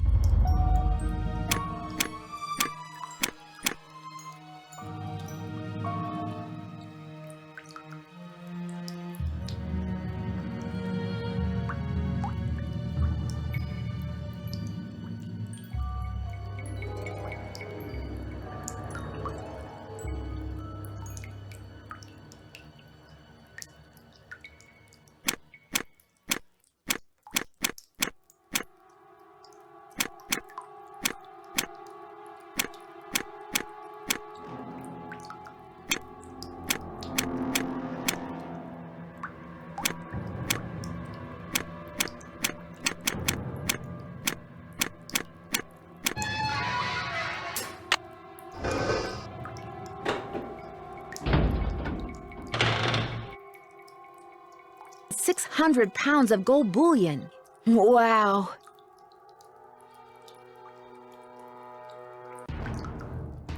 Hey there, Nancy. Why, what on earth have we got here?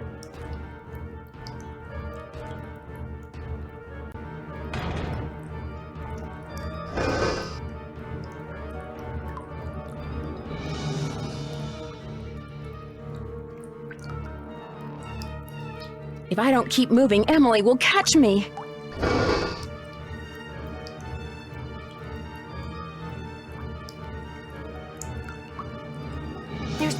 gold here we can share. Let me out of here, Nancy!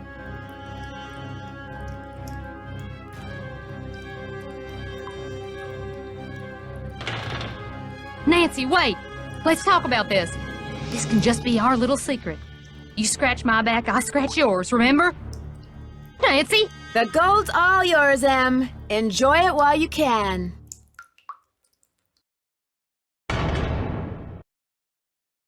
Dear Ned, as soon as I got out of the tunnels, Emily had left a door open. I called the sheriff, but when I led him back down the well to the room where I'd left Emily, she refused to leave. He and his deputies finally got her out, but one of them said afterward that if he had to choose between getting a bear away from her cub and getting Emily away from that gold, he'd pick the bear. What's worse, by the time they took Emily away, the place was swarming with reporters from all over the country. The commotion has scared away every bird for miles. I'm pretty sure Red Knot would like to strangle me. On the other hand, when Ranger Akers found out that 7 cars and 2 helicopters were illegally parked on park property and that he was going to get to ticket them, he was ecstatic. Tucker Davis finally cleared away that dead tree, which means I'm free to drive home. Moon Lake is beautiful, but I've had enough wildlife for now. Which reminds me, did I mention that those 4 ghost dogs are actually very sweet? They're so sweet, in fact, that Sally is seriously thinking about adopting them. How's that for irony? Ever yours, Nancy. Bess, hi, it's Nancy. I'm at this little amusement park on the coast. I wish I could say I was having a wonderful time, but the fact is, some pretty spooky things have been happening here. There have been some strange accidents, and the carousel, it starts up in the dead of night all by itself, like it's haunted or something. You know me, I don't get scared very easily, but I saw it myself, and I'll call you later. I've gotta go right now.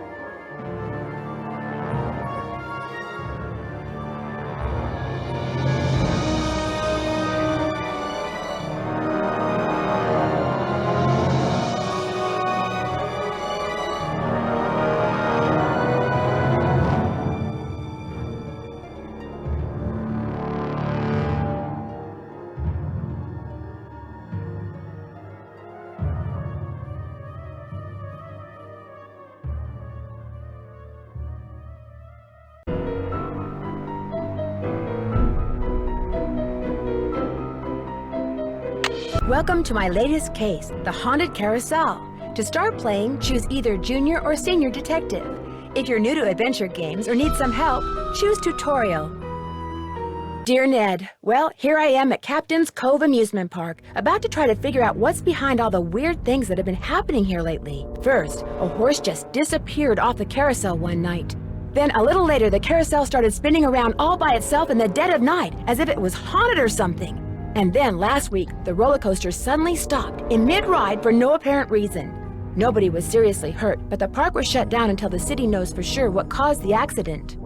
I'm here because Paula Santos, the park's owner, is a friend of Dad's. She's putting me up at the Captain's Quarters Hotel, which is next to the park.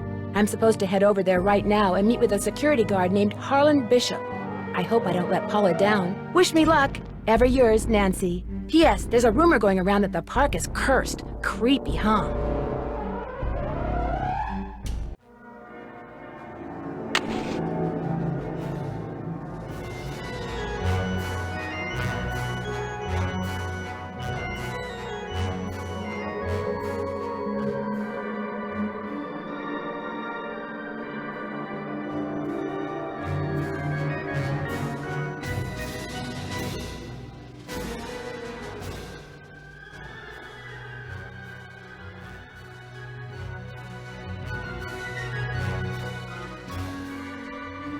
A room service menu. All right.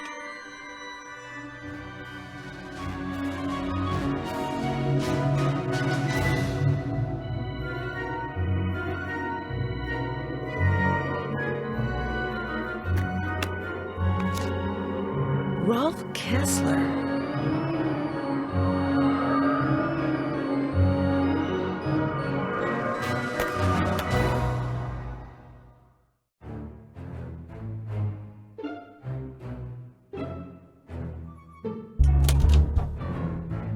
Will the young lady who just entered the park please turn immediately and enter the whale's mouth directly to her left? Thank you.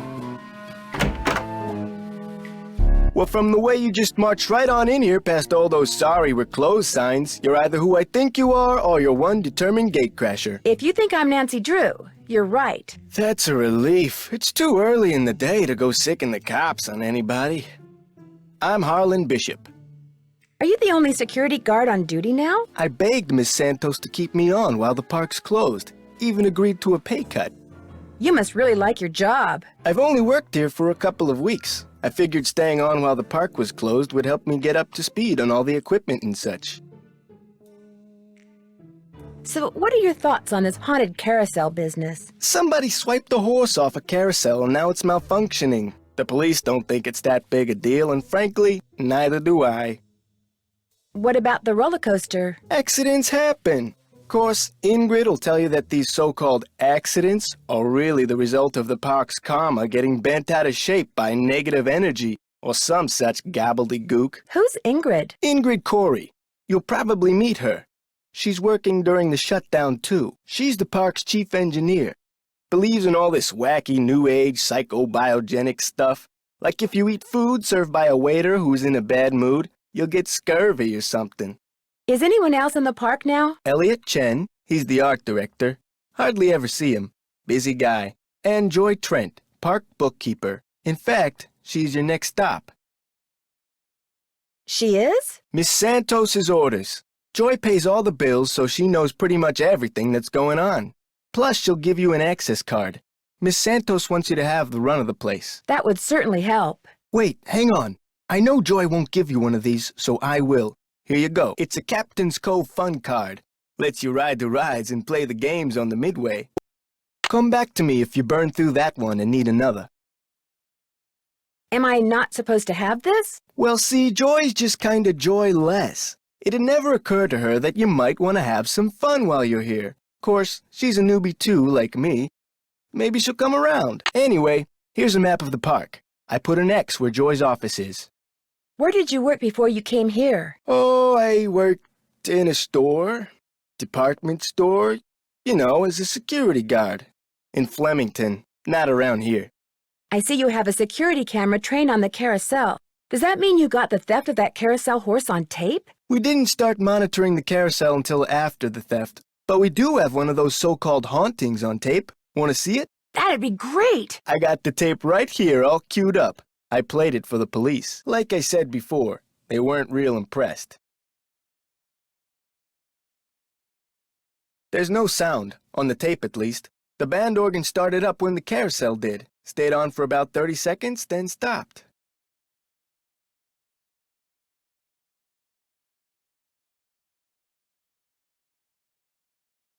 Did you notice that burst of static just before the carousel started to turn? Probably just a glitch in the tape. We use them over and over. Have you tried to prove your screwed-up wiring theory? I ain't no cop. But now that you're here, maybe you can prove it for me. I'll see you around. Knock 'em dead. The phone number for the police. That might come in handy.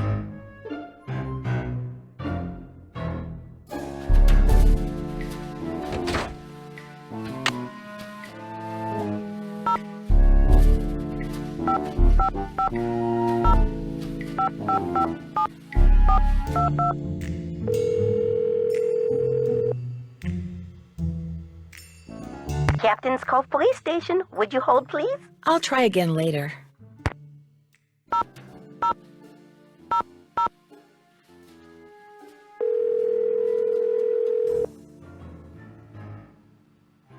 Hello? Hey, Bess, it's Nancy. Oh, hey, Nancy. Whoa, you were obviously hoping I was someone else. Well, kinda. Okay, so who is he and where'd you meet him? Oh, Nancy, his name's Matt, and he is so cute. He works the concession stand at the movie theater in the mall. A cute guy with an endless supply of gummy bears and butter flavoring, right at his fingertips. We're talking major crush. Hey, George, good, you're there too. Barely. I almost got caught standing between Bess and the phone just now. When it rings, she's like a one-woman cattle stampede. What happened to caller ID, Bess? My parents yanked it. She wouldn't pick up when it was some loser she didn't want to talk to. Her mother got tired of hearing the phone ring all the time. Not all those calls were from losers. Sometimes I was playing hard to get. Anyway, how are things at the amusement park? I met the security guard, Harlan Bishop. Nice guy. Except when I asked him where he worked before. He seemed kind of evasive. Is he cute? Bess, what difference does that make? Ugly people have chips on their shoulders and are more likely to commit crimes, George. I read that somewhere. Either read it or saw it on Oprah. He gave me a pass that lets me ride all the rides and play all the games on the Midway. Sounds like he could be trying to butter you up. And we know what that means, don't we, Bess? Suspect list. The person who owns the park is a woman named Paula Santos. She's a good friend of my father's. A woman? Neat. What's she like? I haven't really talked to her yet. So far, my dad has pretty much arranged everything. I think you should be calling her, not us, Nance. Wow, a woman with her very own amusement park. She may have just become my idol. Catch you guys later. Keep in touch. Keep up the good work. Hello? Hi, Nancy. It's Paula Santos. I was wondering when I'd hear from you. Have you been out to the park? Yes, I have. I forgot to tell you. All the rides are shut down except for the carousel. I thought you might need to see it in action. But please, take a good look at the roller coaster even if you can't ride it. First chance I get. Great. Feel free to inspect the tracks all you want. I'm sure you'll do a better job than the police. They looked around for 5 minutes, then left. Said as long as the insurance company was going to investigate, why should they? I'll get back to you as soon as I can. I can't wait to hear what you turn up. Call me as often as you like. My phone's on and with me 24/7. Oh, and one more thing. Call me Paula. All right. Goodbye, Paula.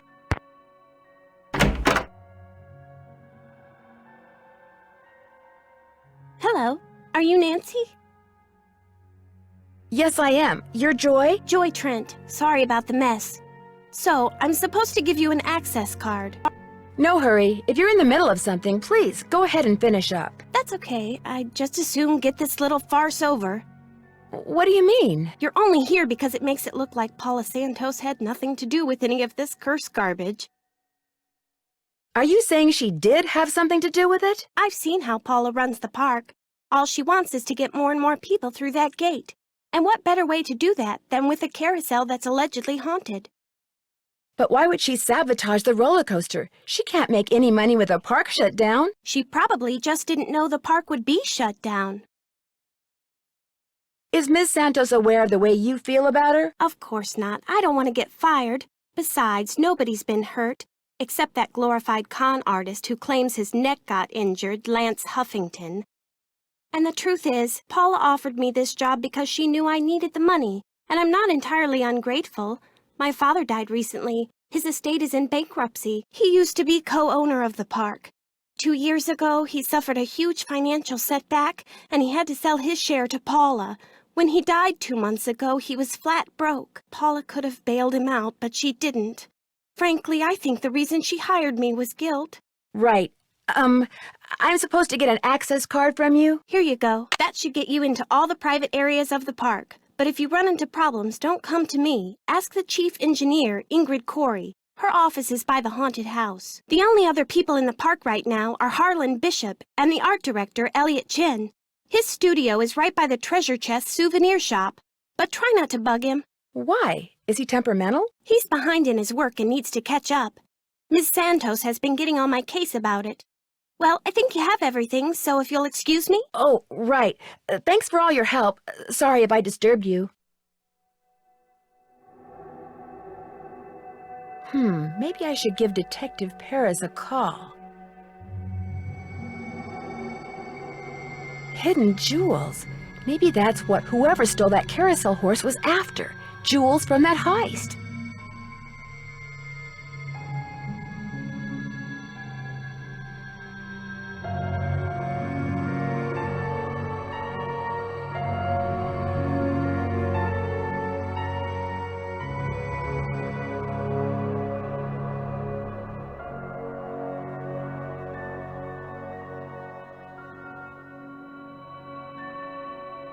The haunted house used to be a ballroom.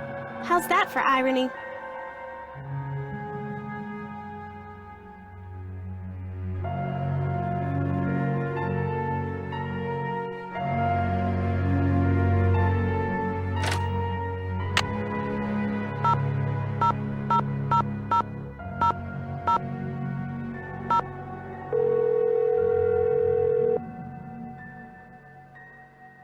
Captain's Cove Police Station. Detective Paris, please. Hang on.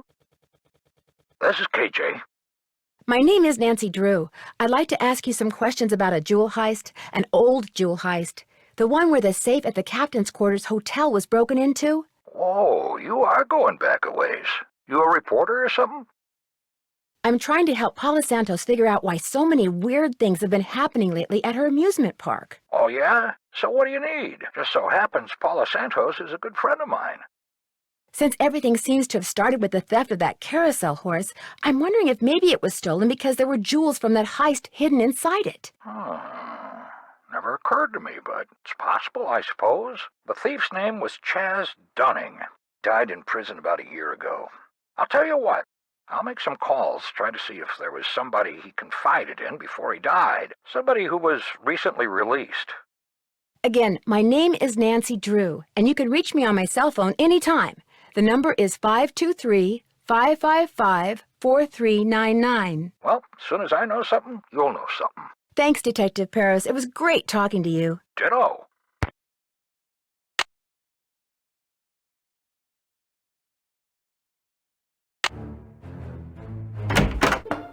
Hang on, I'll be right with you. Take your time. Uh-oh. Out. And do not come back unless and until Joy Trent calls me. Okay? Okay.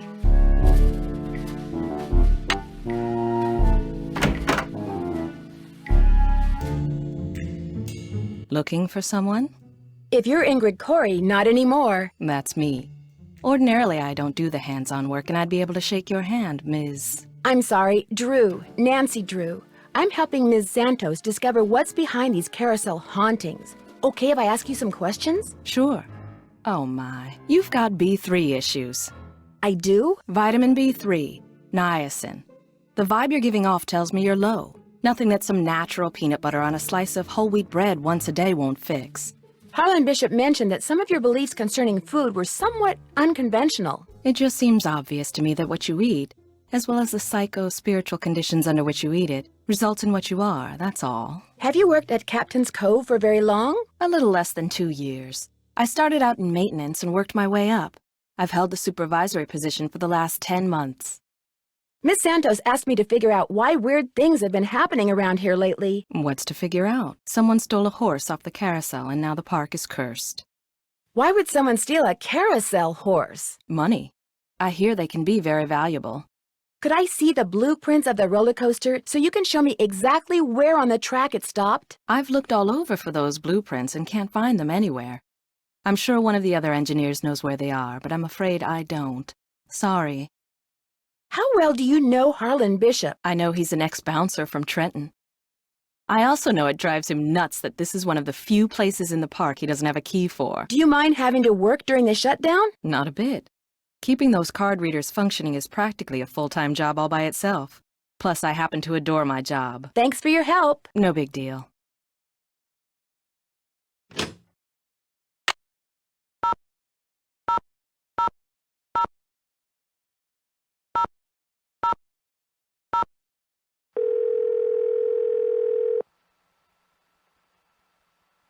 Hello? Hey, Frank, it's Nancy. Hey, Joe, pick up.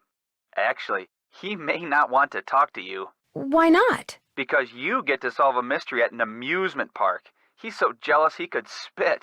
Hi, this is Joe. Hey, Joe, it's Nancy. I don't want to talk to you. What did I tell you? I'm just kidding.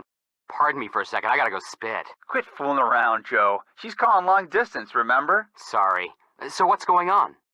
Apparently, one of the people who was on the roller coaster when it suddenly stopped is claiming that his neck got injured and has filed a lawsuit. Well, boys and girls, can you say insurance fraud? What if someone is making up a false claim? What if that was his plan all along?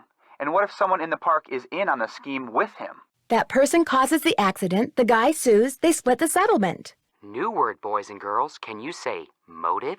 Do you guys know much about remote control devices? I had a toy car that used one, until Frank broke it. Ancient history, Joe. Let it go. Why do you ask? Because that would explain the alleged hauntings. Someone who's nowhere near the carousel transmits a signal that turns it on and off. If that's the case, there has to be some kind of electronic device that transmits as well as receives near, or maybe even attached to, the carousel. I haven't checked out the carousel's machinery yet. Make sure you look hard when you do, Nancy. The device is probably pretty small. I better get going. Call us anytime. Take care.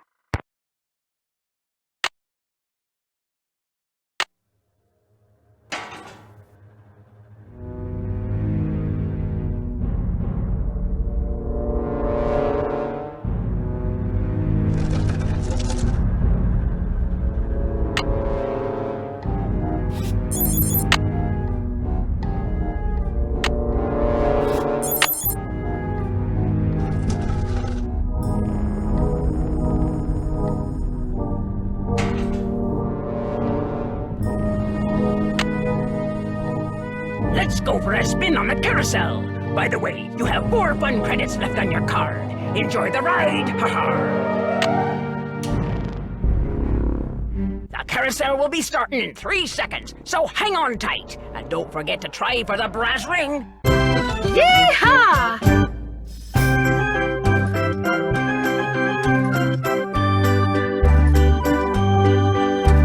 Here comes the brass ring. Get ready. Oops.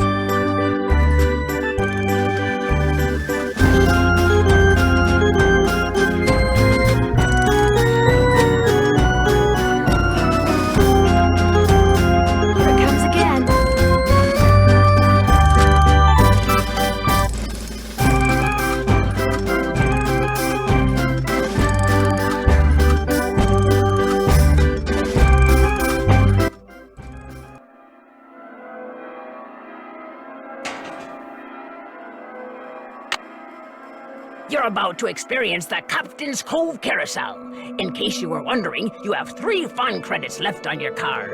Enjoy the ride. The carousel will be starting in 3 seconds, so hang on tight. And don't forget to try for the brass ring. Here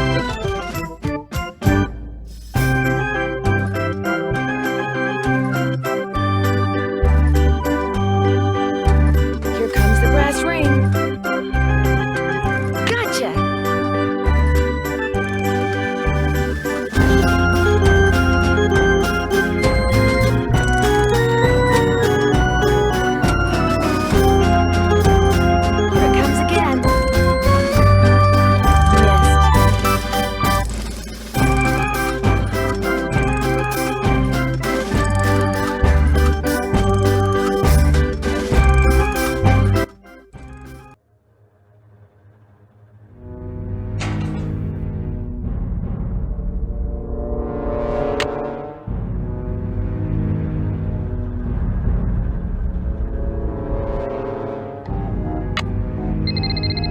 Hello? Hi, Nancy. KJ Paris.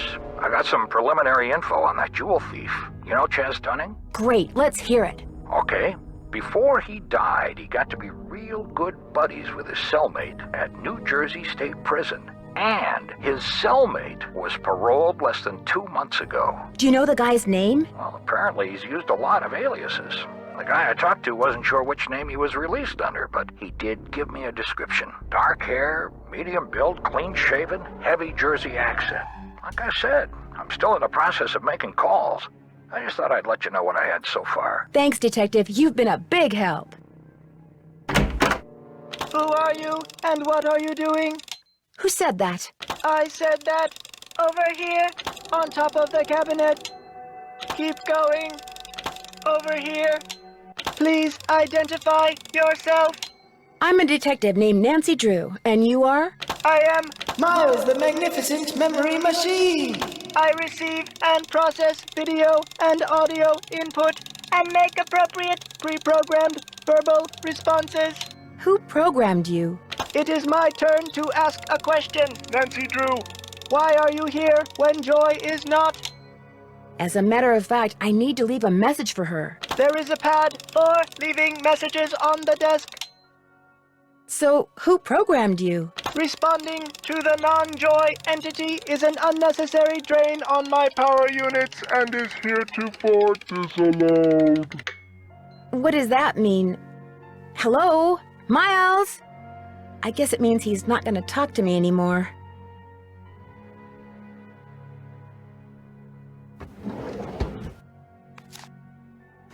Looks like stenography. It's a memo about one of the carousel horses being sold. I wonder which horse.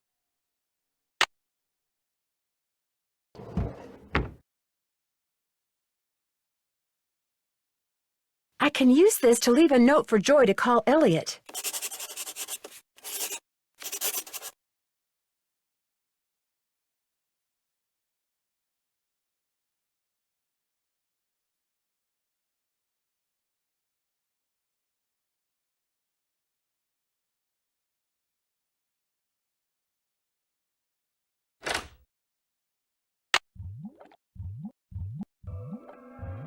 I wonder what the deal is with this red tag.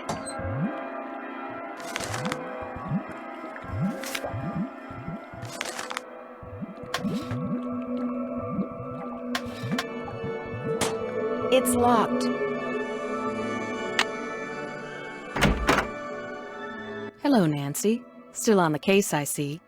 I'd like to take a closer look at the roller coaster, but the access card reader doesn't work. It's got this red tag on it. Right. I was in the process of upgrading its main circuitry board. I'm afraid you're going to have to wait until I finish here. Unless you'd like to do it for me. I'm game, but needless to say, I've never done it before. It's not exactly brain surgery. All you have to do is follow the schematic inside the reader. Here's the new macro resistor. When you see the board, you'll be able to see where it goes. You'll need to solder it in place, which means you're going to have to get my soldering gun from Elliot Chen. Here's the engineering handbook I put together. If you have questions about park-related electronics, it'll answer them. Keep it as long as you like. When you're all done, remove the red tag and take it to Harlan. That way he'll know it's safe to turn the power back on to the reader. That's not my cell phone. It must be yours. Are you going to answer it? No, that would be rude. I'll just call them back. So, once you get that tool from Elliot, you should be all set.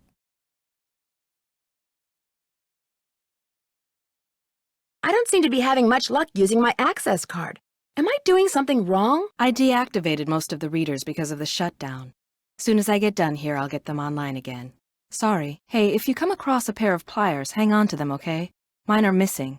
Someone must have walked off with them. Thanks for your help. You bet.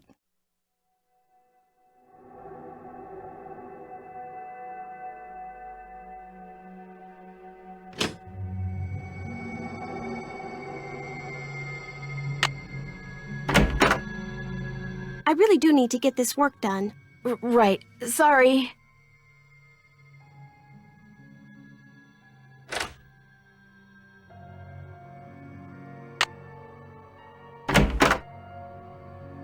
Well, Miss Destructo returns. I'm really sorry about what happened before. These things happen. So, I hear you're out to solve the curse of Captain's Cove. How do you explain what's been going on around here? What do I know? I'm just an artist. Go ask our naturopathic engineer person. Do you have any idea who stole that horse off the carousel? Somebody who's into junk. That's odd. Ingrid said carousel horses can be very valuable. Well, when they're the original horses, they can be valuable, yes, but I was talking about the one that was stolen. It was not an original. Around 20 years ago, somebody bought one of the horses off the carousel. The guy who owned the park back then commissioned some hack to replace it. And that's the horse that was stolen, the replacement? Right. The fact that the park is shut down must be kind of a relief for you. You mean because I'm behind in my work? I'd be lying if I said the shutdown wasn't helping me get caught up. Meeting deadlines has never been my forte. But I certainly hope you're not suggesting that I arranged for the park to be shut down by somehow manufacturing this curse thing, because that would be ridiculous. Do you see much of the other people who are working during the shutdown? Like Joy Trent or that security guard, Harlan Bishop? Nah. Joy Trent, she's like invisible even when she's visible, if you get my drift. And that rent-a-cop, I've got no desire to see anything of him. Why do you say that? Dude is way too eager to make my business his business, that's all. Ingrid said you have her soldering gun. I need to get it from you, if that's okay. You bet. Here you go. Been meaning to return it to her, but I've been a little busy. Great, thanks. I'll let you get back to work. Rock on. Mind if I look at this? No, go right ahead. A book on carousels. Cool.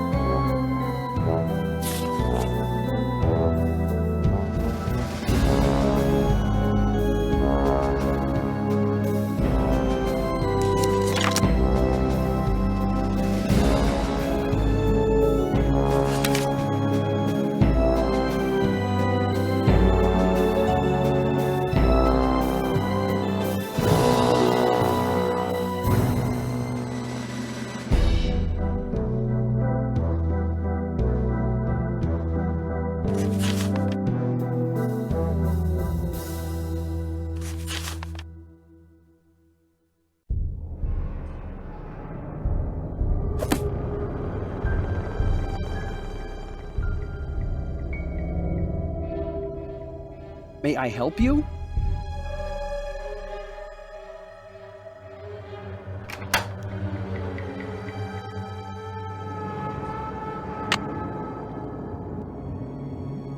This takes an employee access card.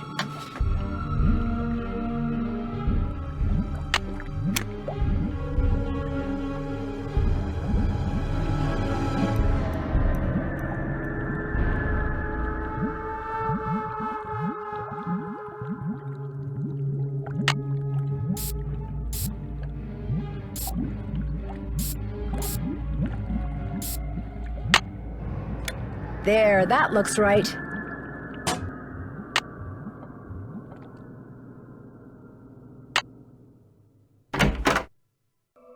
Hey, Nancy, what's up?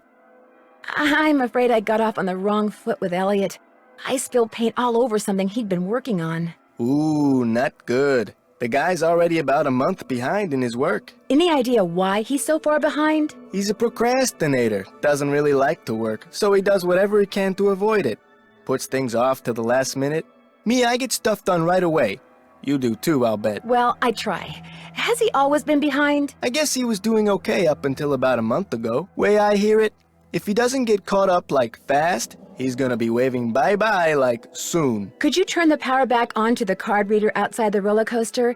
It's all fixed. Here's the tag. You bet. I'll just switch the circuit back on and you'll be all set. Ingrid said you told her that you were a bouncer before you came to work here. In Trenton, not Flemington. Right. I was. For a while. I've held almost every guard-type job there is. Lived in a lot of different places, too. Trenton, Jersey City, Flemington, Cape May. I'll see you around. Have fun.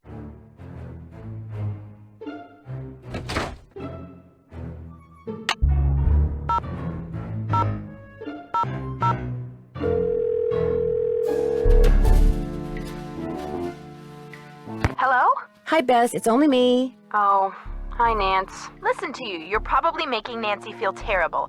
Maybe I should answer the phone from now on. You wouldn't dare. It's okay, guys. I understand. I'm sorry, Nancy. As you may have guessed, Matt hasn't called yet, and he is just so cute. Anyway, what's up? I think I might know why somebody stole that horse off the carousel. They were looking for jewels that had been hidden inside it after a hotel robbery. Hidden jewels? I love it. That's almost as good as buried treasure. But if they recovered the jewels, why is the carousel still going around by itself? I'm not sure yet, but the detective who is in charge of investigating the robbery is helping me look into it. Don't let George discourage you, Nancy. I, for one, think you're on the right track. You can never go wrong when jewelry is involved. Did I tell you that I met the park's chief engineer? No? Is he cute? Well, for starters, Bess, Ingrid Corey is a she. That's cool. Does she know her stuff? Seems to, although she doesn't seem to know where the blueprints for the roller coaster are. Uh-oh. Hiding something, perhaps? Looks like your list of suspects just got longer. Joy Trent has a computer in her office that sees, hears, talks, and interrupts people when they're snooping. And you, of course, were snooping. Well... That's our girl. Why does she have such a sophisticated computer? This thing is not that sophisticated. In fact, it looks like it was made out of spare parts. Do you think Joy made it? I doubt it. Well, the next time it catches you snooping, just smile sweetly, then rip its little plug right out of the wall. I finally met the park's art director, Elliot Chen. We kind of got off on the wrong foot, but he's real friendly to me now. But is he too friendly? That's the question. Yeah. Maybe he's trying to deflect suspicion by making nice. That could be. I do get the feeling he knows more about the carousel than he lets on. Uh-oh. Sounds like another candidate for the suspect list. I found out that the man who may have hidden jewels in that stolen carousel horse died in prison, but his cellmate, who apparently looks a lot like Harlan Bishop, was recently released. Harlan just started working there, right? And he doesn't like to talk about where he worked before, right? I think you're onto something, Detective Drew. I need you guys to do something for me. I found some stenography notes that I'd really like to translate, only I don't know shorthand. Say no more. We'll do some research and get right back to you. We will? I barely know how to spell stenography, let alone research it. We'll call you when we're through. We can do this, Bess. What is with all this we stuff? Catch you guys later. Keep in touch. Keep up the good work.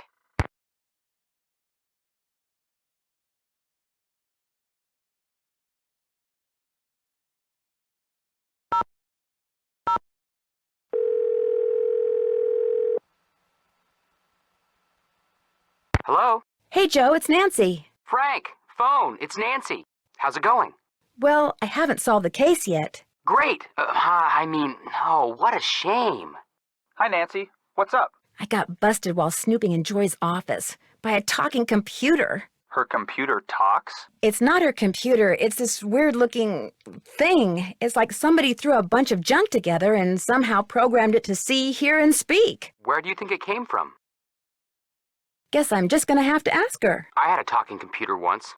Remember, Frank? That wasn't a computer. It was a plastic keyboard with a tape player inside, which you never should have left on the stairs for somebody to accidentally step on. Bigfoot. Joe. I better get going. See ya, Nance. Don't take any wooden nickels.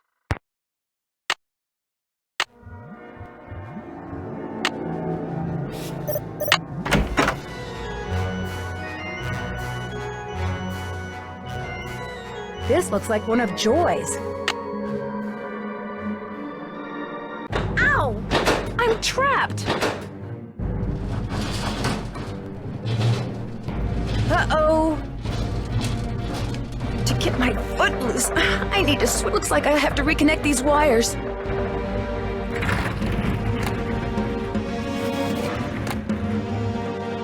Now I can turn the power on and see if these are properly connected.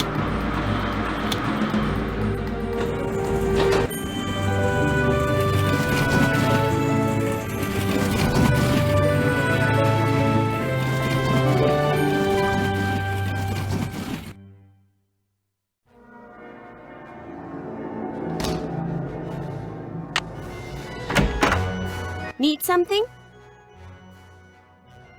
Someone activated the roller coaster while I was standing on the tracks just now. I barely managed to escape. Really? Are you sure it was on purpose? Maybe you accidentally tripped a switch or something. It was no accident. Does this pencil I found by the tracks look familiar? That looks like one of mine. But I didn't leave it there. I mean, just because you found one of my pencils, that hardly proves I'm guilty of something. Joy, while you were gone, the Nancy Drew entity came in here and snooped. You were snooping around in here? Well, I was leaving you a note. You know, to call Elliot. An analysis of sensory input shows that the Nancy Drew entity entered the immediate area during your absence and exhibited non-random seeking behavior. All right, I was snooping. And now if you don't mind answering a question for me, what is that? My father was a frustrated inventor. After he died, I discovered that in his study.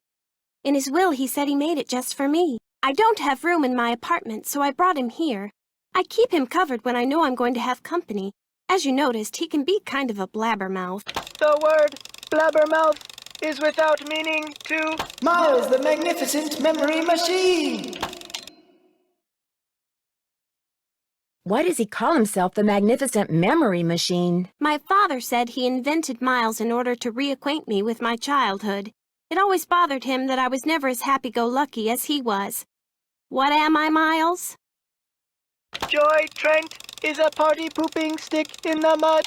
So my father programmed him with a bunch of riddles designed to reconnect me with long-lost memories from my childhood. That sounds fascinating. I don't see it that way at all. I don't want to relive my childhood. My mother died when I was 4.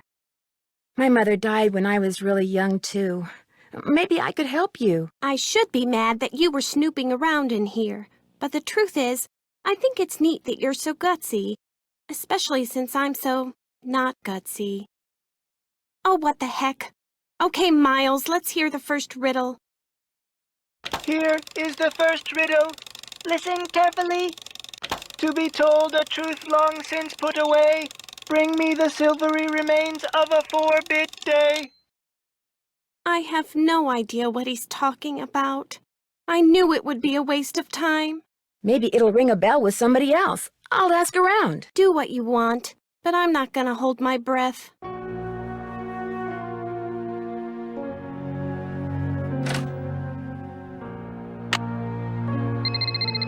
Hello? Hi, Nance. We found some stuff on stenography. Oh, so now it's we, huh? Okay, George found most of it, surprise, surprise. But I helped. Thank you so much. You guys are the best. So go back to the hotel and check your laptop. We emailed a little tutorial to you. But you gotta promise to let us know what the note you translate says. I promise. Thanks again, you guys. Nancy, you're a procrastinator's dream. Know that? Come in. Ask me questions. Ask me lots of questions. I know you're busy, but I was hoping you could maybe help me solve a riddle. If I asked you for the silvery remains of a 4-bit day, what would you give me? A riddle? I love riddles. Okay, let's see. Silvery remains has to be something silver that's left over, right? Okay, now, if 2-bit means worth a quarter, 4-bit would mean worth 2 quarters. Quarters. Captain's quarters, maybe? The hotel adjacent to the park? Captain's quarters day. Day, spelled D-A-E, as in Sunday. That's it. There's this fantastic sundae you can get only at the hotel. They call it a fun day. It's been their specialty for like centuries. Comes with a souvenir spoon. Silvery, as in spoon, get it? Elliot, you're a genius. Next riddle, come on. I'm on a roll, baby. I'm in a groove. Bring it on. I'll let you get back to work. Thanks a lot.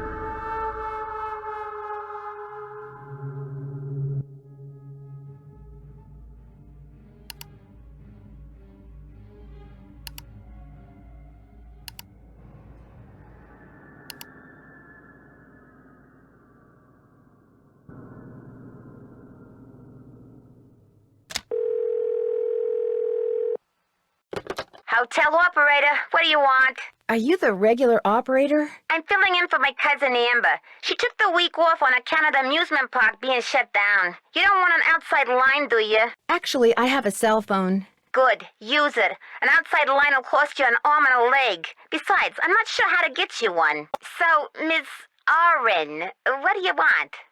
That's Drew. Nancy Drew? Sorry, my cousin's handwriting reeks. So, what do you want, Miss Drew? I'd like to order a fun day, please. 2,480 calories worth of sheer heaven plus one official fun day souvenir spoon coming right up. Anything else? That's it. Thanks a lot. Serving you has been a pleasure.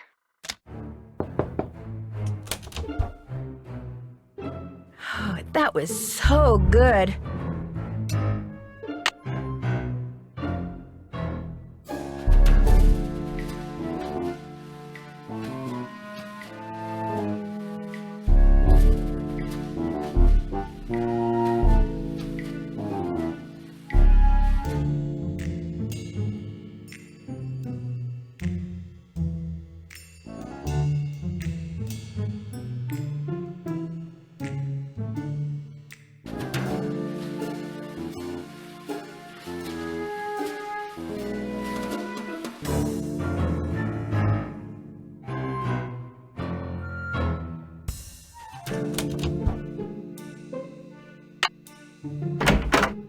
Any luck? Do you ever talk to the other people who are working during the shutdown? I'm not very good at socializing. I couldn't even tell you what any of them look like, quite frankly. I go to work, I go home. That's pretty much my life. I'm pretty sure Miles wants us to bring him the souvenir spoon you get when you order a fun day sundae at the captain's quarters. I have one right here. Give it to Miles and see what happens. Lay it on me.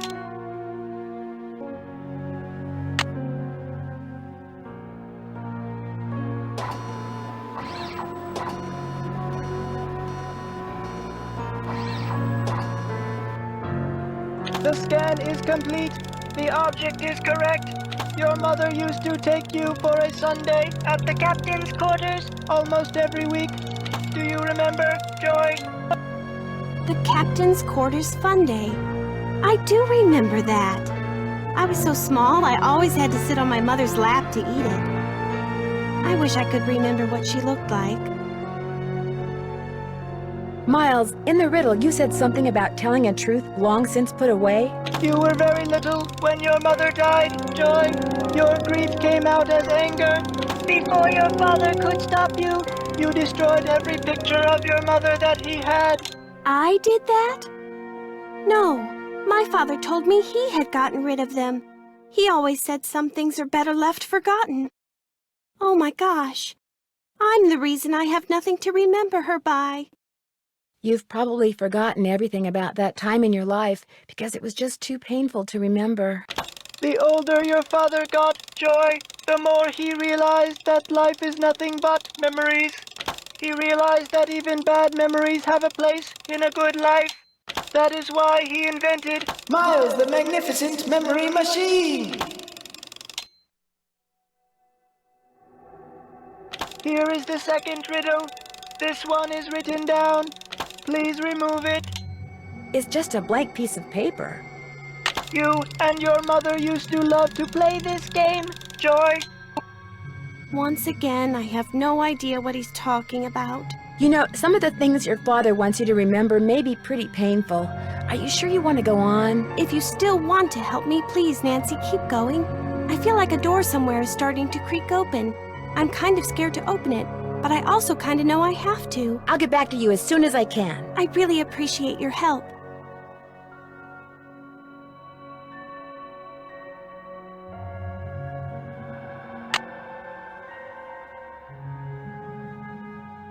The name of the carousel horse is Glory.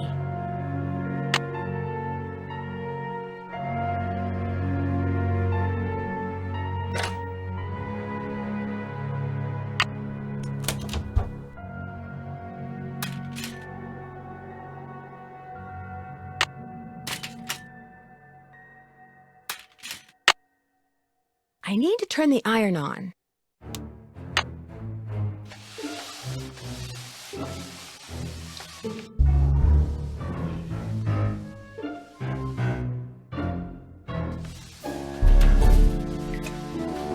The first 8 notes of your favorite band organ tune, plus 1 mouth organ, plus 1 smidgen of talent equals 1 happy Miles. I need to turn the iron on.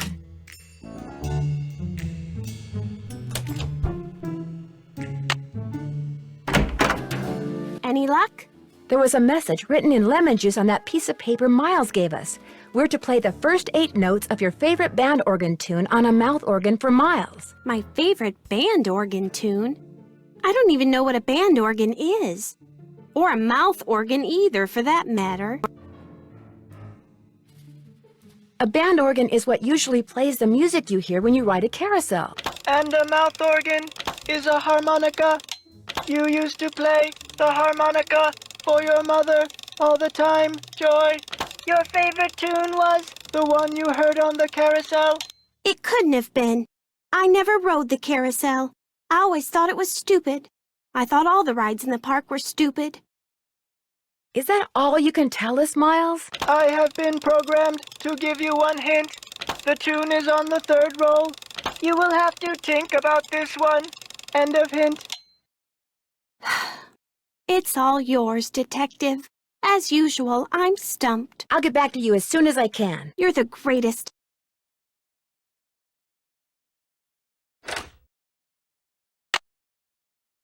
It's locked.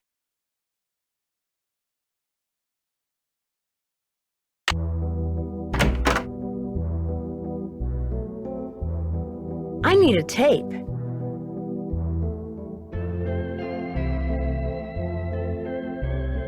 I can't open this without the combination.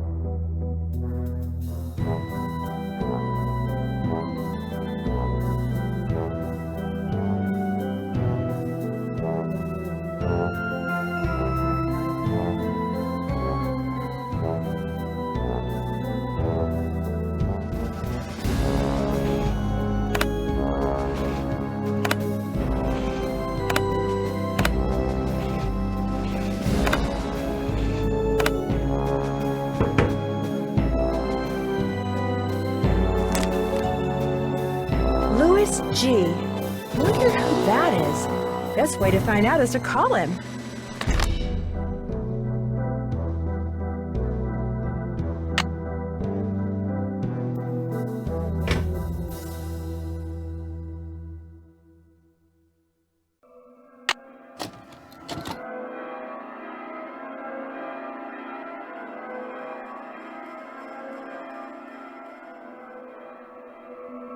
It looks like Harlan's been spying on Ingrid. I better put this back where I found it.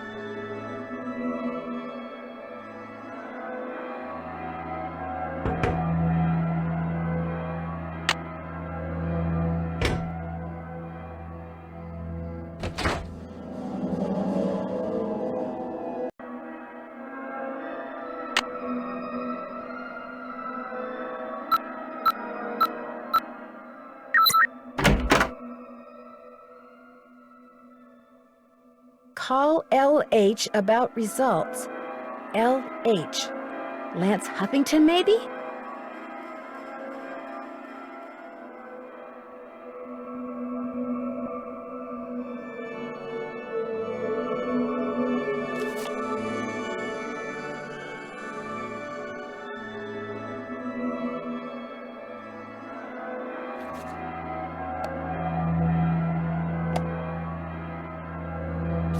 Wow, that's one expensive watch.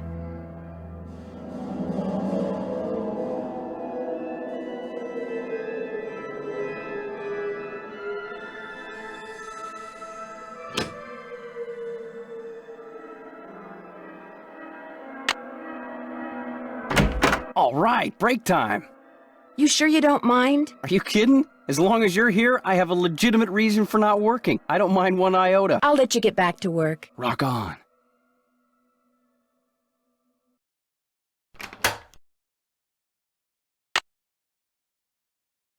Uh-oh, looks like it's out of order.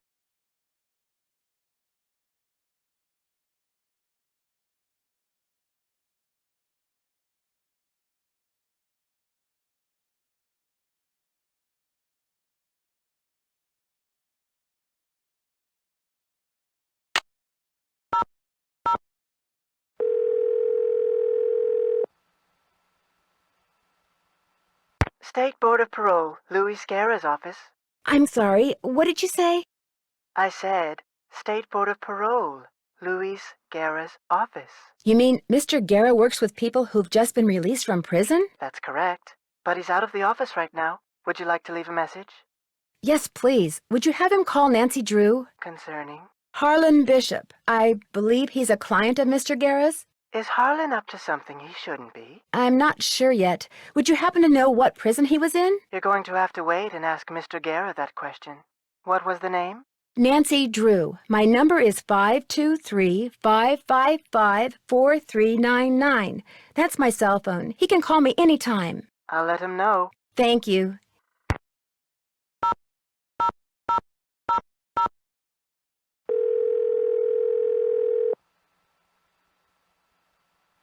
Talk to me. Yes, hi.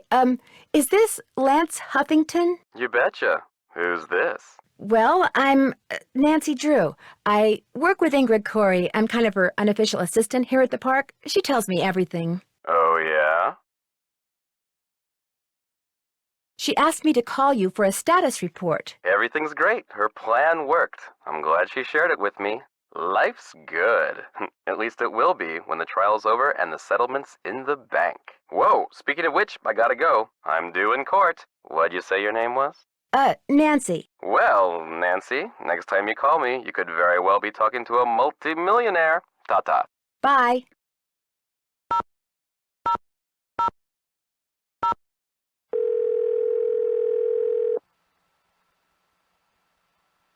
Paula Santos. Hi, Paula. Nancy, what's going on? What can you tell me about the people working at the park during the shutdown? I frankly don't know any of my employees that well. I'm a very hands-off kind of boss. I believe in hiring the best, then stepping aside and letting them do their best. Well, what are some of your general impressions? Well, let's see.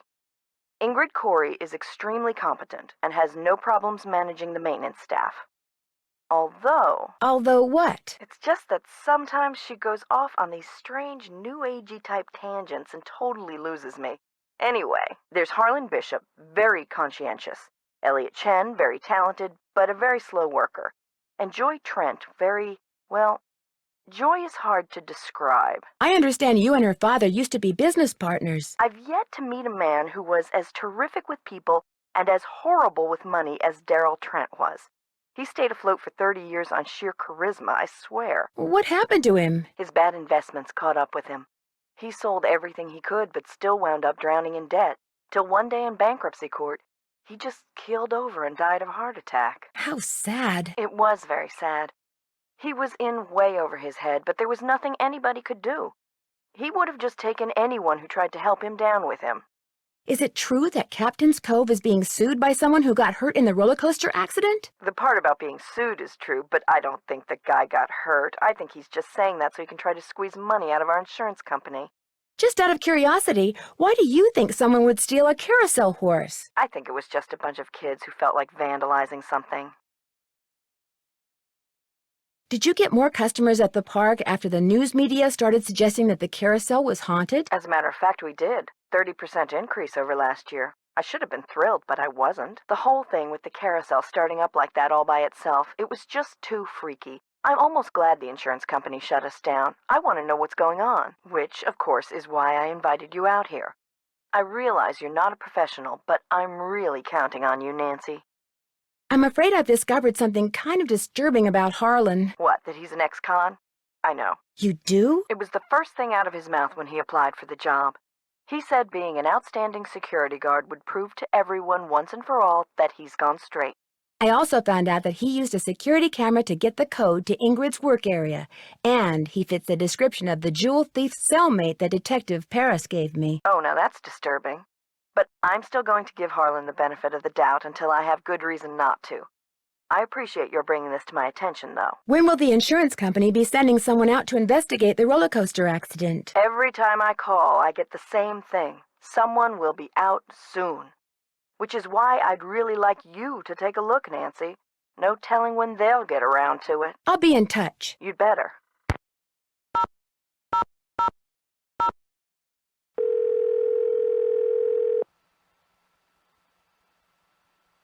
Hi, no one can take your call right now except Togo. And since he's forbidden to answer the phone because he gets slobber all over it, I'm afraid you're going to have to leave a message.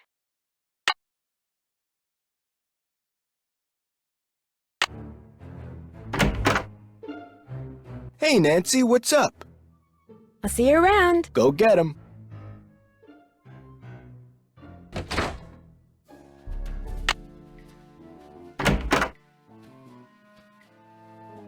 Hello, Nancy. How goes it? How well do you know Elliot Chen? Not very. But I've noticed he has a very strange aura. Very dark around the edges. Odd for an artist, but then it's nowhere near as dark as Joy's. Her aura's a mess. Why do you think that is? She's hiding something. And she's hiding from something. Something very big and very dark. Plus, she eats way too many carbs. To say nothing of pencils. I got your soldering gun from Elliot and fixed that card reader. Does he borrow your tools a lot? Very rarely. He's not exactly a mechanical genius. I understand that you know the man who got hurt in that roller coaster accident, Lance Huffington? I've talked to him. I don't really know him. What did you talk to him about? Look, what are you getting at? You and he could be partners. He gets on the roller coaster, you shut off the power, the coaster stops suddenly, he cries whiplash and sues the park, you share the settlement. Interesting theory. Unfortunately, it's totally wrong. I called him to tell him to rub his neck 3 times a day with witch hazel and lavender. If his neck is really injured, that will cure it. Why are you so eager to accuse me of something? Are you really going to tell me that you can afford a $20,000 gold watch on the salary you earn working here at the park? All right. I have been making money on the side, but it's not what you think. I've been helping someone design a roller coaster. I even let him borrow the blueprints for our coaster, so he could study them, not steal them. I kept it secret because it could be construed as conflict of interest. This guy knows I'm taking a risk, so he pays me very well. Now, your turn. It's obvious that you've been nosing around in here. How did you get in? Someone made a tape of you entering your security code into the keypad outside, which I just happened to see. Harlan. I knew it bugged him that this place was off limits, but spying on me? That guy's got a real problem. As for you, I'd appreciate it if you would kindly remove your nice and deficient little self from my office. I have work to do. Hello, Nancy. How goes it? Any advice on how to go about fixing the Midway game that's broken? It needs to be reprogrammed. Open up the back. Should be some instructions on the clipboard. Check that handbook I gave you if they're too cryptic for you. But you'll also need the plug-in keyboard. And unfortunately, I have no idea where it is. One of my guys probably left it in the park somewhere. Thanks for your help. Remember, niacin.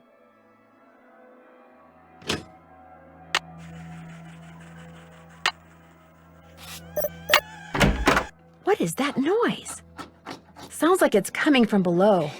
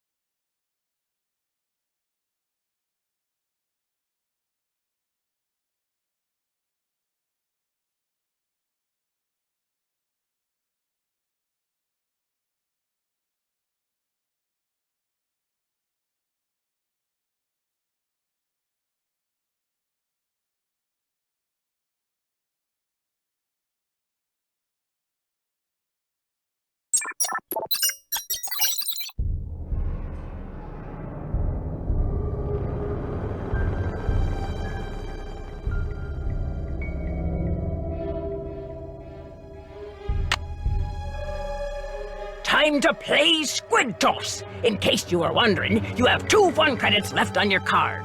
Catapult the squid through the hoop.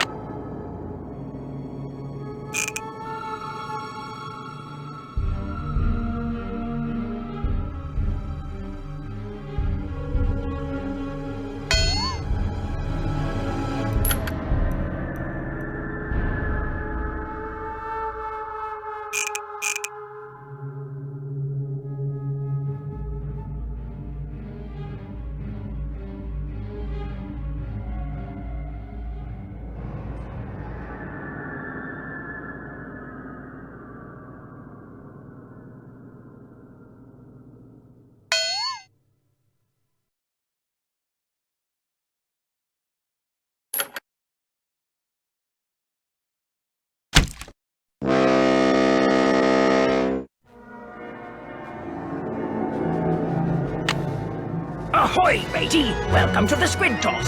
After this, you'll just have 1 fun credit left on your card. Catapult the squid through the hoop.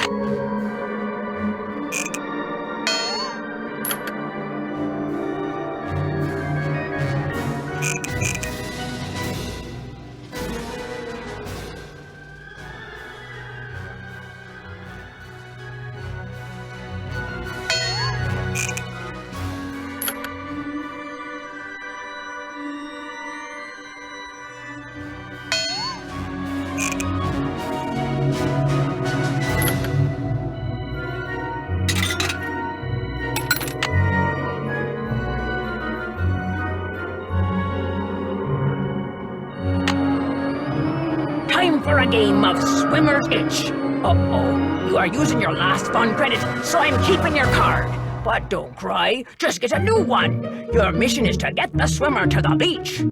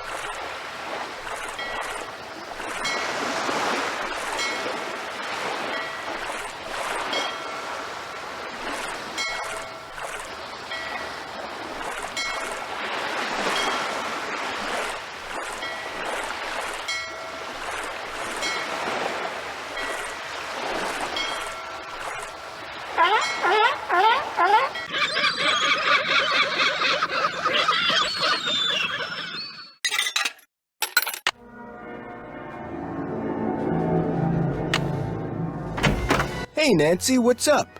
I seem to have used up all the fun on my fun pass. Did you say I could get another one? I certainly did. Here you go. Enjoy. I'll see you around. Go get 'em.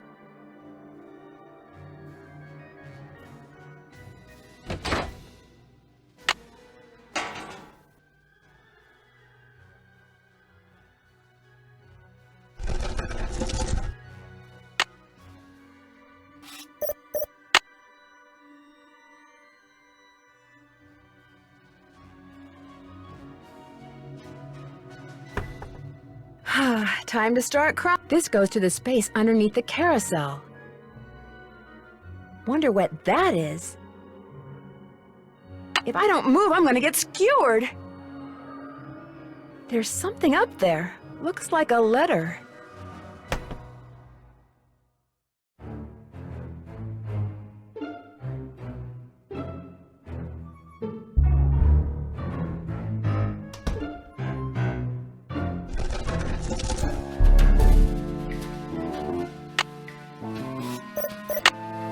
guess I'm gonna have to call Tink, whoever he is. This looks a little like the inside of my aunt's player piano. I wonder what goes on this spool.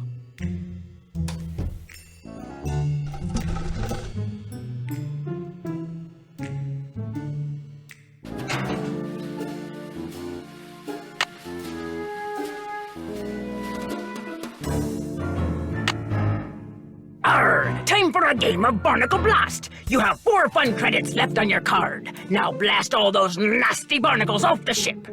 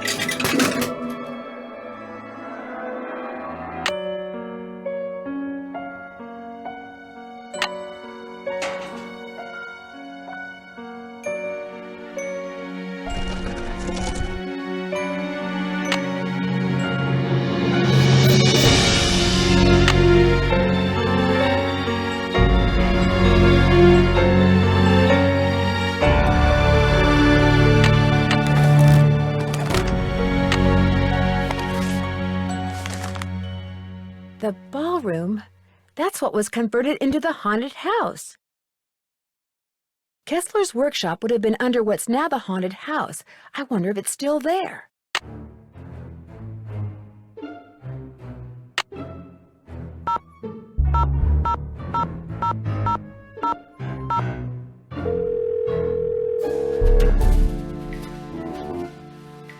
Yeah, this is Tink. Yes, hello. My name is Nancy Drew. I never heard of you. Yes, I know. I'm trying to help Ms. Santos figure out what caused the roller coaster accident that shut down Captain's Cove. So why are you calling me? I run the carousel. I don't know from coasters. Well, to make a long story short, I need to find out the name of the band organ song that's on the third roll. What for? That's between me and Ms. Santos, I'm afraid. How do I know you even know Miss Santos? Okay, to get your number, I had to get the band organ open, right? And to get the band organ open, I had to have an access card. And to get an access card... You'd have to know Ms. Santos. Yeah, I get your point. Problem is, I got no idea what song's on the third roll. Only way you're gonna find out is to play it. Does a band organ still play paper rolls? You bet. Just flip the switch from CD to roll. Of course, you're gonna need roll 3, ain't you? It's in the cabinet in the gear room. You mean the one that's locked? 18, 9, 39. That's a combination. Oh, and one more thing. You're gonna have a problem when you go to load the roll on account of...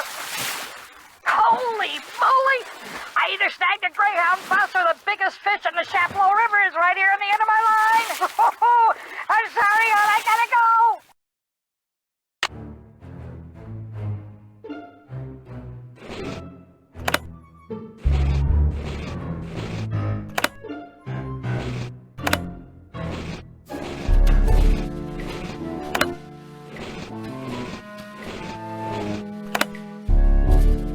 Let's see. Miles said this song is... This must be it.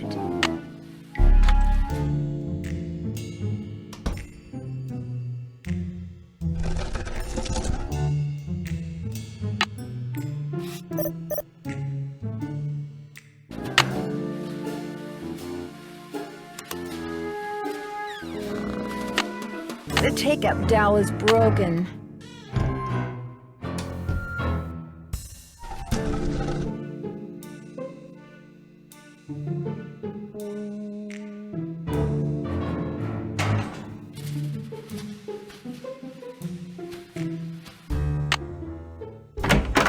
Hey, Nance, what's going on? I need to make a dowel to replace this broken one from the band organ. Would it be all right if I used your equipment? I won't make a mess, I promise. Sure. Got a lathe, wooden rods, safety goggles? Knock yourself out. I gotta go run an errand, though, so try not to cut off any appendages until I get back.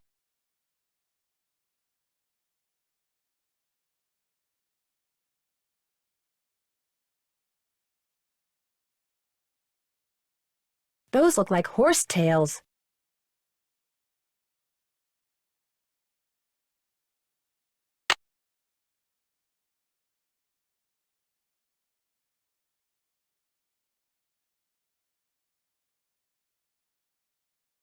Wow, 360 board feet. That's a lot of wood.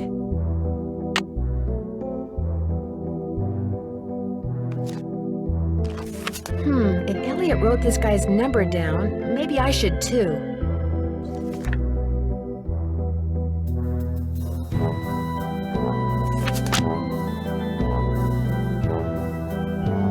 Wow, a lathe.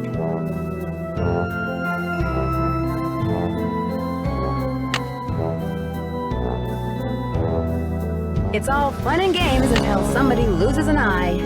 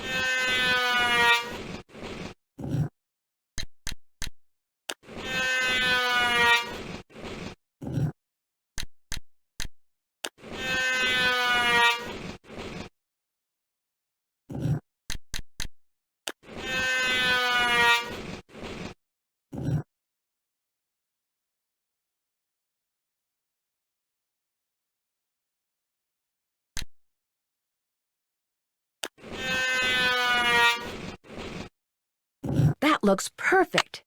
Better leave these goggles here.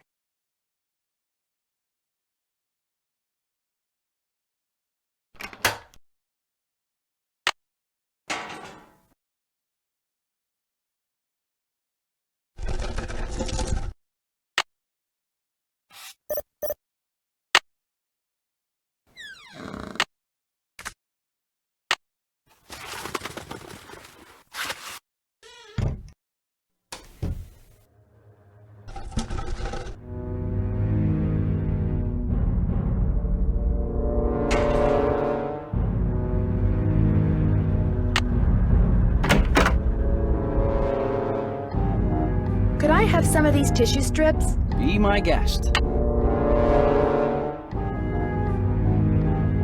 Would it be okay if I took some tape? It might come in handy. Help yourself.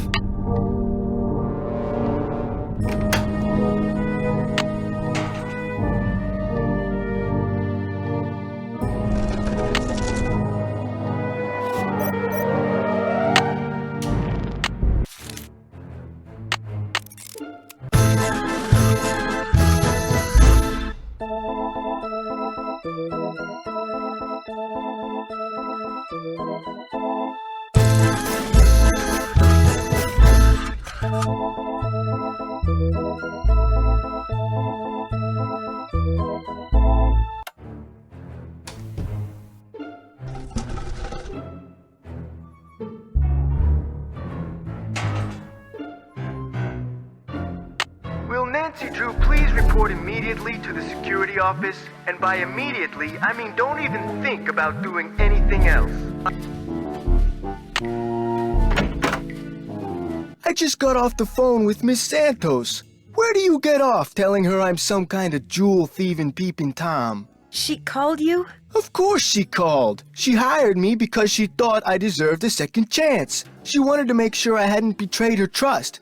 Which I hadn't, by the way. I know that now, and I'm really sorry. I figured if I did a good job here, it would prove to everybody once and for all that I was totally trustworthy. That I was more than just an ex-con. A lot more. Okay, so maybe I'm trying a little too hard. Maybe people's entry codes should be off limits. It's just that this job means everything to me. I don't want to screw it up. I guess I was a little overzealous, too. I'm really sorry. I'll see you around.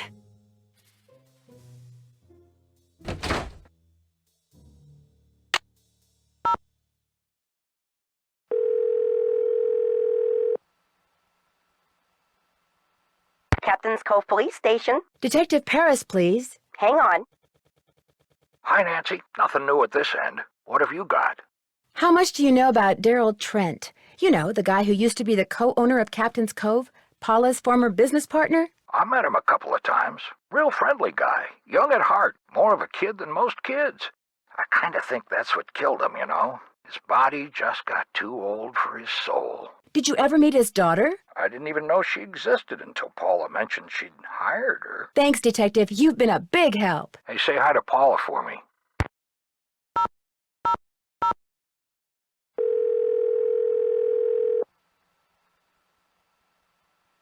Hello? Hey, Frank, it's Nancy. I'm on too, Nance. What's new? That talking thing in Joy's office ratted me out. Uh-oh, it told her you'd been snooping? Yes. For a while it was very embarrassing. Then Joy started telling me how her late father had created Miles, that's a computer, to help her remember her childhood. Why can't she remember her childhood? That's a good question.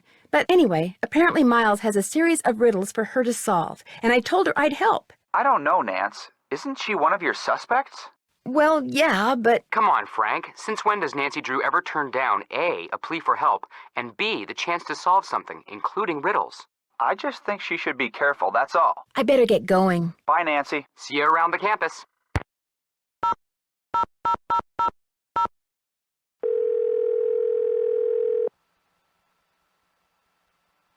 Hello? Hey, Bess, it's me. Hi, Nance. Oh my gosh, he called. Yes, we're going out next Friday. Let me guess. You're going to a movie. Yes, he gets free tickets and free refills. There you have it, Nance. Bess has achieved nirvana, and I'm free to move about the room without fearing for my life. So what's new with you? There was a brochure for a sports car in Ingrid's work area, the Pandora 2XS. That is like the hottest car ever. One of the most expensive, that's for sure. She must make a ton of money. Either that or she's about to come into a ton of money. The engine oil thickens. I almost got creamed by the roller coaster when I was on the tracks looking around, and I don't think it was an accident. Someone tried to kill you? Ouch. I found one of Joy's chewed-up pencils just before it happened, but she says she doesn't know how it got there. Just from now on, stay away from that coaster, Nan. Stick to the carousel. Man, I never thought I'd hear myself say that. I translated that stenography note thanks to you guys. So what did it say? Well, it wasn't really all that exciting. It was a memo about how somebody bought the horse that was called Glory off the carousel, and how it would have to be replaced. All that research for that? Bummer. Why would someone buy a carousel horse? Because they knew there were jewels hidden inside? Could be. Looks like we'll never know. Darn it. Turns out Ingrid was calling Lance Huffington to share a remedy for neck pain with him. Or so she says. She's also been making money on the side by helping someone design a roller coaster. Or so she says. I agree with Beth. Don't go erasing her from your suspect list just yet, Nan. Catch you guys later. Keep in touch. Keep up the good work.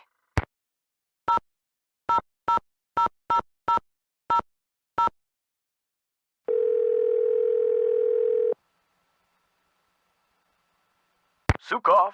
My name is Nancy Drew. I saw the article you wrote about Rolf Kessler in the Collector's Hot Sheet magazine. That was several months back, but go on. Well, seeing as you're pretty much an expert on Kessler as well as carousels, I wondered if you could answer a question or two for me. I'd be delighted. Did you by any chance hear about the horse that was stolen off the carousel at Captain's Cove Amusement Park in New Jersey? It was one of the carousels that Kessler carved. Yes, I did, and I thought, how odd. Because, you see, I'd gotten a call from someone about a month prior to that asking me how much I thought one of those horses would be worth. Really? Do you have any idea who it was that called? None whatsoever. He never gave me his name, nor did he say where he was calling from. The thought that I may have actually encouraged someone to mutilate a work of art. Oh. How much would a horse from a Kessler carousel be worth? Depending on its condition, whether it's an inside horse or an outside horse, whether it's the lead horse, anywhere from $80,000 to well over $100,000. Wow, that's a lot of money. Yes, it is. But Kessler carved horses for only 5 carousels in his lifetime. So not only is each horse exquisitely beautiful, but it's very rare, especially if it's the lead horse. The lead horse? The outside horse, just behind the chariot, the place where you can sit instead of ride. It's traditionally the most ornately carved horse on the carousel, hence the most valuable. Did you hear about how the carousel at Captain's Cove is now allegedly haunted because one of the horses was stolen? Yes, what a wonderfully romantic piece of nonsense. Do you have any idea why someone would be going to the trouble of making the carousel turn on and off by itself? As a matter of fact, I do. I think that someone wants publicity. Whoever stole the horse wants people to know that it's gone so that when he or she goes to sell it, there will be a whole slew of eager buyers. But we're talking about stolen property. Are you saying people would willingly buy something they know was stolen? We're talking about the black market, my dear. Great works of art get stolen by thieves and bought by less than scrupulous collectors all the time. If someone did steal that horse off the carousel in order to make money off of it, what would be his or her next move? How would they go about selling it? Well, the thief would probably get a middleman to set up a bidding war between several buyers in order to get the highest price. The internet comes in very handy in such matters. Thanks for all the info. Always happy to share my mental wealth.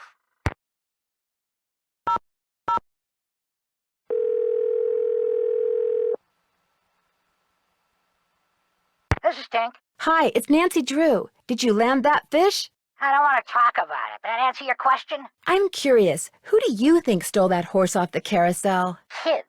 Daring each other, doing stupid kid stuff. Or maybe somebody just liked the way old Nightshade looked and wanted him for himself. I don't know. Nightshade? That was its name. Nightshade. Kessler gave all of his horses names, painted them on their bridles. Have fun fishing. I'm trying.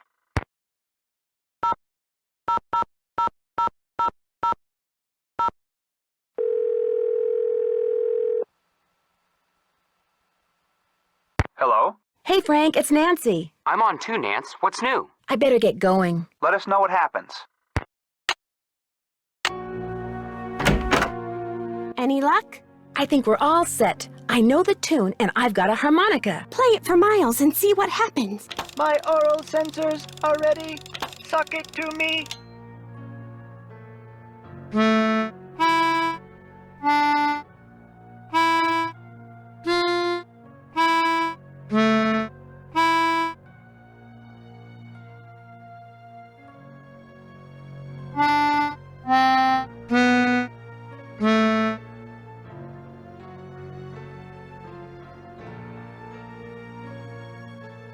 Close, but no cigar. Let me try again.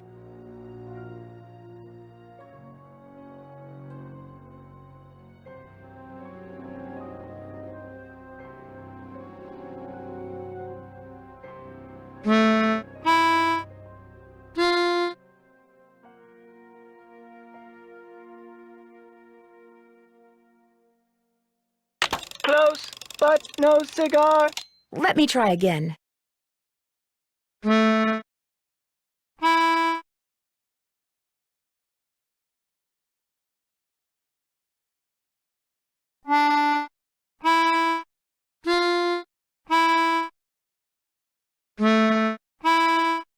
Hooray! I remember that song. I did ride the carousel. Over and over and over. Always the same horse. Always the same black horse.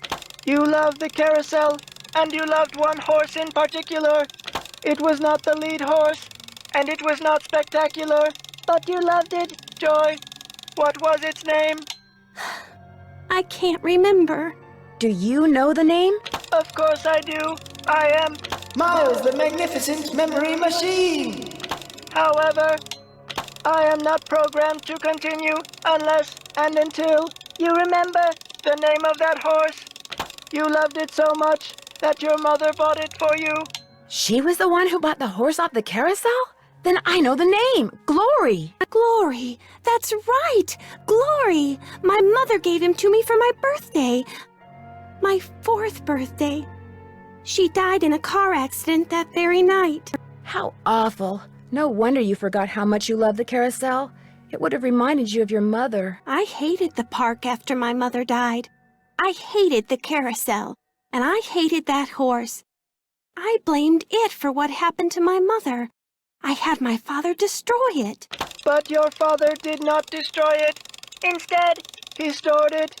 He hoped that someday, with the help of Miles the Magnificent Memory Machine, you would come to terms with your past. And because that is what you are doing, here is the third and final riddle. Ask Tink for the book you and I used to read about Kessler and Amelia So Kind. Give her nickname a spin on spook number 10. Then the brass prize arrange on its forearm so strange. And something long lost and cherished you'll find. Tink's the guy who runs the carousel. Let's give him a call. I've got his number. No. Nancy, I did something terrible. I turned the power off to the roller coaster and caused the accident that shut down the park. I blamed Miss Santos for my father's death, just like I blamed that horse for what happened to my mother. I feel horrible. Keep going without me, Nancy. I have to go see Ms. Santos and apologize.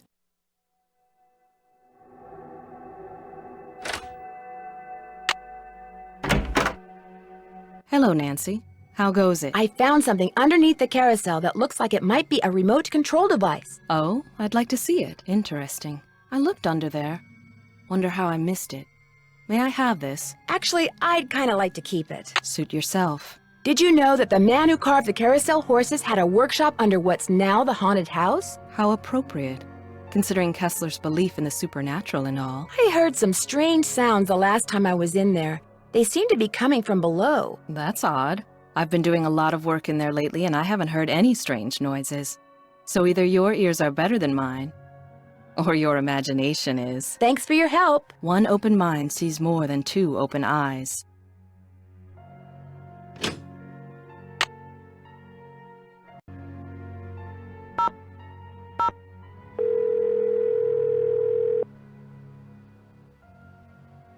Tink here. Hi, Nancy Drew again. Now what? According to the late Daryl Trent, you have a book about Rolf Kessler and his wife. Not anymore, I don't. You don't have it? Daryl Trent was kind of an oddball, you know what I mean? So when he gave me the book, I said I'd hang on to it just to humor him. As soon as he died, I pitched it. Did you ever read the book yourself? Nah, not really. I just kind of glanced through it. Maybe you can help me. Kessler apparently had a special name for Amelia. Who's Amelia? Oh, never mind. Sorry. Have fun fishing. I'm trying.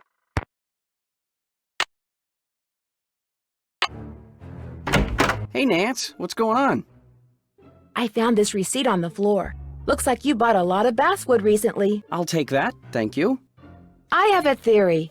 Someone stole that carousel horse, then made it look like the carousel was haunted, so the publicity would make the horse worth more on the black market. I'd be impressed except for one thing. No amount of publicity can change the fact that the stolen horse was not carved by Rolf Kessler. The thing is, I just found out who bought the carousel horse that was replaced years ago. The horse that was stolen was definitely not the one that had been replaced. Well, then I guess I stand corrected. I understand that carvers like Kessler preferred to use basswood, which is kind of interesting, seeing as you just got a shipment of basswood. Okay, if you want to know the truth, I was going to try my hand at carving a carousel horse to replace the stolen one. I didn't want to tell anybody in case I stank at it.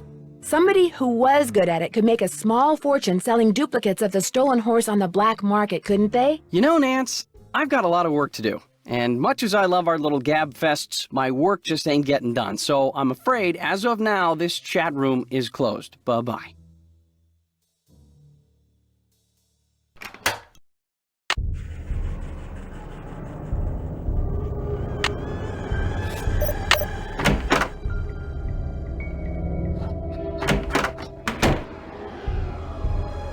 Looks like Spook 10 is missing an arm.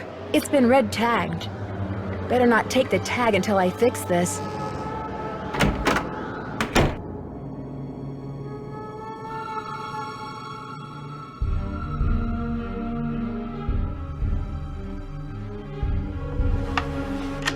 That symbol looks familiar. It's locked.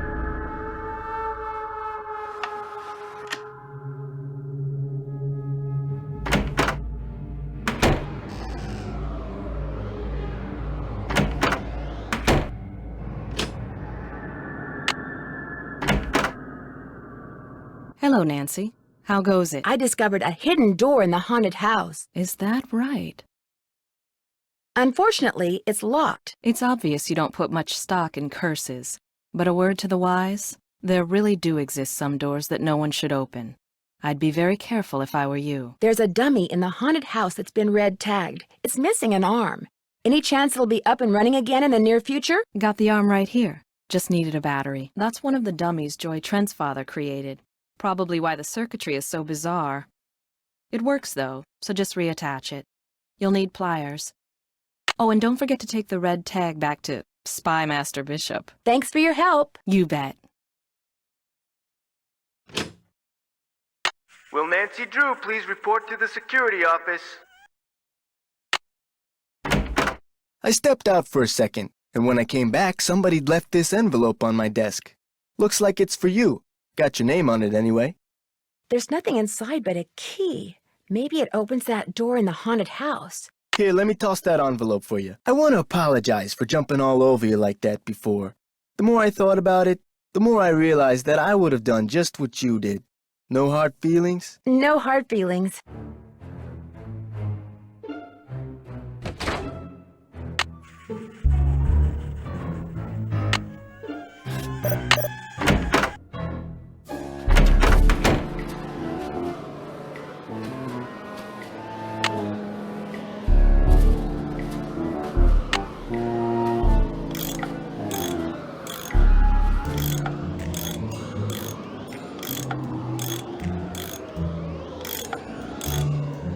That looks tight enough.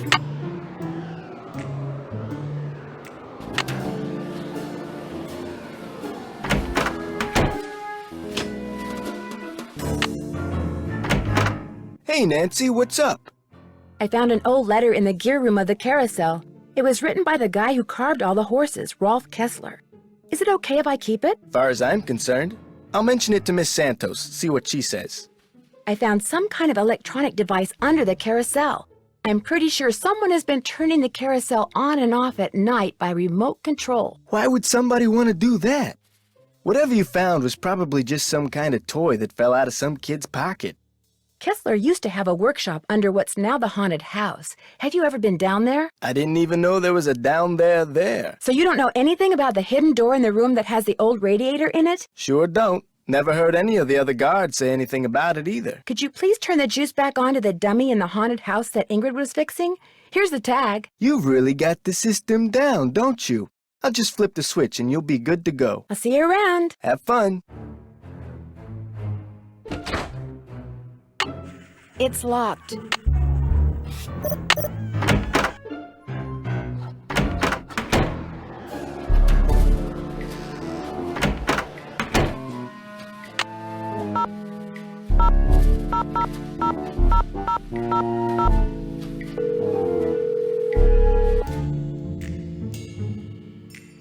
Paula Santos. Hi, Paula. Nancy, what's going on? There's this locked door in the haunted house that I'd really like to open.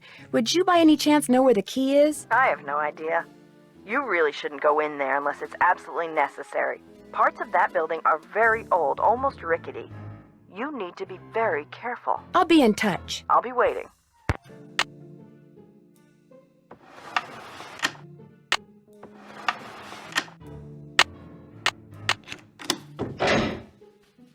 Maybe these stairs go down to Kessler's workshop.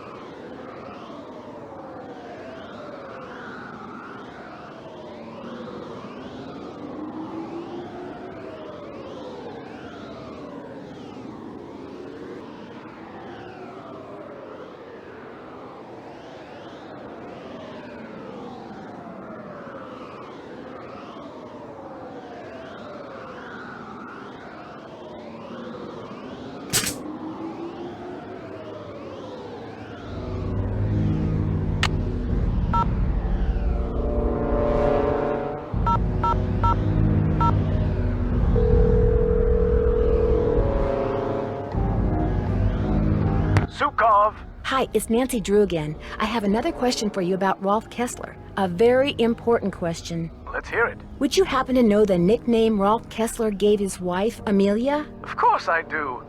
At least, I thought I did. It was an Austrian term of endearment, rather common. Oh, come on, Anton, think. Spatzi! That was it. Spatzi! S-P-A-T-Z-I. He always called her Spatzi. Has anyone ever forged a carousel horse? You know, carved a copy of a Kessler or something, then passed it off as the real thing? Oh, yes. I've been called in to authenticate horses that turned out to be mere replicas at least a dozen times in my career. Some forgers will make several copies of the same horse. I remember a case where 3 people claimed to have the exact same loof. Interestingly enough, all 3 of them were fakes. Thanks for all the info. The pleasure was all mine.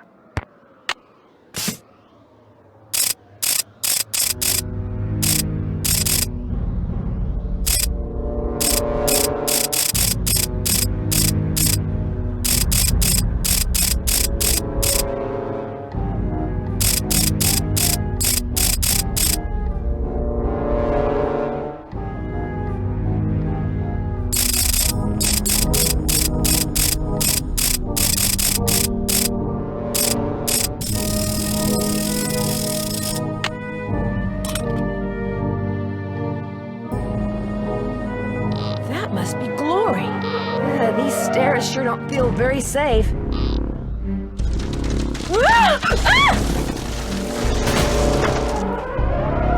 Oh my gosh, these must be jewels from that jewel heist.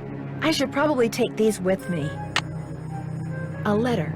Joy's father must have left it for her. My dearest Joy, I hope Miles and his riddles have helped you remember how much you adored this horse and how dearly you loved the woman who gave it to you. I found this picture of her years ago, but I didn't want to give it to you until I knew you were ready. She loved you more than anything, Joy. We both did, Dad. P.S. If you want to see where Glory was carved, look for Kessler's symbol on the wall. I could never spend a lot of time in there. Very strange vibes. That must be Joy's mother. She was beautiful.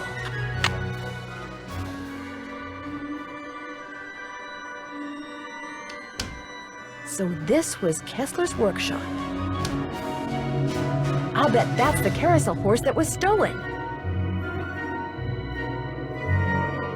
Somebody's been making reproductions, or should I say forgeries.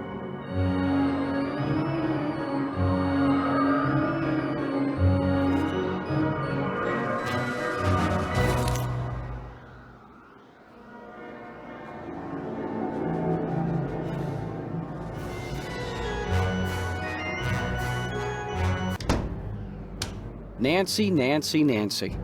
What have you done? It's what you've done. You stole the horse, you fabricated the whole haunted carousel thing to increase its value, and now you're making not just one forgery, but several. You think? You let everyone believe you were just a hopeless procrastinator. But this is the real reason you're behind in your work, isn't it? Right on all counts. Unfortunately, you're not going to get to tell anyone else. Ever.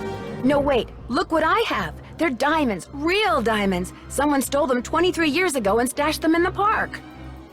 Well, well, little icing on the cake. That's right. You want them? Here. Ouch! Hey! I've got to get out of here.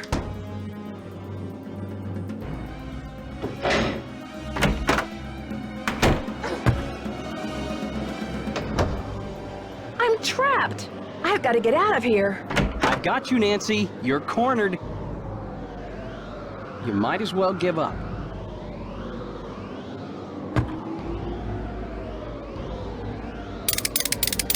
Ah! Ah! Soon as I get out of here, I'm going to call the police, Elliot. So don't bother making plans for tonight. Or the next 10 years. Dear Ned, after trapping Elliot, I managed to pry the exit open and had Harlan call the police. Elliot admitted to stealing the carousel horse and planning the remote control device. He knew that publicity from the hauntings would increase the value of his forgeries. Needless to say, he's gone back to not liking me. Harlan, on the other hand, adores me now, because not only did he share the credit for busting Elliot, but his sudden fame brought him 3 job offers. He's staying on at Captain's Cove out of loyalty to Paula, but he's happy knowing that being an ex-con will probably never be an issue for him again. As for Ingrid, she promptly attributed Elliot's bad behavior to a deficiency in some mineral I couldn't pronounce. And Joy, when I gave her the picture of her mother, she started smiling and has yet to stop. Inventing Miles was the best thing her late father could have done for her. In fact, when I went to the park to say goodbye just now, she wasn't in her office. She was riding the carousel. Ever yours, Nancy.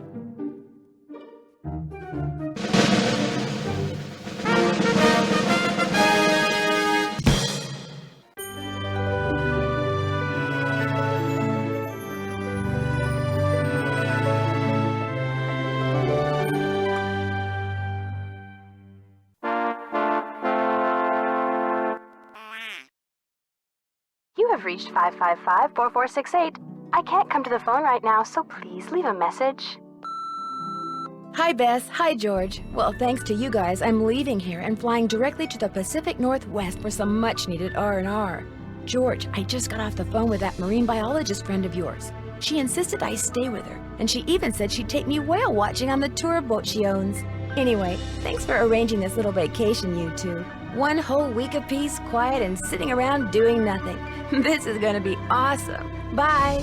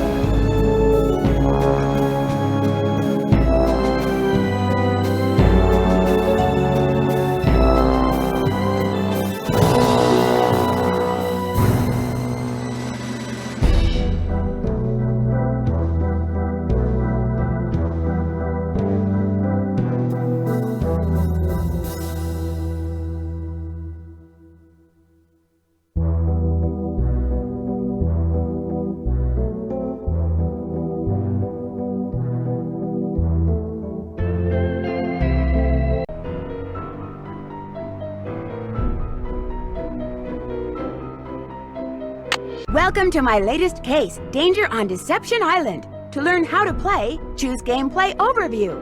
When you're ready to start the game, choose either Junior or Senior Detective.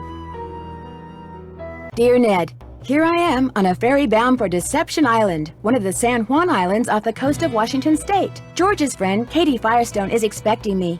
Katie's a marine biologist who's doing research into deep water parasitic growth. She also owns a whale watching boat and takes tours out practically every day. I should be excited, but for some reason I feel on edge, like something's out of whack. Maybe it's because George and Bess arranged this little vacation for me, and sometimes their plans don't work out so well. Or maybe it's because we're about to dock at a place called Snake Horse Harbor. Kind of a creepy name for a town, don't you think? Or maybe it's because I haven't been on vacation for so long that I've forgotten how to relax. Anyway, we're here. It's not raining, but it's not sunny either. It's just kind of gray. Maybe that's why I feel so strange. Ever yours, Nancy.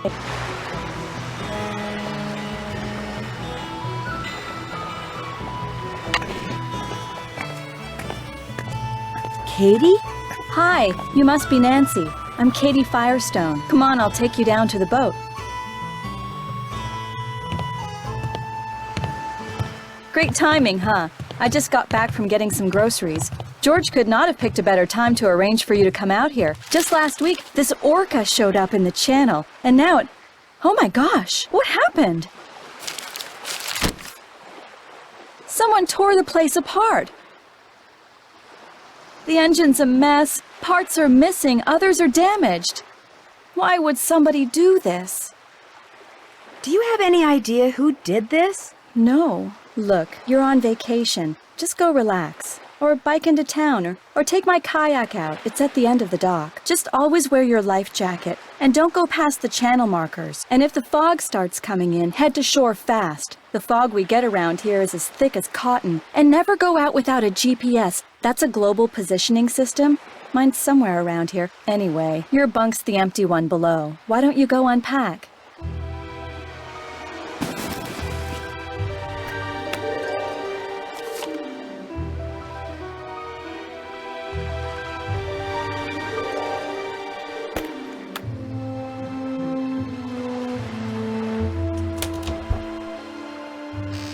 Wonder what's in here.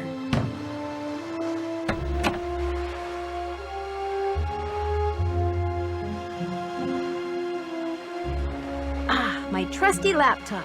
Good thing I recharged my batteries.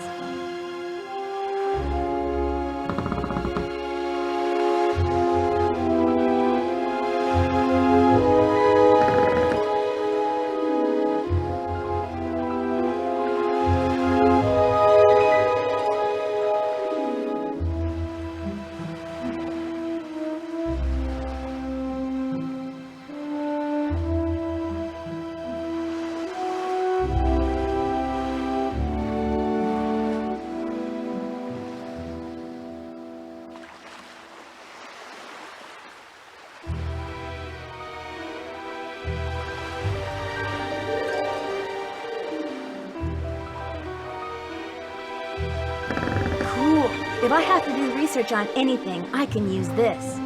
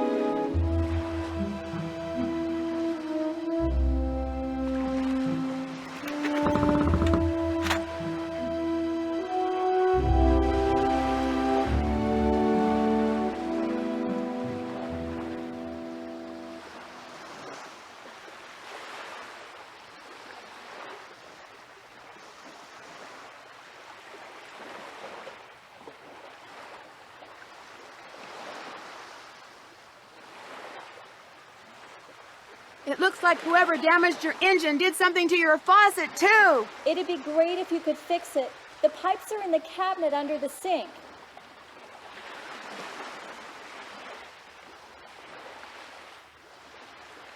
At least the person who messed up the faucet left all the pipes here. I hope.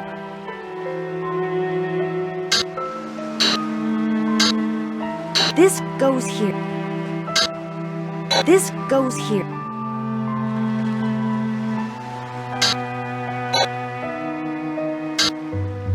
This goes here. This goes here.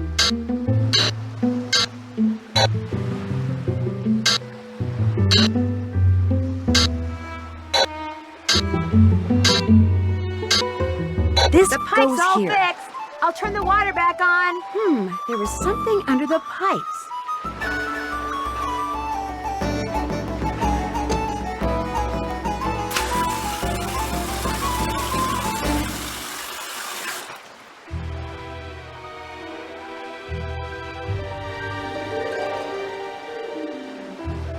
Apparently our saboteur took all the books out of the drawer up here.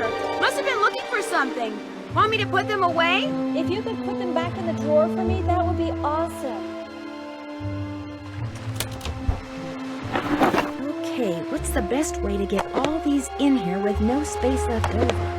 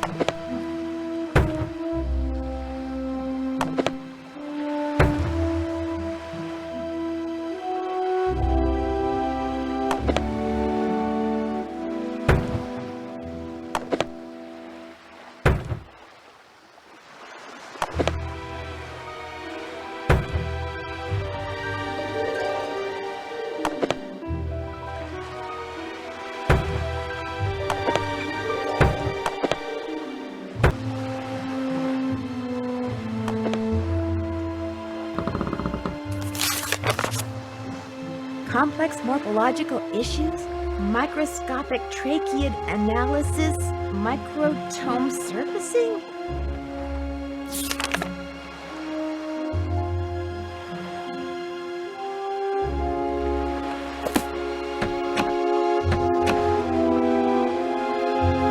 Okay if I use your microscope? Sure, go ahead.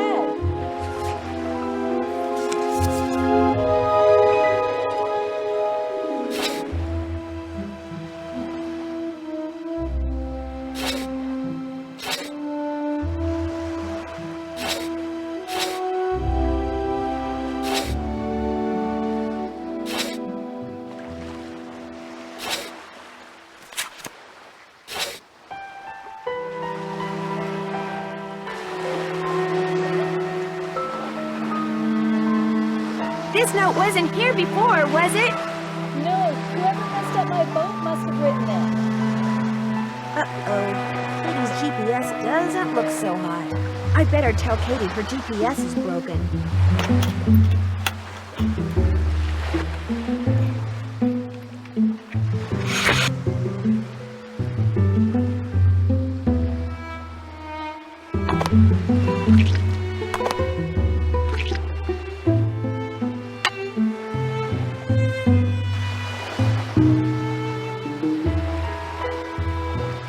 You know, Nancy, for what it's worth, I shot my mouth off pretty good at the town meeting last night. What do you mean? This orca, this killer whale, showed up in the channel about a week ago and has been hanging around here ever since all by itself. She was getting way too close to boats, so I called the National Marines Fisheries Service. They made some recordings and did some tests and are analyzing them. In the meantime, they ordered all boats to stay at least 300 feet away from her or risk paying a $1,000 fine. That's what the meeting last night was about. Some people don't like that idea? The people that fish for a living sure don't. They're steering clear of the whale by taking the long way around the island to get out to sea, which costs them time and fuel. Some people say she should be captured and towed out to sea. And what do you say? I agree with the no-boat zone. I also think that if she's found to be sick, she should be shipped to a research facility for treatment, not returned to her pod. I said as much last night, only much more strongly. Who's Andy Jason? Andy does whale watching tours too. If I had $1 for every time he's come here trying to talk me into selling out to him, I wouldn't be fixing this engine. I'd be buying a new one. Do you want me to call the sheriff for you? Actually, I'd rather not get the sheriff involved. The insurance company would raise my rates, and I just can't afford that. Besides, I've got my very own private detective now. You. I'm afraid whoever tore up your boat also wrecked your GPS device. Oh, no. It'd be a shame for you not to go kayaking. I know. Bike to the Hot Kettle Cafe and see if Holt Scotto will let you borrow a GPS from him. See you in a bit. I'll be right here.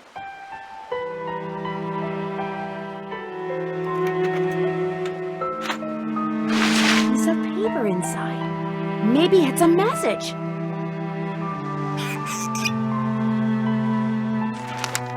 That's odd.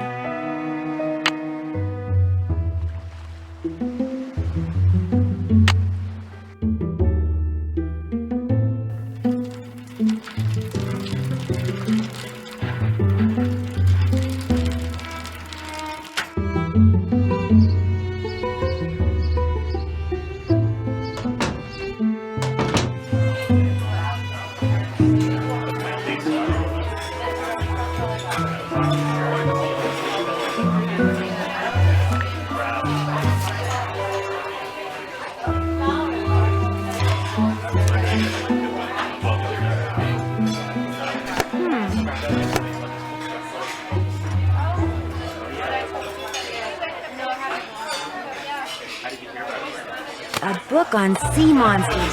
Very cool.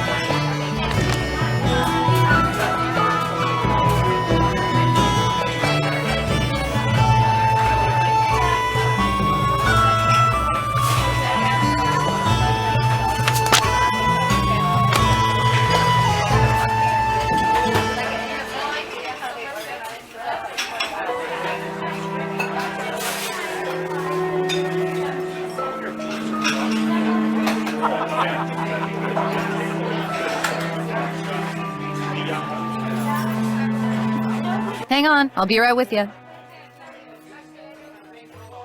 Actually, I'm looking for someone named Holt Scotto. So what do you want?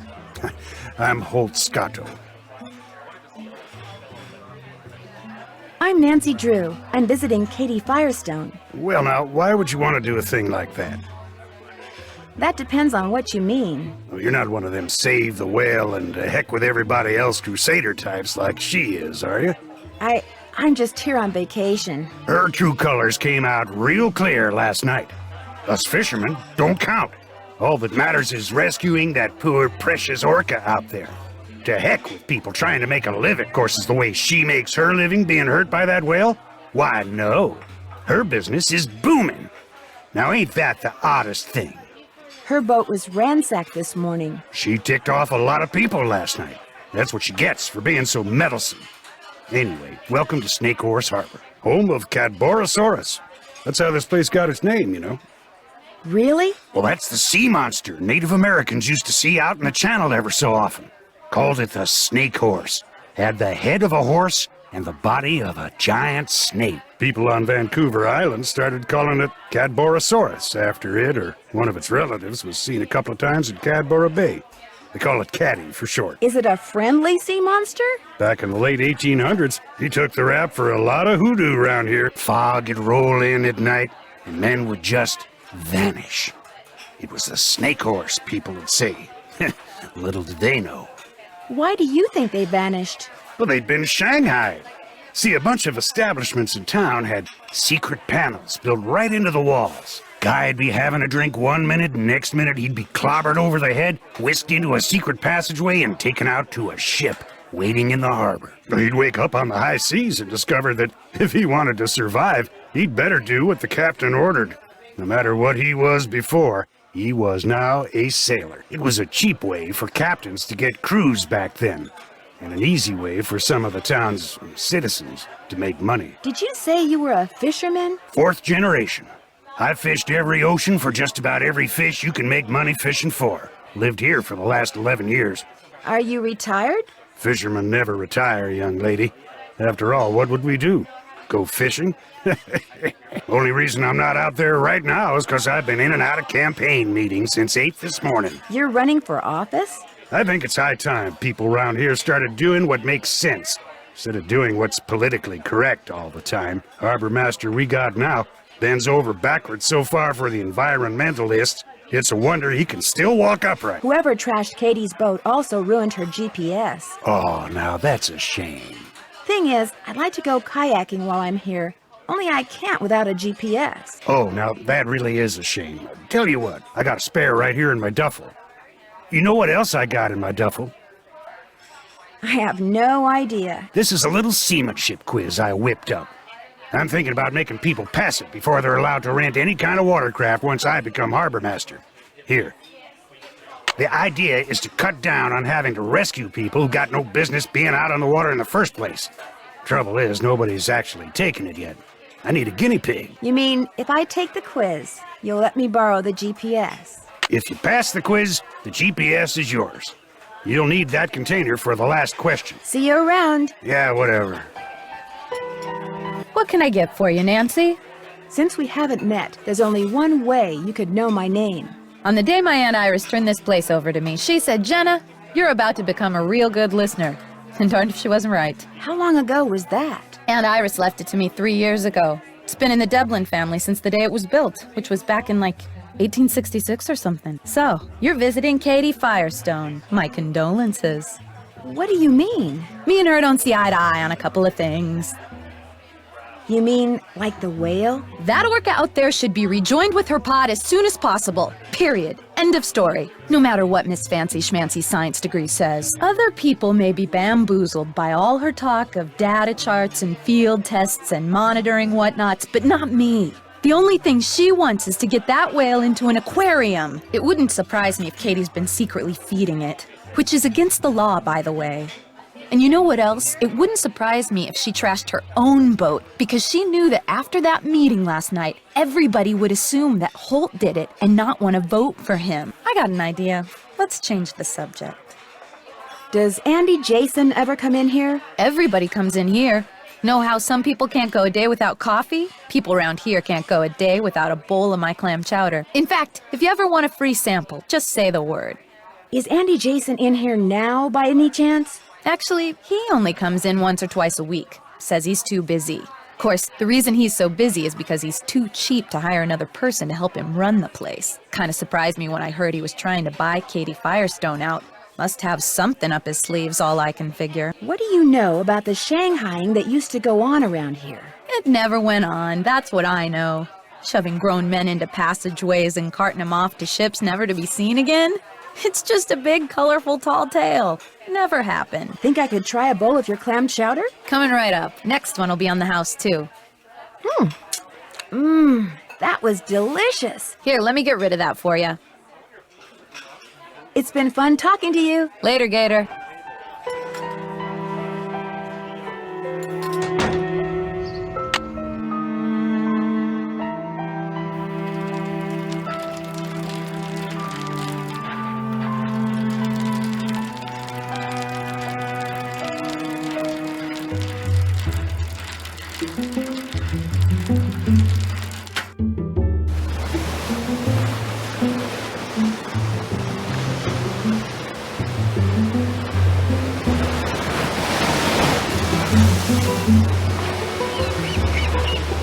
Yuck! I'm not picking them up. These would be great for rock skipping.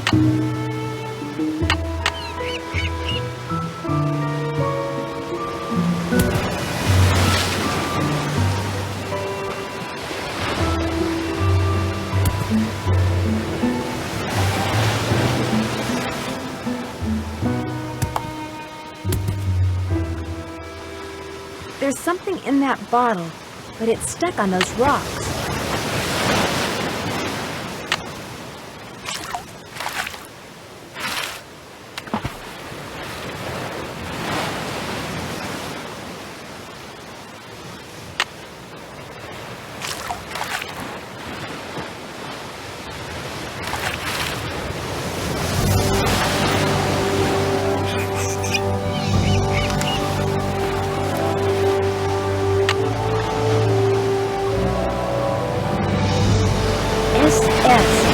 Maybe this broke off from a ship.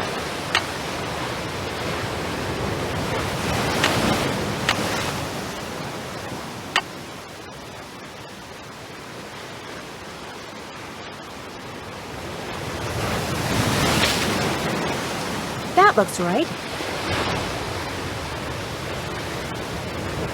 Perfect. Good.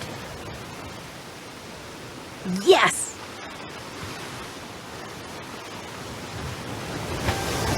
Correct! Am I smart or what?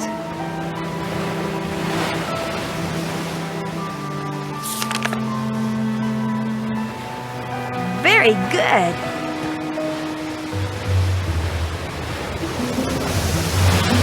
Perfect! That should do it. I have to bring him a male Dungeness crab?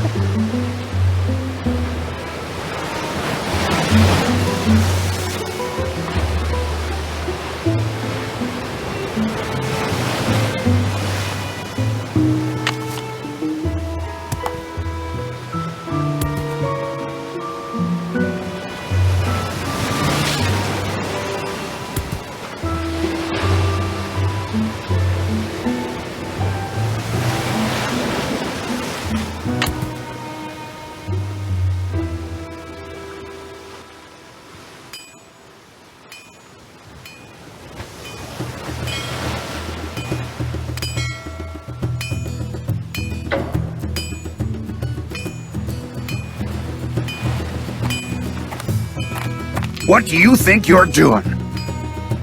Those signs over there say no trespassing, which means keep out, which means you, girlie. Girly? Leave. But I just... Now.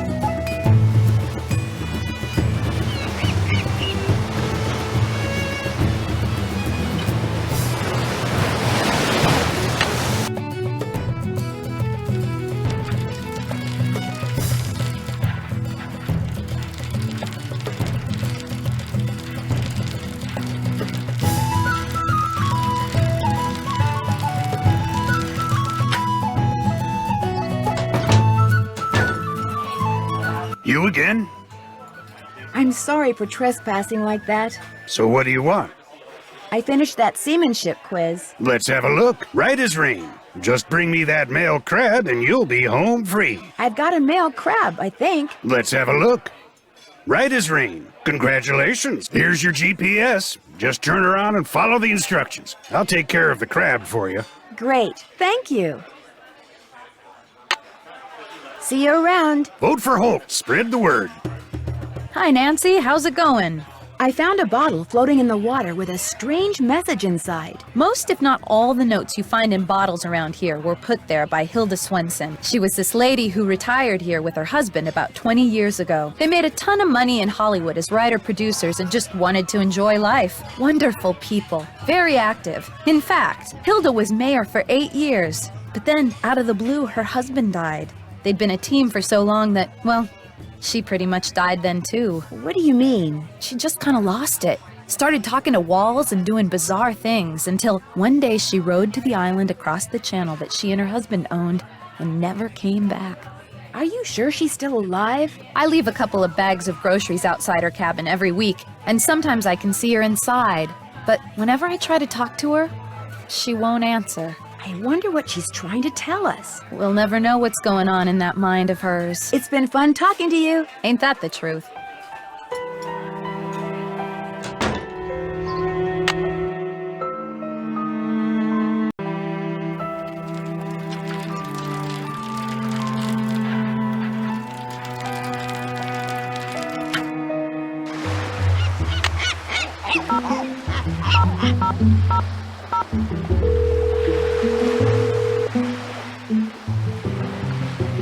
Hello?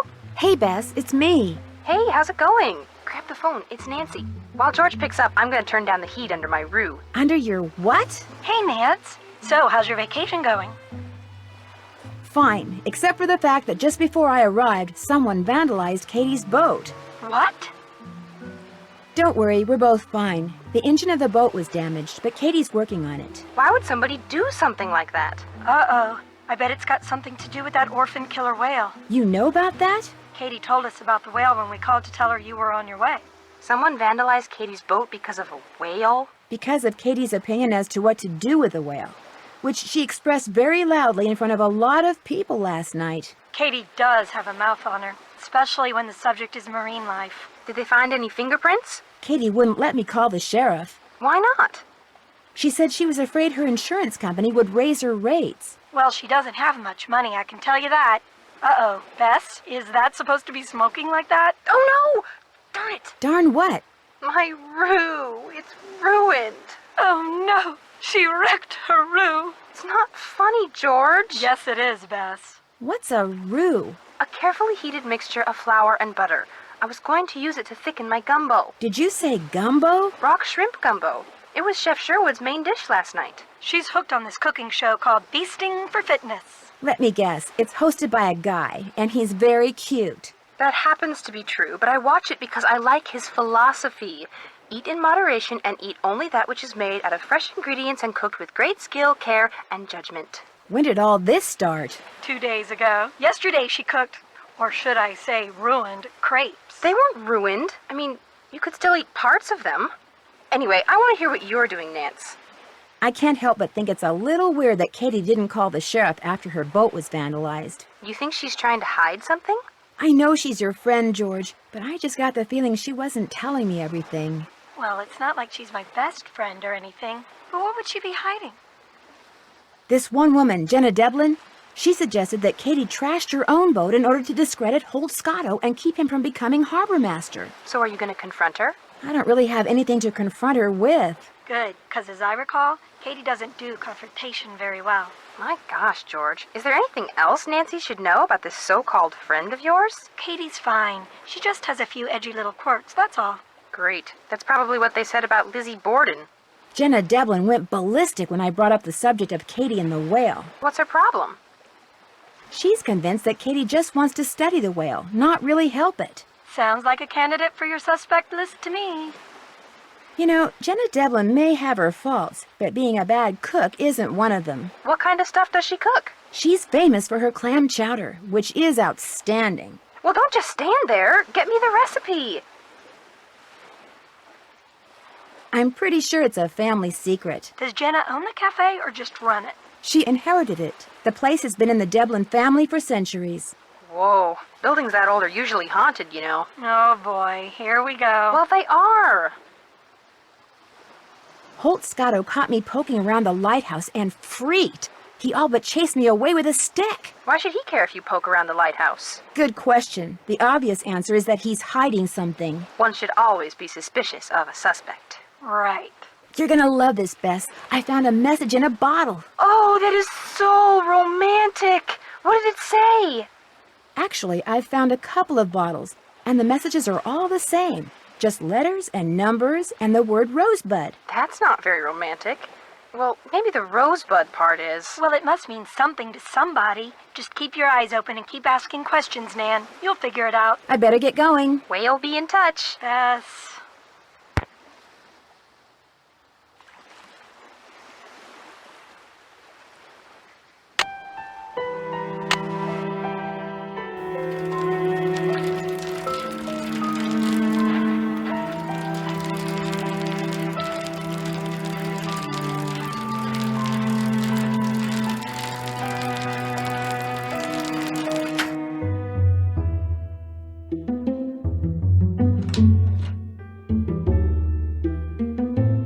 Hi there. Welcome. What can I do you for? Are you Andy Jason? That's me. How'd you know? I'm Nancy Drew. I'm a friend of Katie Firestone's. I saw your business card on her boat. Nice to meet you, Nancy. Any friend of Katie's is a friend of mine. So you consider yourself to be a friend of Katie's? I like to think we're friends, or that we could be friends if she'd just be reasonable. You mean if she'd just accept your offer? I'm offering her the deal of a lifetime. She'd make more money, she'd have more free time. I mean, look at this place. I run a first-class operation. It's my mission to see that everyone who comes to Snake Horse Harbor leaves with a greater appreciation for marine mammals. And if I make a buck in the process, that's cool too. Why do you want to buy Katie out? She can't be taking that many customers away from you. I don't like her taking any customers away from me. And frankly, with this whale doing its orphan thing out there, I'm losing a lot of customers to her. Isn't the whale just as good for your business as it is for hers? Katie convinced the fisheries service that she should be allowed to monitor the orca's condition, which means she can get right up next to the whale while my boat has to stay away. Katie takes passengers with her when she checks on the whale? Paying passengers, as many as she can safely fit. What do you think should be done with the orca out there? Nothing. I think people should just leave it alone. I mean, why do we humans always think we know best? We can barely deal with ourselves, let alone a whole other species. Someone ransacked Katie's boat while she was in town this morning. Made a real mess. Wonder if it's related to those burglaries. What burglaries? A bunch of stuff was stolen from 2 shops earlier this week. Food, tools, clothing, electronics. There was no sign of forced entry, no trace of who did it. Sheriff's still scratching his head. Whoever ransacked Katie's boat tore a bunch of parts out of her engine. It's like they wanted to make sure she couldn't go anywhere for a while. That's too bad.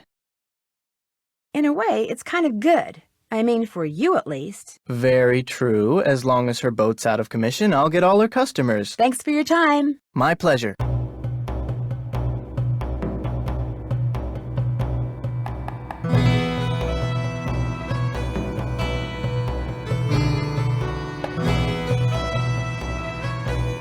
Wow, that's a beauty.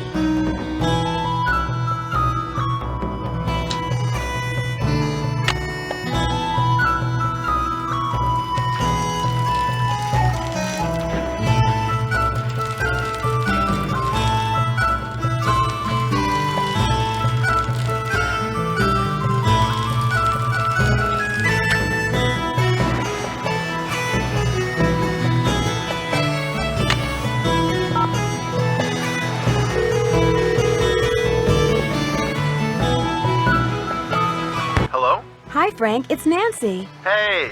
Joe, lock her up and then get to a phone. It's Nancy! He's locking someone up? Goldie, she's not a someone. She's a something. Hey, Nancy. How's life in the Pacific Northwest? Well, someone ransacked Katie's boat just before I arrived. Wow, that's great.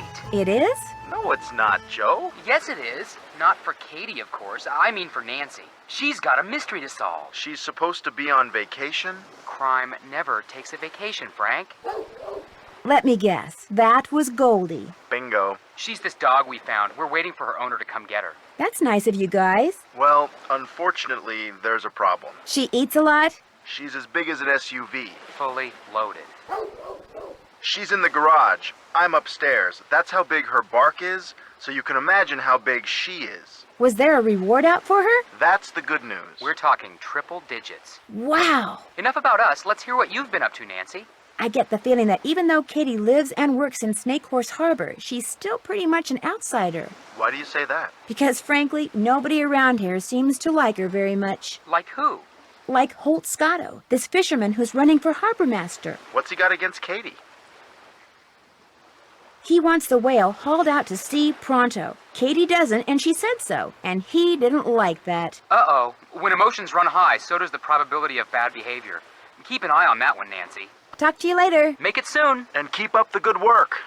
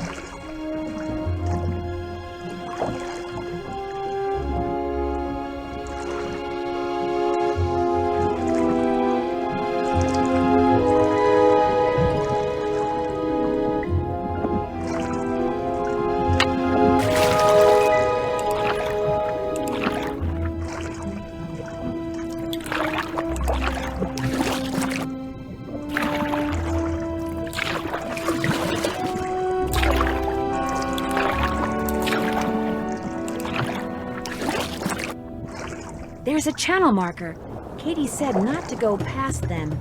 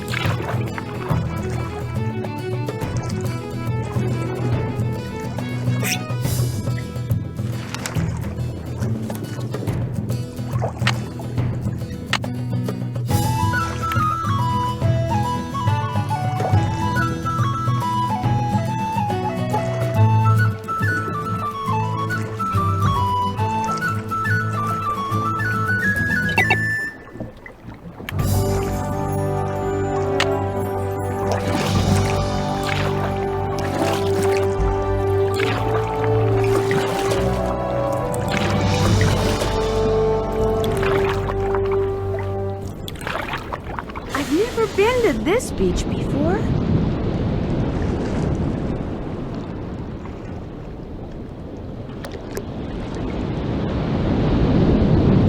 Stuff to build a sandcastle. I could use a break.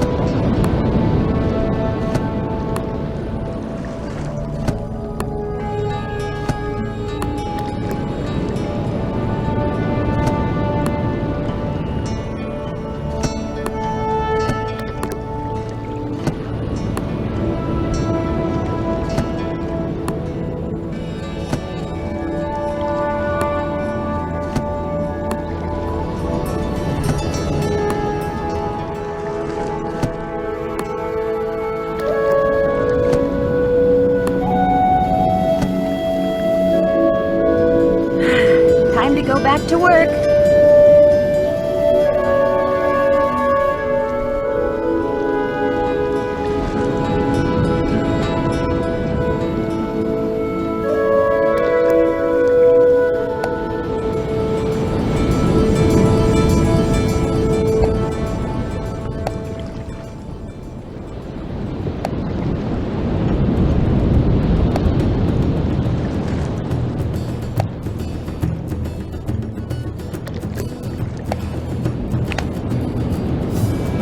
I don't know what all those letters mean, but something tells me this may come in handy. This is the weirdest story I've ever read.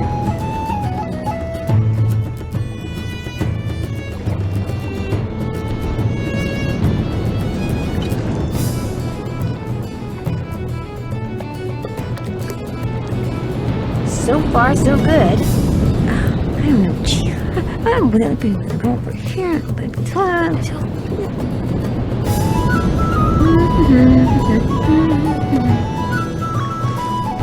I'm getting there. Ta-da! Ask HSAJJD for Hilda's gift.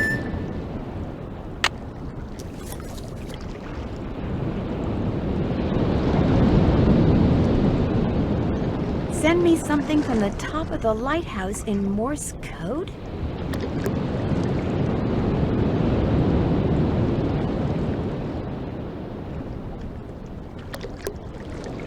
Something is fishy in Snake Horse Harbor. Oops, must be ticklish.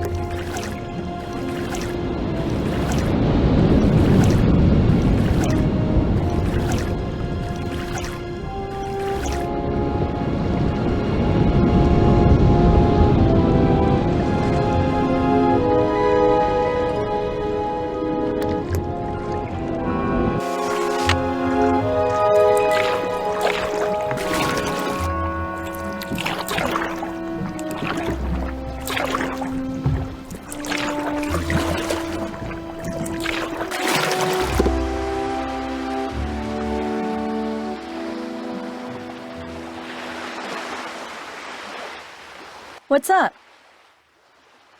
Sounds like Holt Scotto was one of the people who didn't care for what you had to say last night. He and I never see eye to eye. Now, if I were a fisherman, I'd be right as rain no matter what nonsense came out of my mouth. Fine harbor master he'd make. I talked to Jenna Devlin when I was at the Hot Kettle. What nasty rumor is she spreading about me today? Do you two not like each other or something? She doesn't like me, that's for sure. She thinks I'm a know-it-all from the big city. I found this piece of wood on the beach. There's something strange about it. What do you mean? Let's see it. Ouch, those splinters are sharp. That is odd. It looks like it's been in the water a long time, but if that were the case, those edges would be dull. That looks like it broke off of something just recently. That's exactly what I was thinking. Any idea where it came from? Could be off a cargo ship, I guess. But you know who you should ask? Casey Porterfield. He works at the Maritime Library in Port Townsend. You should give him a call. His number's 360-555-3095. He loves checking out stuff like this. See you in a bit. Have fun. It would be rude to use my phone now.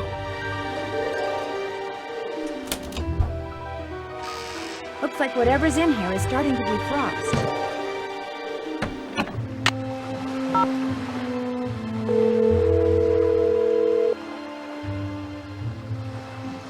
Maritime Library, this is Casey. Hi, my name is Nancy Drew. Katie Firestone suggested I give you a call. Katie who? Katie Firestone? Never heard of her.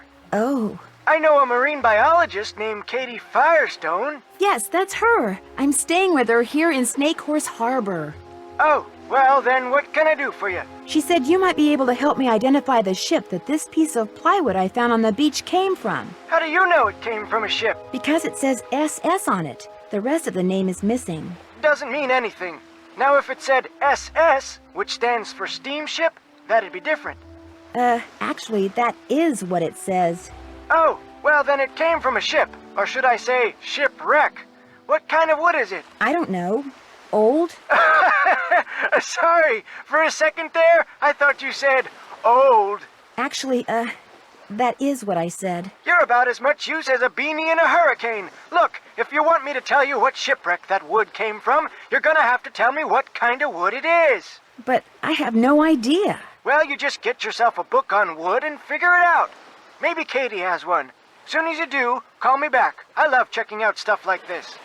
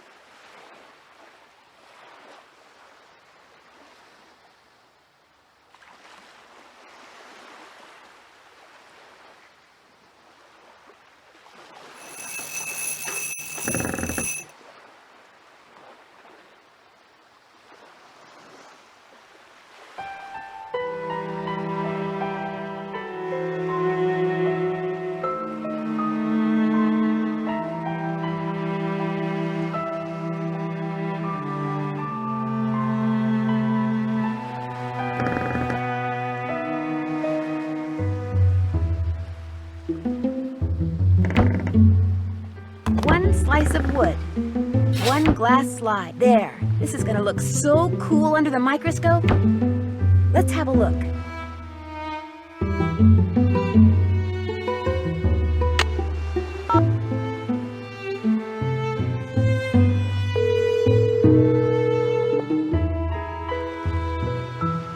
This is Dr. Predoviciu. Hi, my name is Nancy Drew, and I'd like some help identifying this piece of wood I found. I'd be happy to assist. Do you have our mailing address? Well, that's the problem. I don't have time to send it to you. Would it be possible to identify it over the phone? Certainly. Just hold it up to the phone for a couple of seconds and I'll take a reading. I'm kidding, of course. I usually don't do this over the phone, but I'll give it a try. You will, however, need to take a look at your sample under a microscope. I already did that. And are you near the sample in case you need to refer back to it? Yep, I'm right by it. All right, we'll get started. Where did you find this wood? It's a piece of driftwood, probably used for a crate. Is the wood sample black, brown, or yellow? Brownish. Brown or brown reddish? Brown reddish. Does the sample have many holes, just a couple, or none at all? Many. And are there some holes that are big and some that are small, or are they all the same size?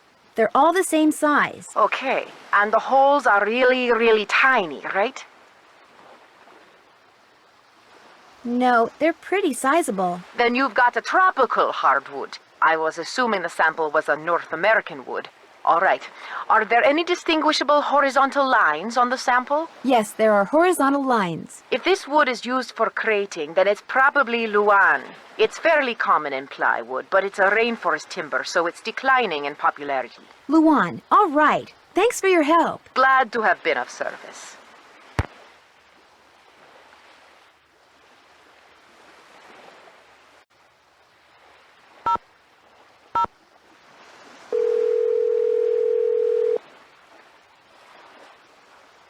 Maritime Library, this is Casey. Hi, this is Nancy Drew. I called before. About the driftwood? Never heard of you. Now, if you'd have said Nancy Drew... Yes, that's me, Nancy Drew, Katie Firestone's friend. So what kind of wood are we talking about here, Nancy? Luan. Well, if that driftwood did come from a cargo container that's part of a shipwreck, there's a good chance I can figure out which one.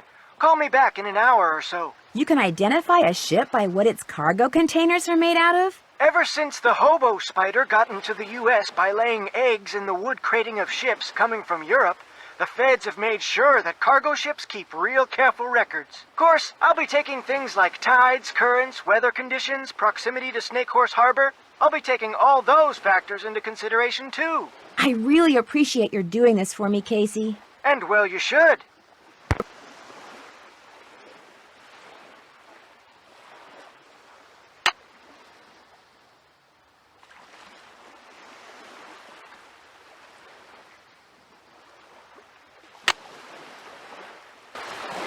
What's up? See you in a bit. Enjoy.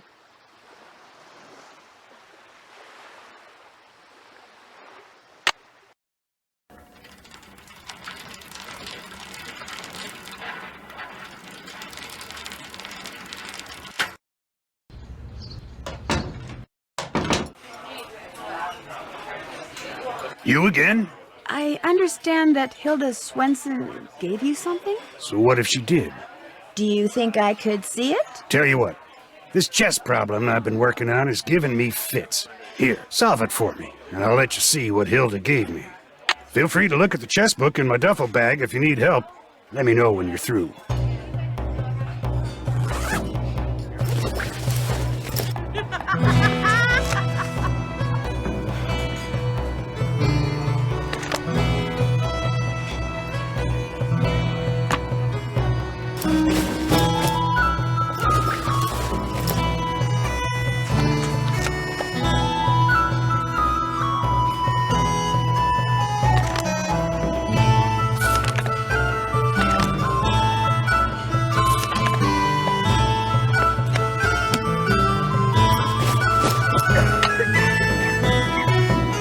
Good. Correct. Rook moves to h5, so black would move here. Perfect. Yes. There. Checkmate. Done with that chess problem yet? Got it right here. Right as rain. And to keep up my end of the bargain, here's what Hilda gave me. Handle's made of scrimshaw. She carved it herself. Never would tell me why she wrote one bum on it like that. Of course, this was after her husband died. Guess her mind was starting to go. Thanks for letting me see it. See you around. Yo ho ho. Hi, Nancy. How's it going? You know, your clam chowder really is awesome. Say no more. Next one will be on the house, too. That was delicious. Here, let me get rid of that for you. Did Hilda Swenson give you something? She made a necklace for me. Prettiest thing I own. I'd show it to you, but it's at my house. How did you know she gave me something? Let's just say that there may be a method to Hilda's madness after all. Do you think you could get it for me? Problem is, my home's across town, and I'm real low on clams, which means I've got to go clamming before I can even think about doing anything else. Why don't I go clamming for you? Okay, if you get the clams, I'll go get the necklace. You can put them in here. 15 ought to do it. That's the limit anyway. But you'll also need a permit. Andy Jason can issue you one. It's been fun talking to you. Later, Gator.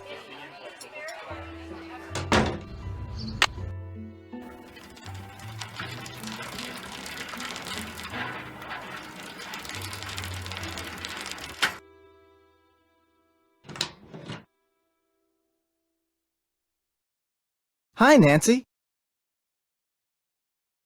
I need a clamming permit. Jenna said I could get one from you. Ordinarily you could, but permits mean paperwork, and I'm kinda busy right now. Of course, if someone wanted to volunteer to help me... You just got yourself a volunteer. Inside that box marked Caddy is a miniature of what our resident sea monster might look like in skeletal form. Assemble it for me, and I'll not only give you a permit, but I'll throw in a free clam tube. And remember, whales rule!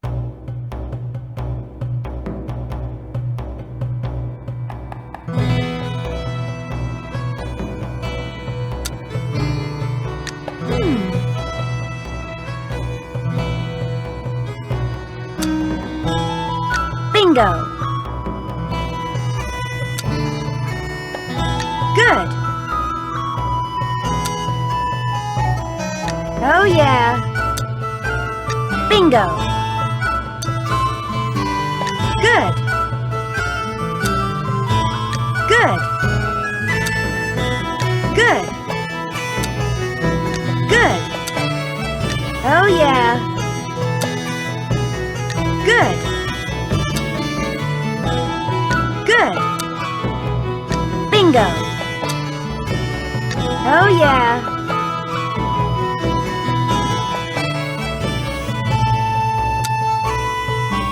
Bingo! Nah. Nah. Nah. Bingo! Oh yeah! Bingo! Bingo! Bingo!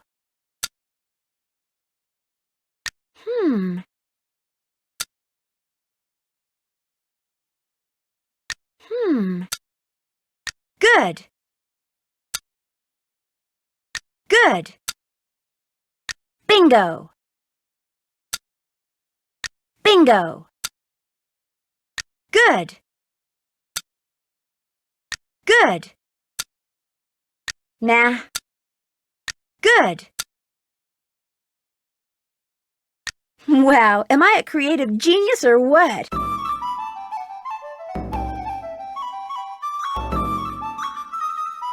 Hi, Nancy.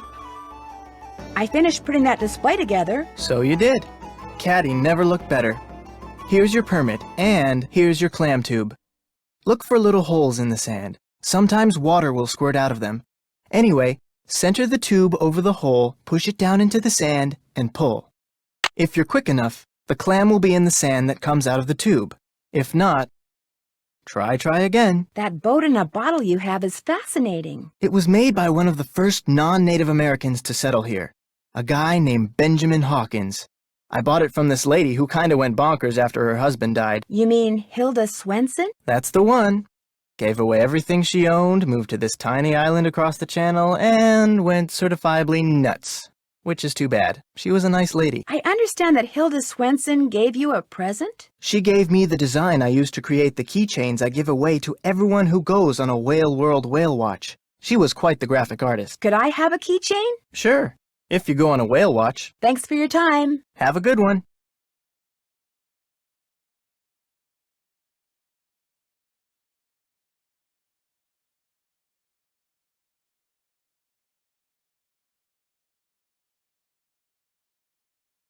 Looks like I need a key card to play. Hi, Nancy. I'd like to play the games in your center, but it looks like I need some kind of key card. Here you go. This will activate all the games. It will also keep track of what games you've won, and it'll let you play all the games as many times as you want. Thanks for your time. Drop by again.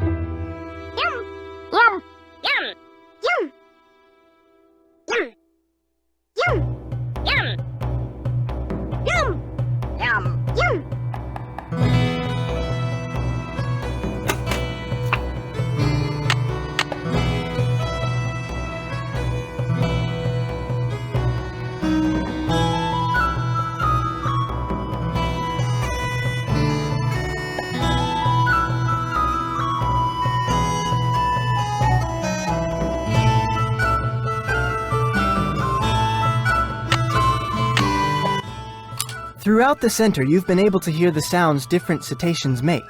To see just how good your memory is, press a button, listen to the sound that plays, then press the button of the cetacean that made the sound. If you've made a correct match, the button lights will stay on. When all the buttons are lit, you've matched them all.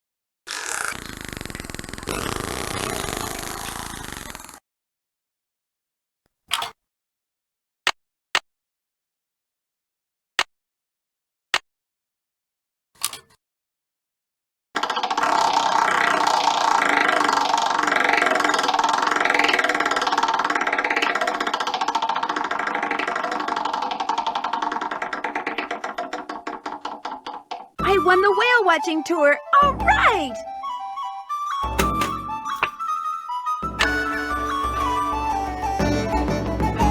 Hi, Nancy. I won a free whale watching tour. Well, congratulations. I'll give you an exclusive tour. Just be you and me. I'm ready when you are.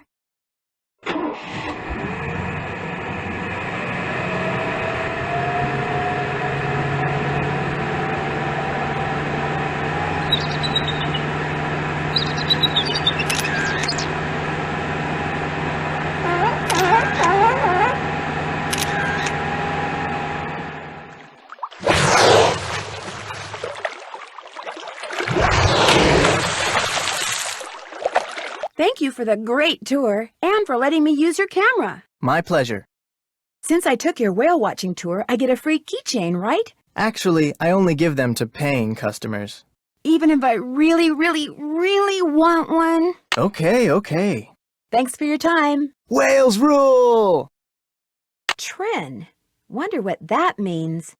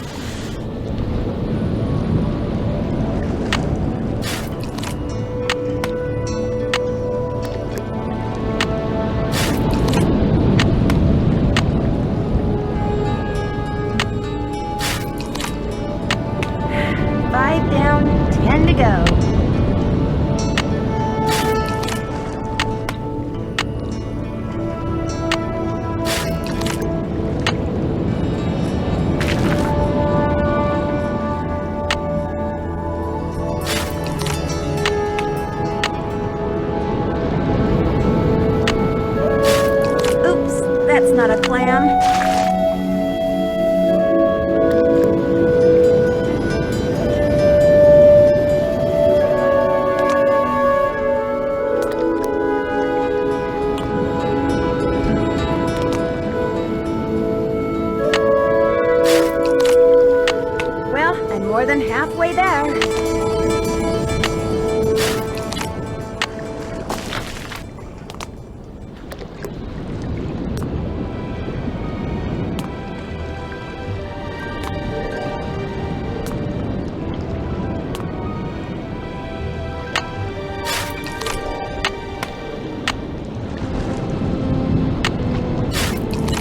A day late and a sand dollar short.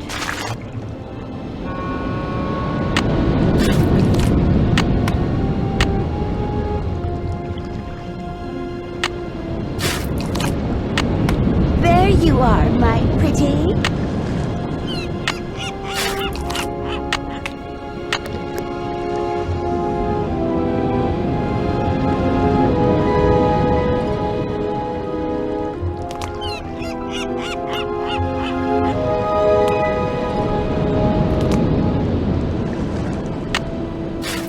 No clams here.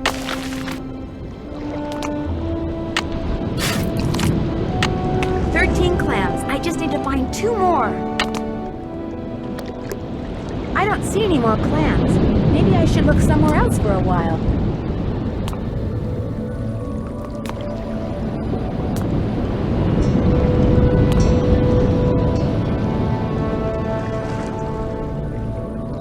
I don't see any more clams. Maybe I should look somewhere else for a while.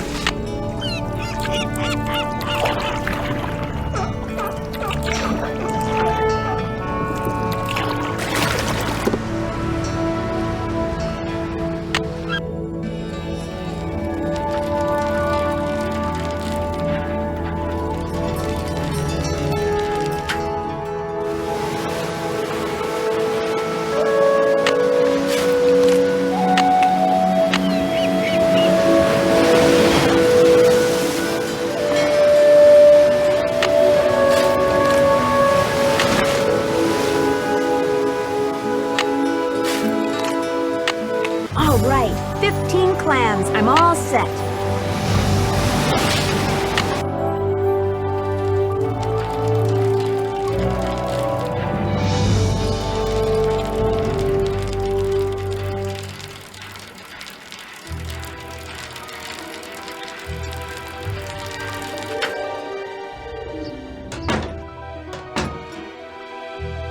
Hi, Nancy.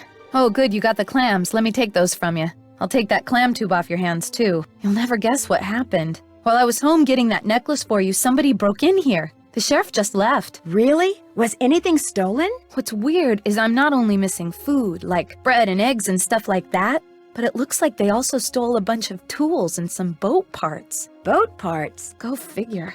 What's more, both doors were locked when I got here and none of the windows were broken. It's like a ghost did it. Would it be okay if I looked around? If you want to play detective, please, be my guest. If you have any questions, just holler.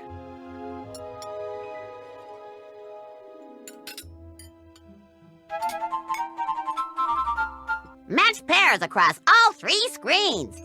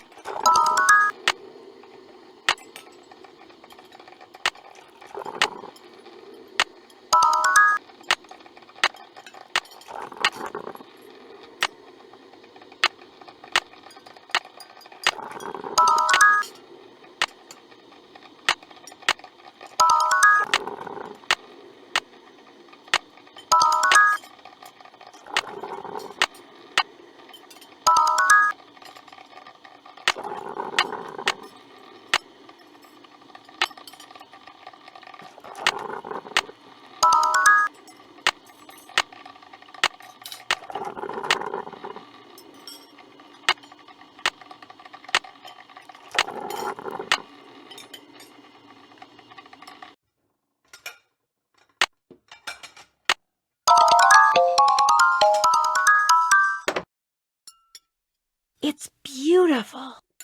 Elif, what kind of word is that?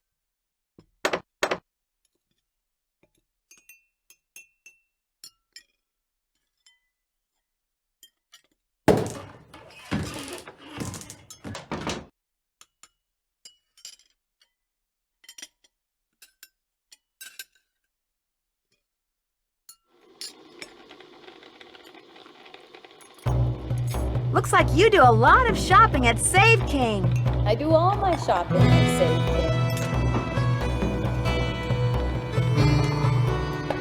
King. That's strange.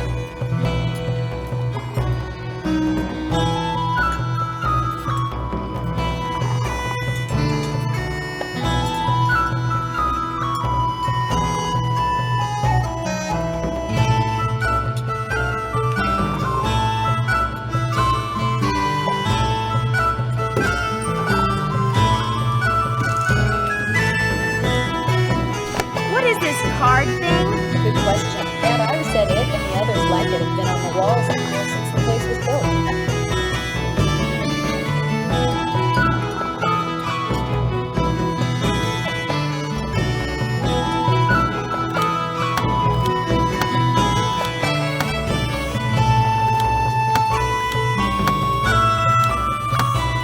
I made a royal flush.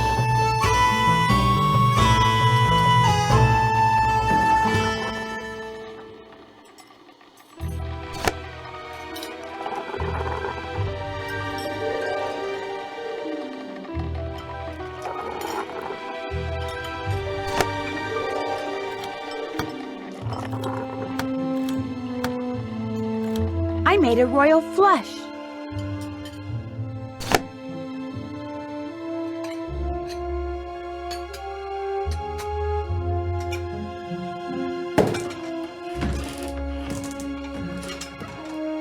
Guess not all of them open.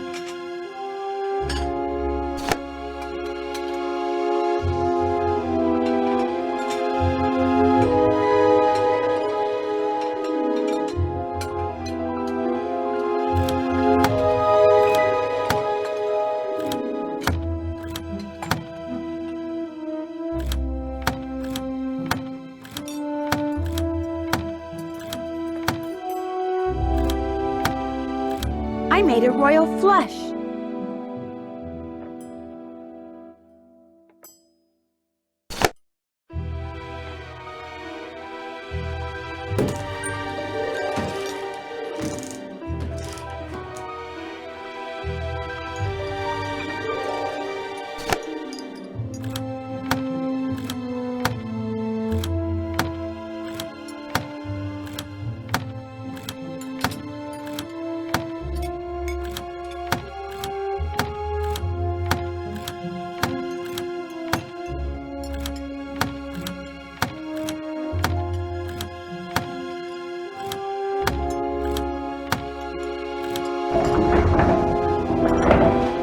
What was that?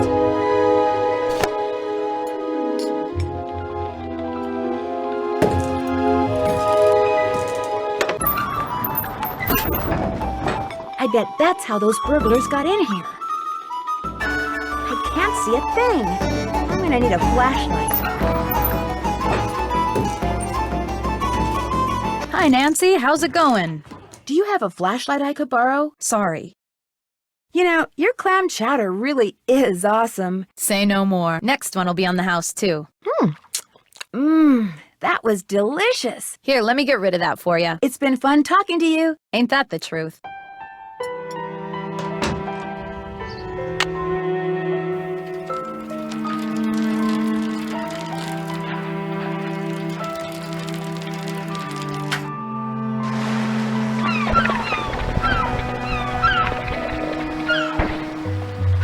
Save King.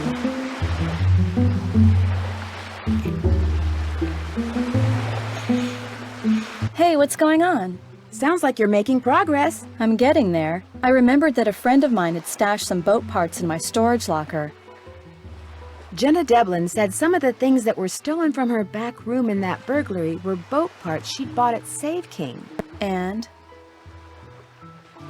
I noticed a box from Save King over there and just thought it was kind of an interesting coincidence. Everyone around here shops at Save King for boat parts and practically everything else. Any other questions? I saw a boat in a bottle at Andy Jason's place. He said it was made by a guy named Benjamin Hawkins. As a matter of fact, I've done some research on Hawkins. He settled here in the mid-1800s, lived in a cabin where the lighthouse is now. What else have you found out? He apparently had a major feud going with some sea captain. Hawkins would see the guy sail on the horizon, grab his family and all his valuables, and go into hiding for days. What was the feud about? Nobody knew. Rumor had it that the sea captain was an ex-pirate, which might explain why Hawkins hid. But where he hid is still a mystery. Would you by any chance have a flashlight? I have a headlamp. I have one somewhere. I'm sorry, Nancy. I'm so hungry I can hardly see straight, let alone think straight. Would you like a sandwich? That would be awesome. Here's a sandwich for you. Great. Here you go. I'm starving. That was fabulous. Thank you. Okay, you wanted my headlamp. Where's my headlamp? Oh my gosh. It was right here in the engine compartment the whole time. See you in a bit. I'll be right here.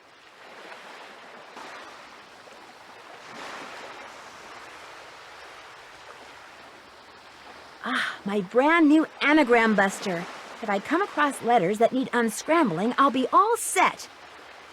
Maybe I can use my handy-dandy anagram buster to figure out what those strange words on Hilda's gifts mean.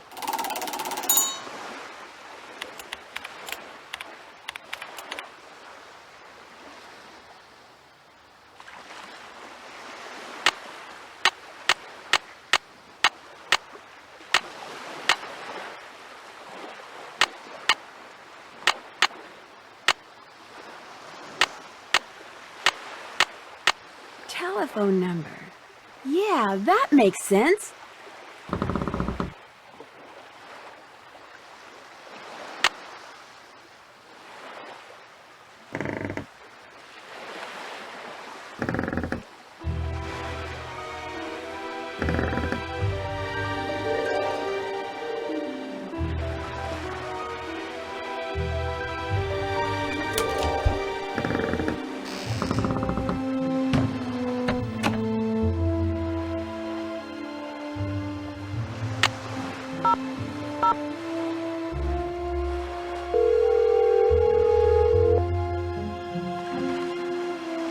Maritime Library, this is Casey. Hi, this is Nancy Drew. Any luck finding what shipwreck that piece of driftwood came from? Sorry, can't talk now. I'm waiting for a real important call from Nancy Drew. Casey, that's me. I'm Nancy Drew. Oh, then I got some good news. You know the name of the shipwreck? The SS Whitechapel Dawn sank 5 years ago right there in the channel outside Snake Horse Harbor, about 1.5 miles due northwest of the lighthouse. Really? I hear that channel up there's been pretty busy, what with that orphaned whale messing things up for the fishermen and all.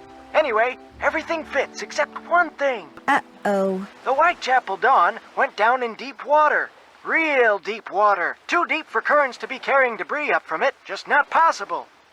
Could a recent storm have churned things up down there? I've been doing this type of research for 20 years, young lady. When I say something's not possible, it's not possible. Yet somehow a piece of wood from it washed ashore. What kind of ship was the Whitechapel Dawn? It was just a regular old freighter bound for San Francisco from Vancouver, British Columbia. Nothing unusual about it if you don't count the rumors. What rumors? About the smuggling. The ship was smuggling something? After it sank, some crew members said there was something unusual about the cargo it had been carrying, that's all. No specifics, just rumors. How many people went down with the ship? 0. Everybody managed to survive. Official cause was foul weather. But whenever a boat goes down in those parts, they always unofficially blame it on... Oh, what do they call that sea serpent up there? Caddy? No, thanks. Caddy! That's what they call it! Caddy! Anyway, this has been fun, young lady, but I need to get back to work. By the way, I just got done emailing you something. What? I said, I just got done emailing you something. Great, thanks. Well, goodbye, Casey. Goodbye, Caddy. I certainly hope he doesn't operate heavy machinery. Where's all this water coming from?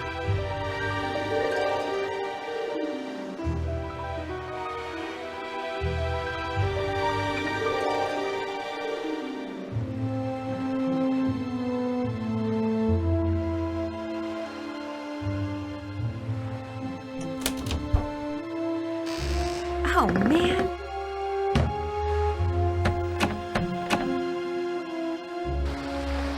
What's up? Are you aware that there's a whole lot of fish going bad in your freezer? Of course I am.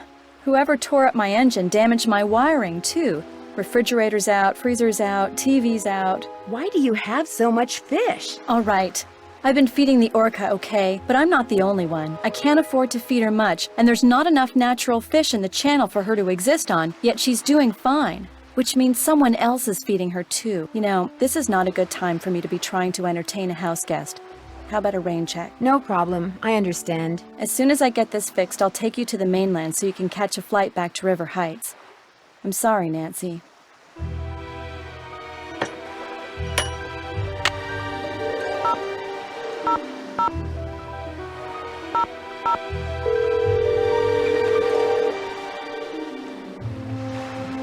Hello? Hi, Bess. Can you talk? Hey, Nancy, of course I can talk. I think she just wanted to make sure nothing on the stove was in danger of igniting. Everything's safely on simmer. What's up? I can't figure out if Andy Jason is friendly for real or if it's because he's basically a salesman. What does he sell? Whale watching tours. He keeps trying to talk Katie into selling her company to him and becoming his business partner. Think he wrecked her boat so she'd have to go into business with him? Could be. Katie is allowed to get right up next to the orca while he has to stay 300 feet away. He doesn't like that. I wouldn't trust him, Nan. Once a salesman, always a salesman. Remember my neighbor, Ray Olaf? He was a salesman, but he quit. Yeah, to go to work for a company that repossesses pets when people can't pay their vet bills. She's right. Don't trust him. I found a letter buried in a box on the beach. It was written by this supposedly crazy woman named Hilda. What do you mean, supposedly crazy? Well, I was told that she went a little wacky after her husband died and became a hermit. But her letter actually made sense. What did it say? She wants me to send her something from the top of the lighthouse in Morse code. I hate to burst your bubble, but she sounds way wacky to me. Well, eccentric maybe. No, we're talking Liberty Bell here, Nance. The woman is cracked. Be careful. Ghosts apparently burglarized Jenna's place this afternoon. Ghosts? What do you mean? Somebody stole some food and boat parts from a back room without breaking any windows or jimmying any locks. But I found a trap door that leads to a secret tunnel. You think that's how the thieves got in and out? Gotta be. Or, I was right. The place is haunted. Why would a ghost steal food and boat parts? Well, maybe they're going on a trip. You know, on the Flying Dutchman or something. Right. I'm afraid Katie's given me the boot. What do you mean? I mean, as soon as she finishes fixing her boat, she's going to drive me to the airport and send me back to River Heights. She's kicking you out? Why? I found out she'd been feeding the orca, which is illegal, and I guess she was embarrassed and didn't know what else to do. Yeah, that sounds like Katie. I'm sorry, Nan. My gosh, George, you sure have some weird friends. Weird cousins, weird friends. What can I say? Casey, the maritime librarian, suggested that the SS Whitechapel Dawn may have been smuggling something into the U.S. when it went down. I don't get why you're so interested in some shipwreck. I don't know, finding wood from a wreck that shouldn't be producing driftwood? Something's weird, that's all. I think you should stick to finding out who vandalized Katie's boat. I think you should follow your instincts, even if they do seem totally bizarro. I better get going. Whale be in touch. Bess.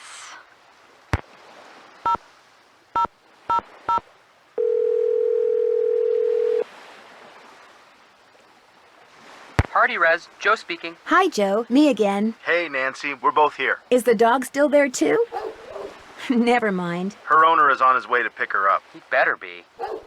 Goldie, be quiet! How do you know her name? It was on her collar along with the phone number. There's just one problem. What? Goldie is about as black as dogs get. I'm sure her owner can explain when he comes to pick her up. Which better be soon. The neighbors are starting to complain about the noise.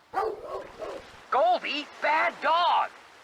Andy Jason has a boat in a bottle that Katie says was made by a settler in the mid-1800s who would periodically and mysteriously disappear. Mysteriously? Whenever this ex-pirate would show up, Benjamin Hawkins, that was the settler's name, he'd vanish for days at a time. Nobody knows where he and his family hid. I know how he did it. How he did what? I know how he got the boat in the bottle. How? Can't tell you. Been sworn to secrecy. But I can tell you this. It does not involve any kind of shrinking machine. Talk to you later. Make it soon. And keep up the good work.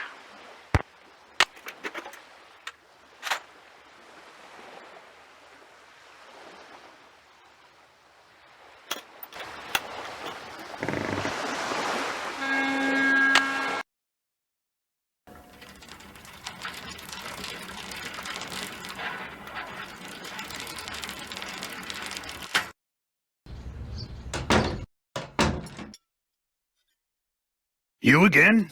See you around. Yeah, whatever.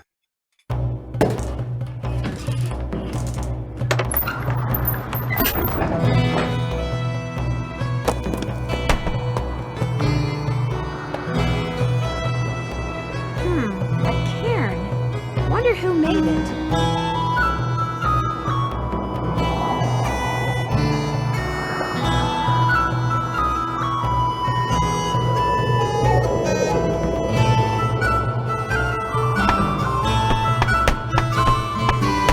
Cool.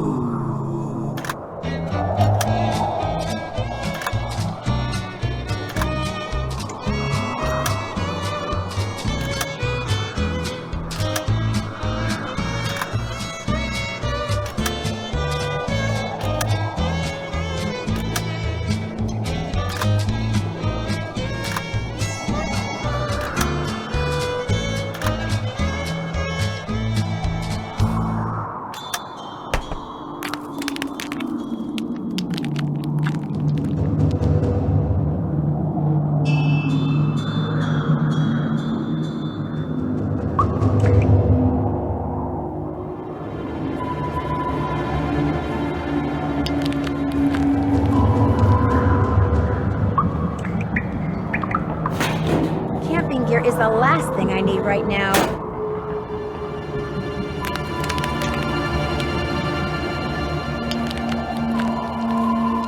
Glad I'm wearing comfortable shoes, because it looks like I'm going to be doing a lot of walking.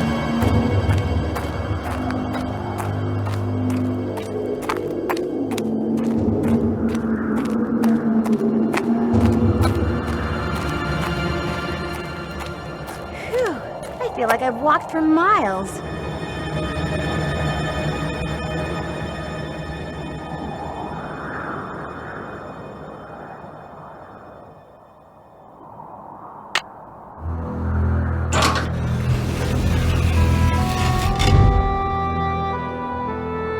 Dead end.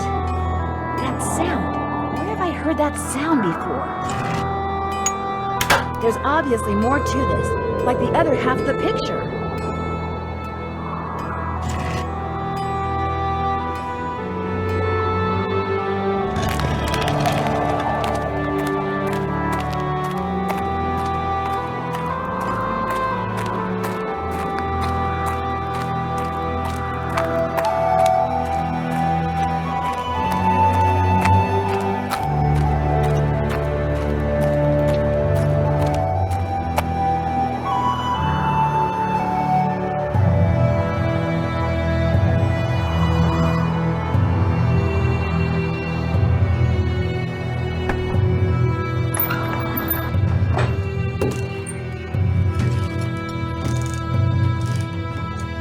Hi, Nancy. How's it going? Did you know that there's a trap door in the floor of your banquet room? A trap door? No. Where does it go?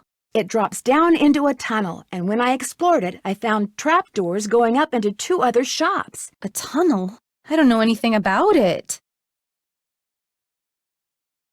Maybe those stories about all those sailors getting shanghaied are true after all. Look, tunnels are dangerous. I don't want you going down there anymore. You don't mean that. I mean it. Just forget about this whole thing. Only if you call the sheriff and tell him about it. No! Okay, look. I guess if you're real careful, you can keep poking around down there. But I don't want you telling anybody else about that tunnel without coming to me first. I got my reasons. I've also got work to do.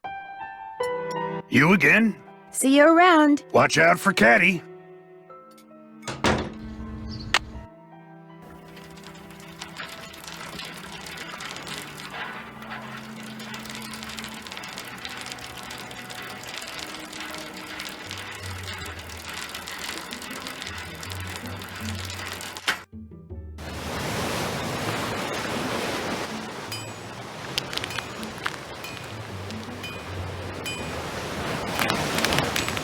Whoa! That was close.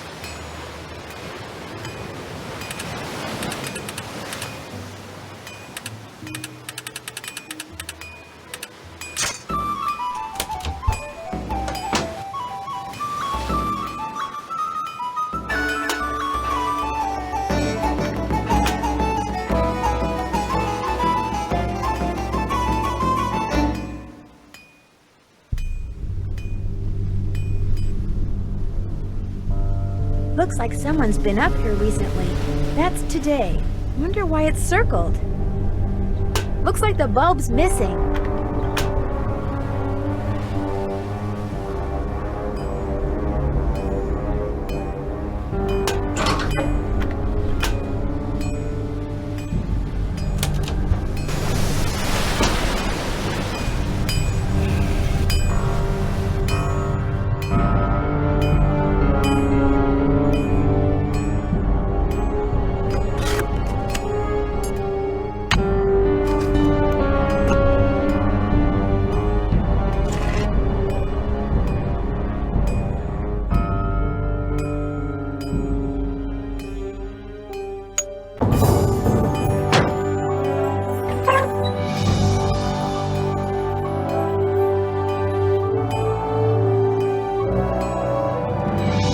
I'm in the sea caves.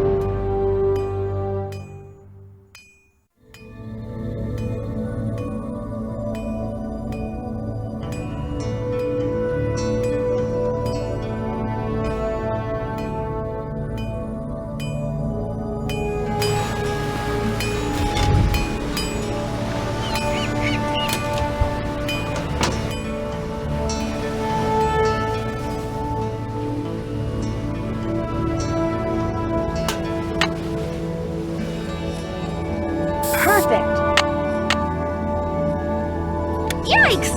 Guess there was something wrong with that bulb. Well, that bulb's no good.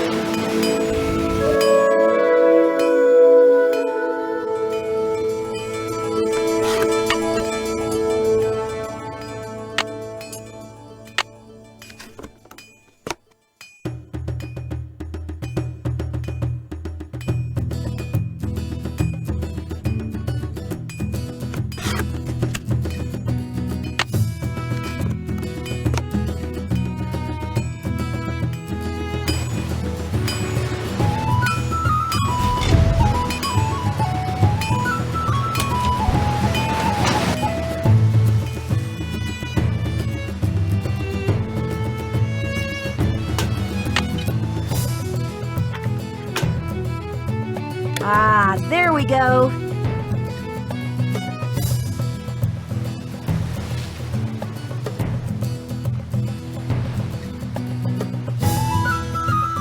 Five.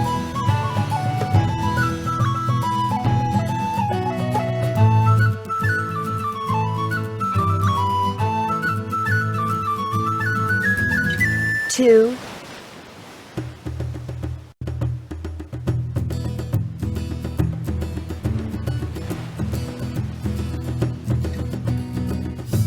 3, 5, 5, 5, 4,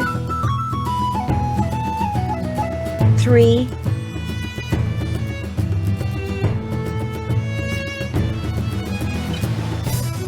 9, 9.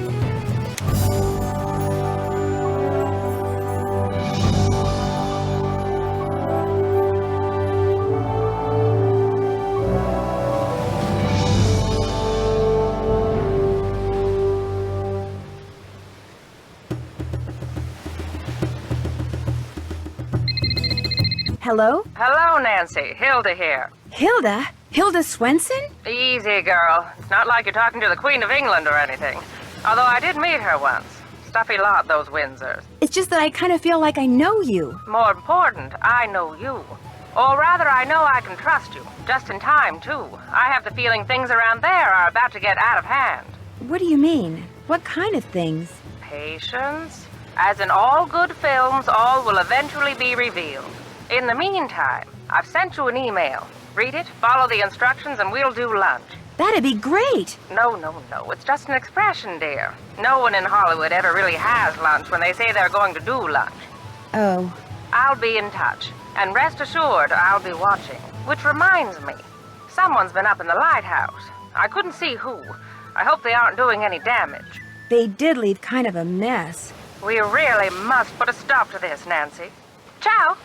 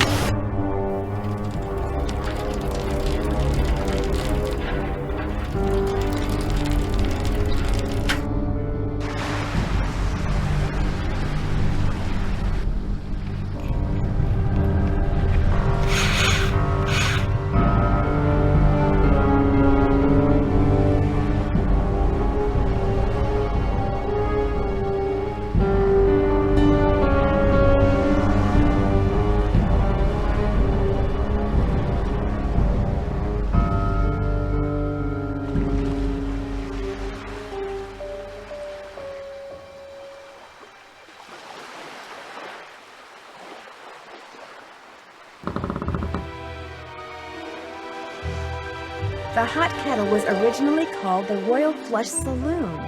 Interesting.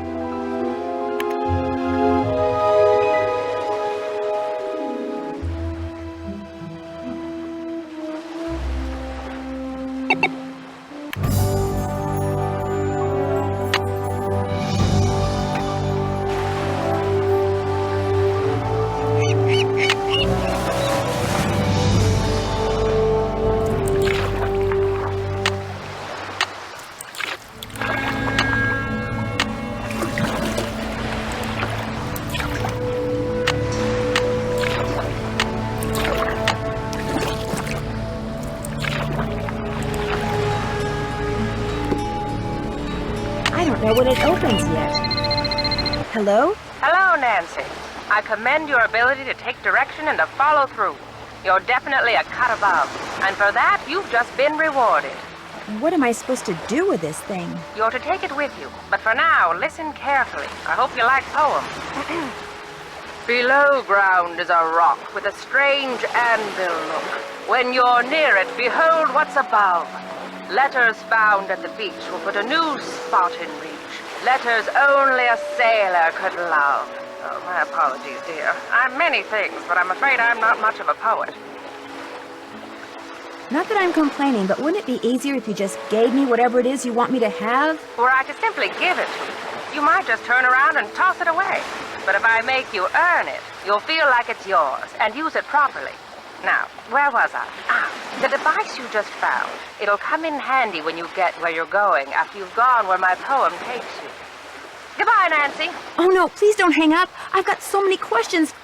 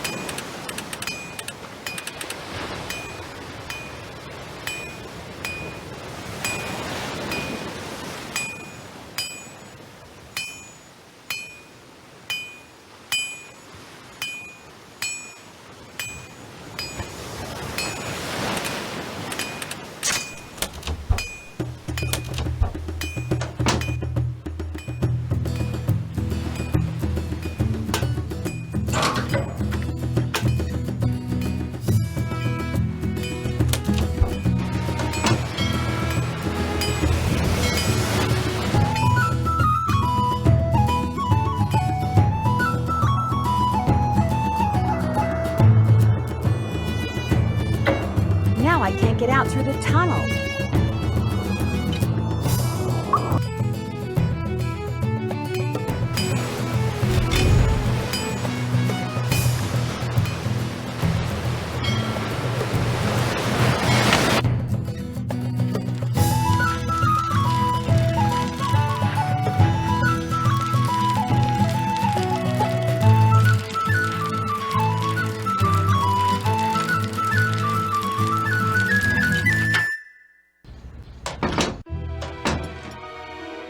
Hi, Nancy. How's it going?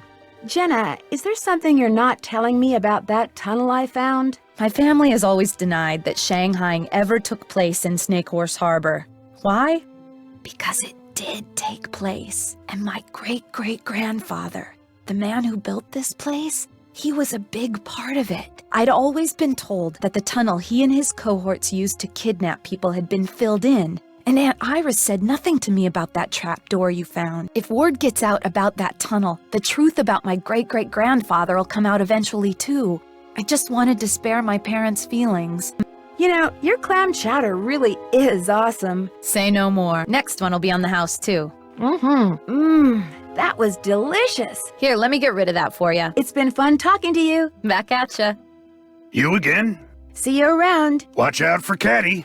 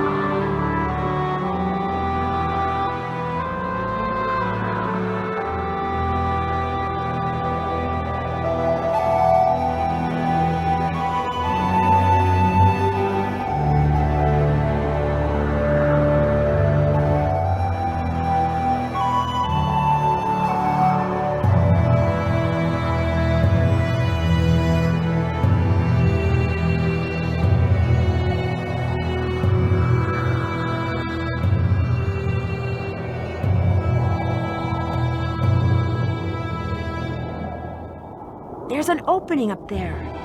It goes to another tunnel.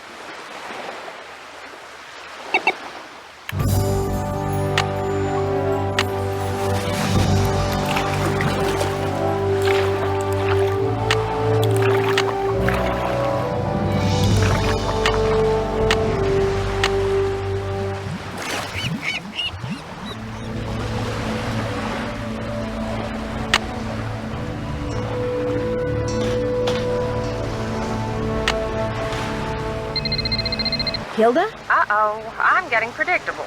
This really will be our last conversation. Oh, I hope not. I'd really like to meet you. I'm afraid that's not going to happen. So, here you are in the home stretch. You mean I'm never going to get any kind of explanation? Oh, that's not fair. Okay, look. When I made my exit from Snake Horse Harbor, I left everything behind. You know, to kind of prove that I'd lost all my marbles. Problem is, I left behind something that I realize now I should have taken with me. My notebook on Benjamin Hawkins. Someone has obviously found it and is misusing it. See, my husband and I explored every inch of land in, around, and under Snake Horse Harbor. What we discovered, and we discovered everything, we wrote down in that notebook. So this fishy thing that's going on, you feel like it's your fault. Precisely.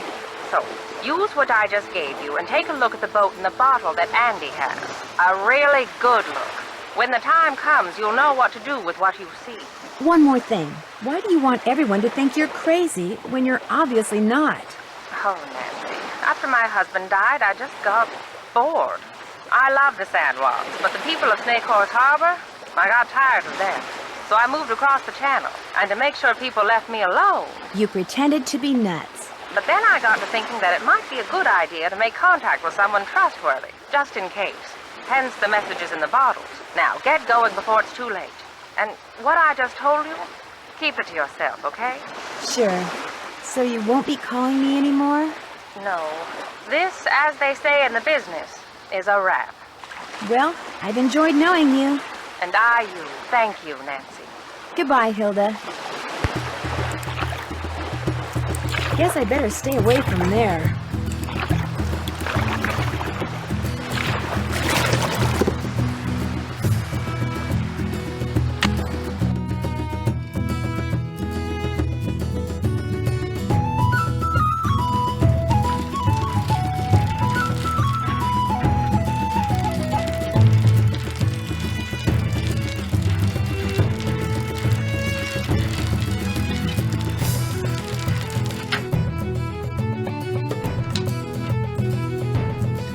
Hi, Nancy. Someone broke into the hot kettle today. No kidding. Wow, that's the third one this week. Apparently all they took was food and boat parts. Sounds a lot like those two other burglaries. Thanks for your time. My pleasure.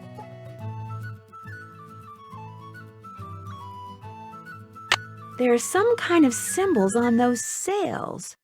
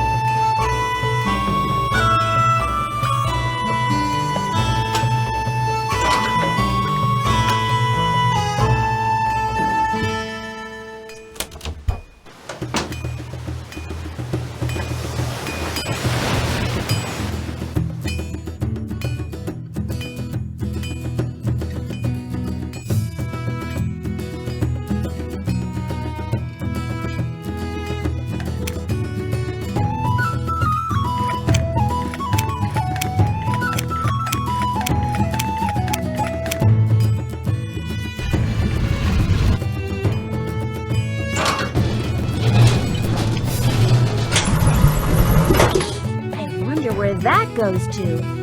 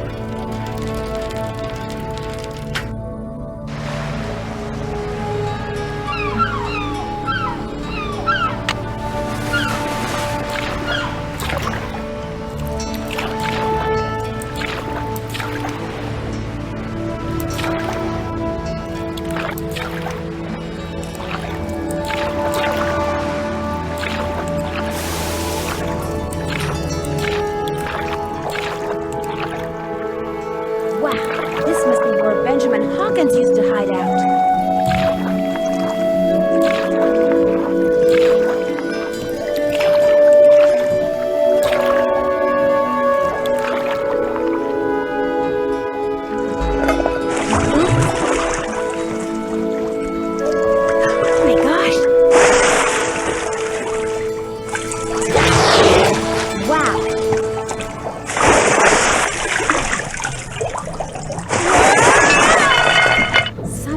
Trained her. She's not wild at all.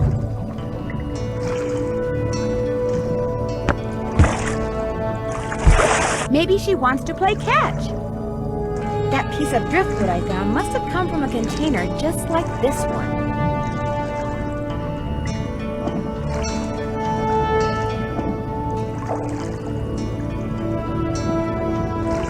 Firestone. Those must belong to Katie.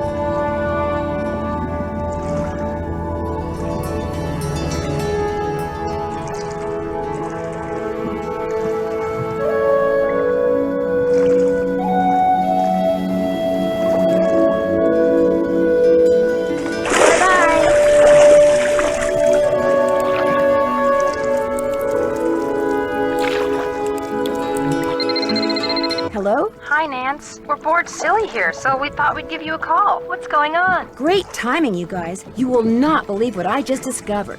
What? Tell us. For one thing, that orca that's been causing all the trouble around here, it's not wild at all. It's been trained. How do you know? Because I played fetch with it. I'd toss something into the water, and it would use its head to kind of bonk it back to me. Maybe it just picked that up on its own. No, see, I found this hidden sea cave, and in it was this harness-type thing like the military uses on the orcas that it trains. So what do you think it's been trained for? In the cave, there were also some cargo containers. They were from the Whitechapel Dawn. You think somebody trained the orca to retrieve containers from that shipwreck? Casey the librarian did say the ship could have been smuggling something, and people don't usually bother smuggling something unless it's valuable. Who trained it? That's what I want to know. Well, in that hidden sea cave, I came across something else. What? A pair of work gloves. They had Katie's name on them. Oh my gosh. Katie's behind all this? Not necessarily. Those gloves may have been stolen from her. Have you asked her about them? Not yet. I'm on my way to do that right now. Well, get going and let us know what she says as soon as she says it. I will.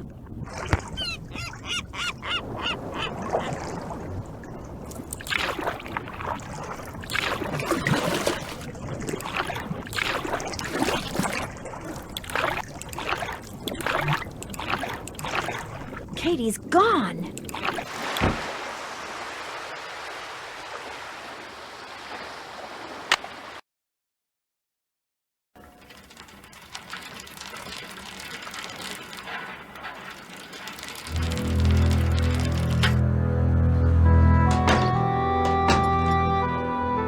You again?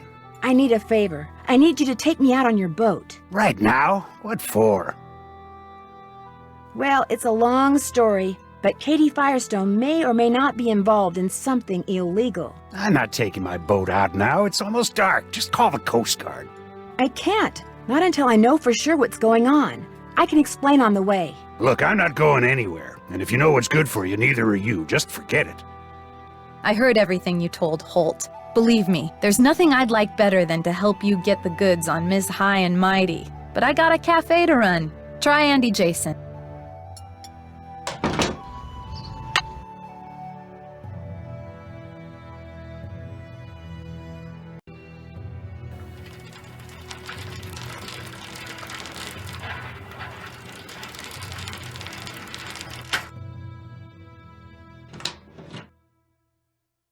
Hi, Nancy. I was hoping you could help me. I was just about to close up shop, but what do you need?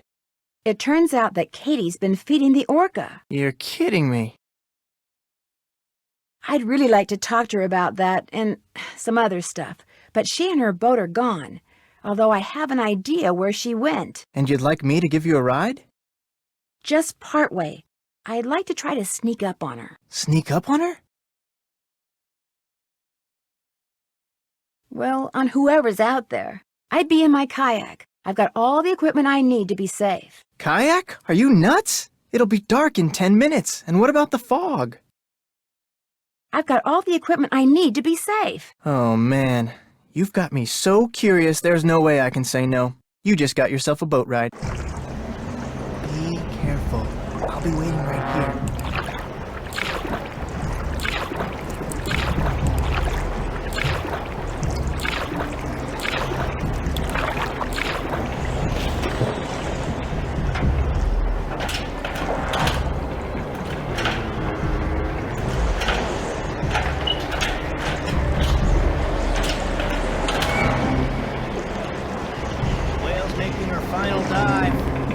The launch just brought in the last of the stuff that was stored in the sea cave.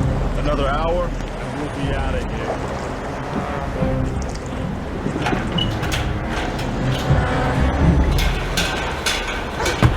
If the crew sees me, I'm done for. What are you eating? Beef jerky. Liberated it from that camping supply place. Want some? Still can't believe you robbed those places. The boss was fit to be tied, especially after you hit that cafe. Having that tunnel with all those trap doors and nobody suspecting a thing? It was like being a kid with a key to the candy store. I couldn't help myself. I wonder what's in those. Those look like animal furs. Hey, no snoozing. Boss says this Nancy Drew person is a real troublemaker. Like she's gonna show up out here. I'm just telling you what the boss told me. Now keep your eyes open.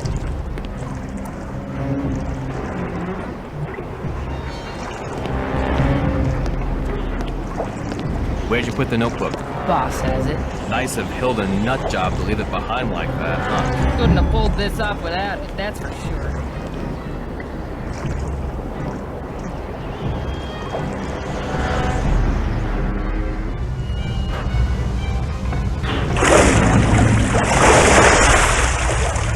That must be the orca I saw before.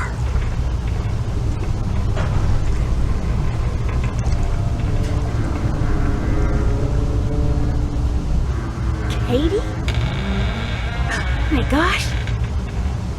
Nancy, I was afraid no one would ever find me. What happened? How did you get here? I fixed my boat and went right out to check on the whale, only the fog was rolling in and it was getting dark.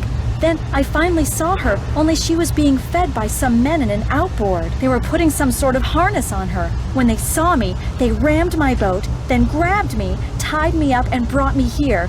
I don't know what's going on. I think I do. They're using the whale to bring up smuggled cargo from a shipwreck. Shh! Listen. Someone's coming! Hide! Hide!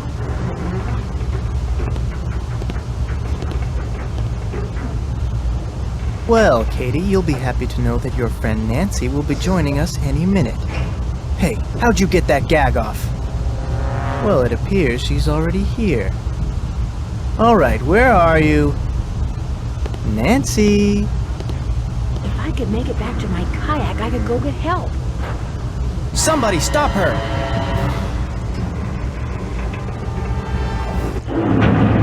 Oh no! I'm trapped! Well, what do we have here? I knew it was you all along. And I told Holt and Jenna, if anything happens to me, they'll know you did it. Nice try. But I can smell a bluff a mile away. You're about to become the victim of an unfortunate kayaking accident. Or maybe I'll tell my customers that the snake horse got you. Yeah, that's what I'll do.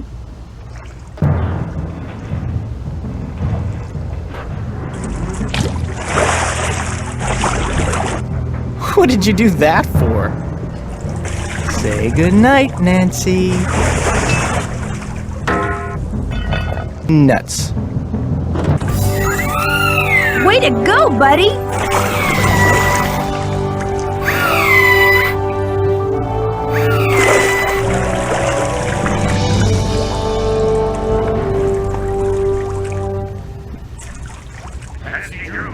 Nancy Drew, are you on board?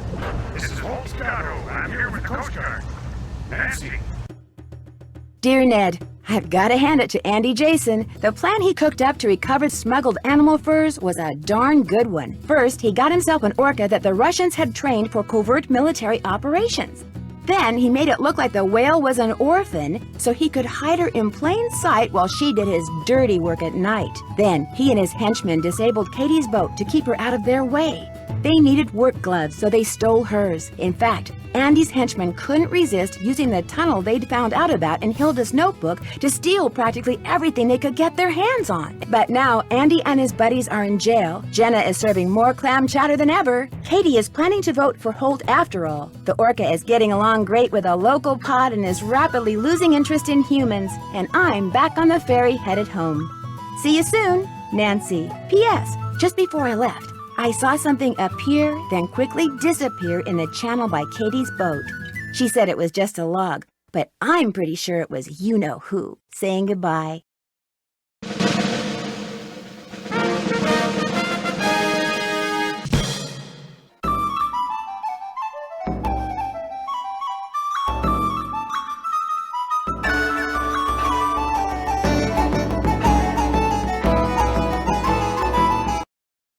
Hey, fellow detective, ever been to a ranch? I haven't, but I've been invited to one. It's in Arizona, and it's called Shadow Ranch, and I can't wait to go. You're invited too, but I should probably warn you, it could be a little dangerous.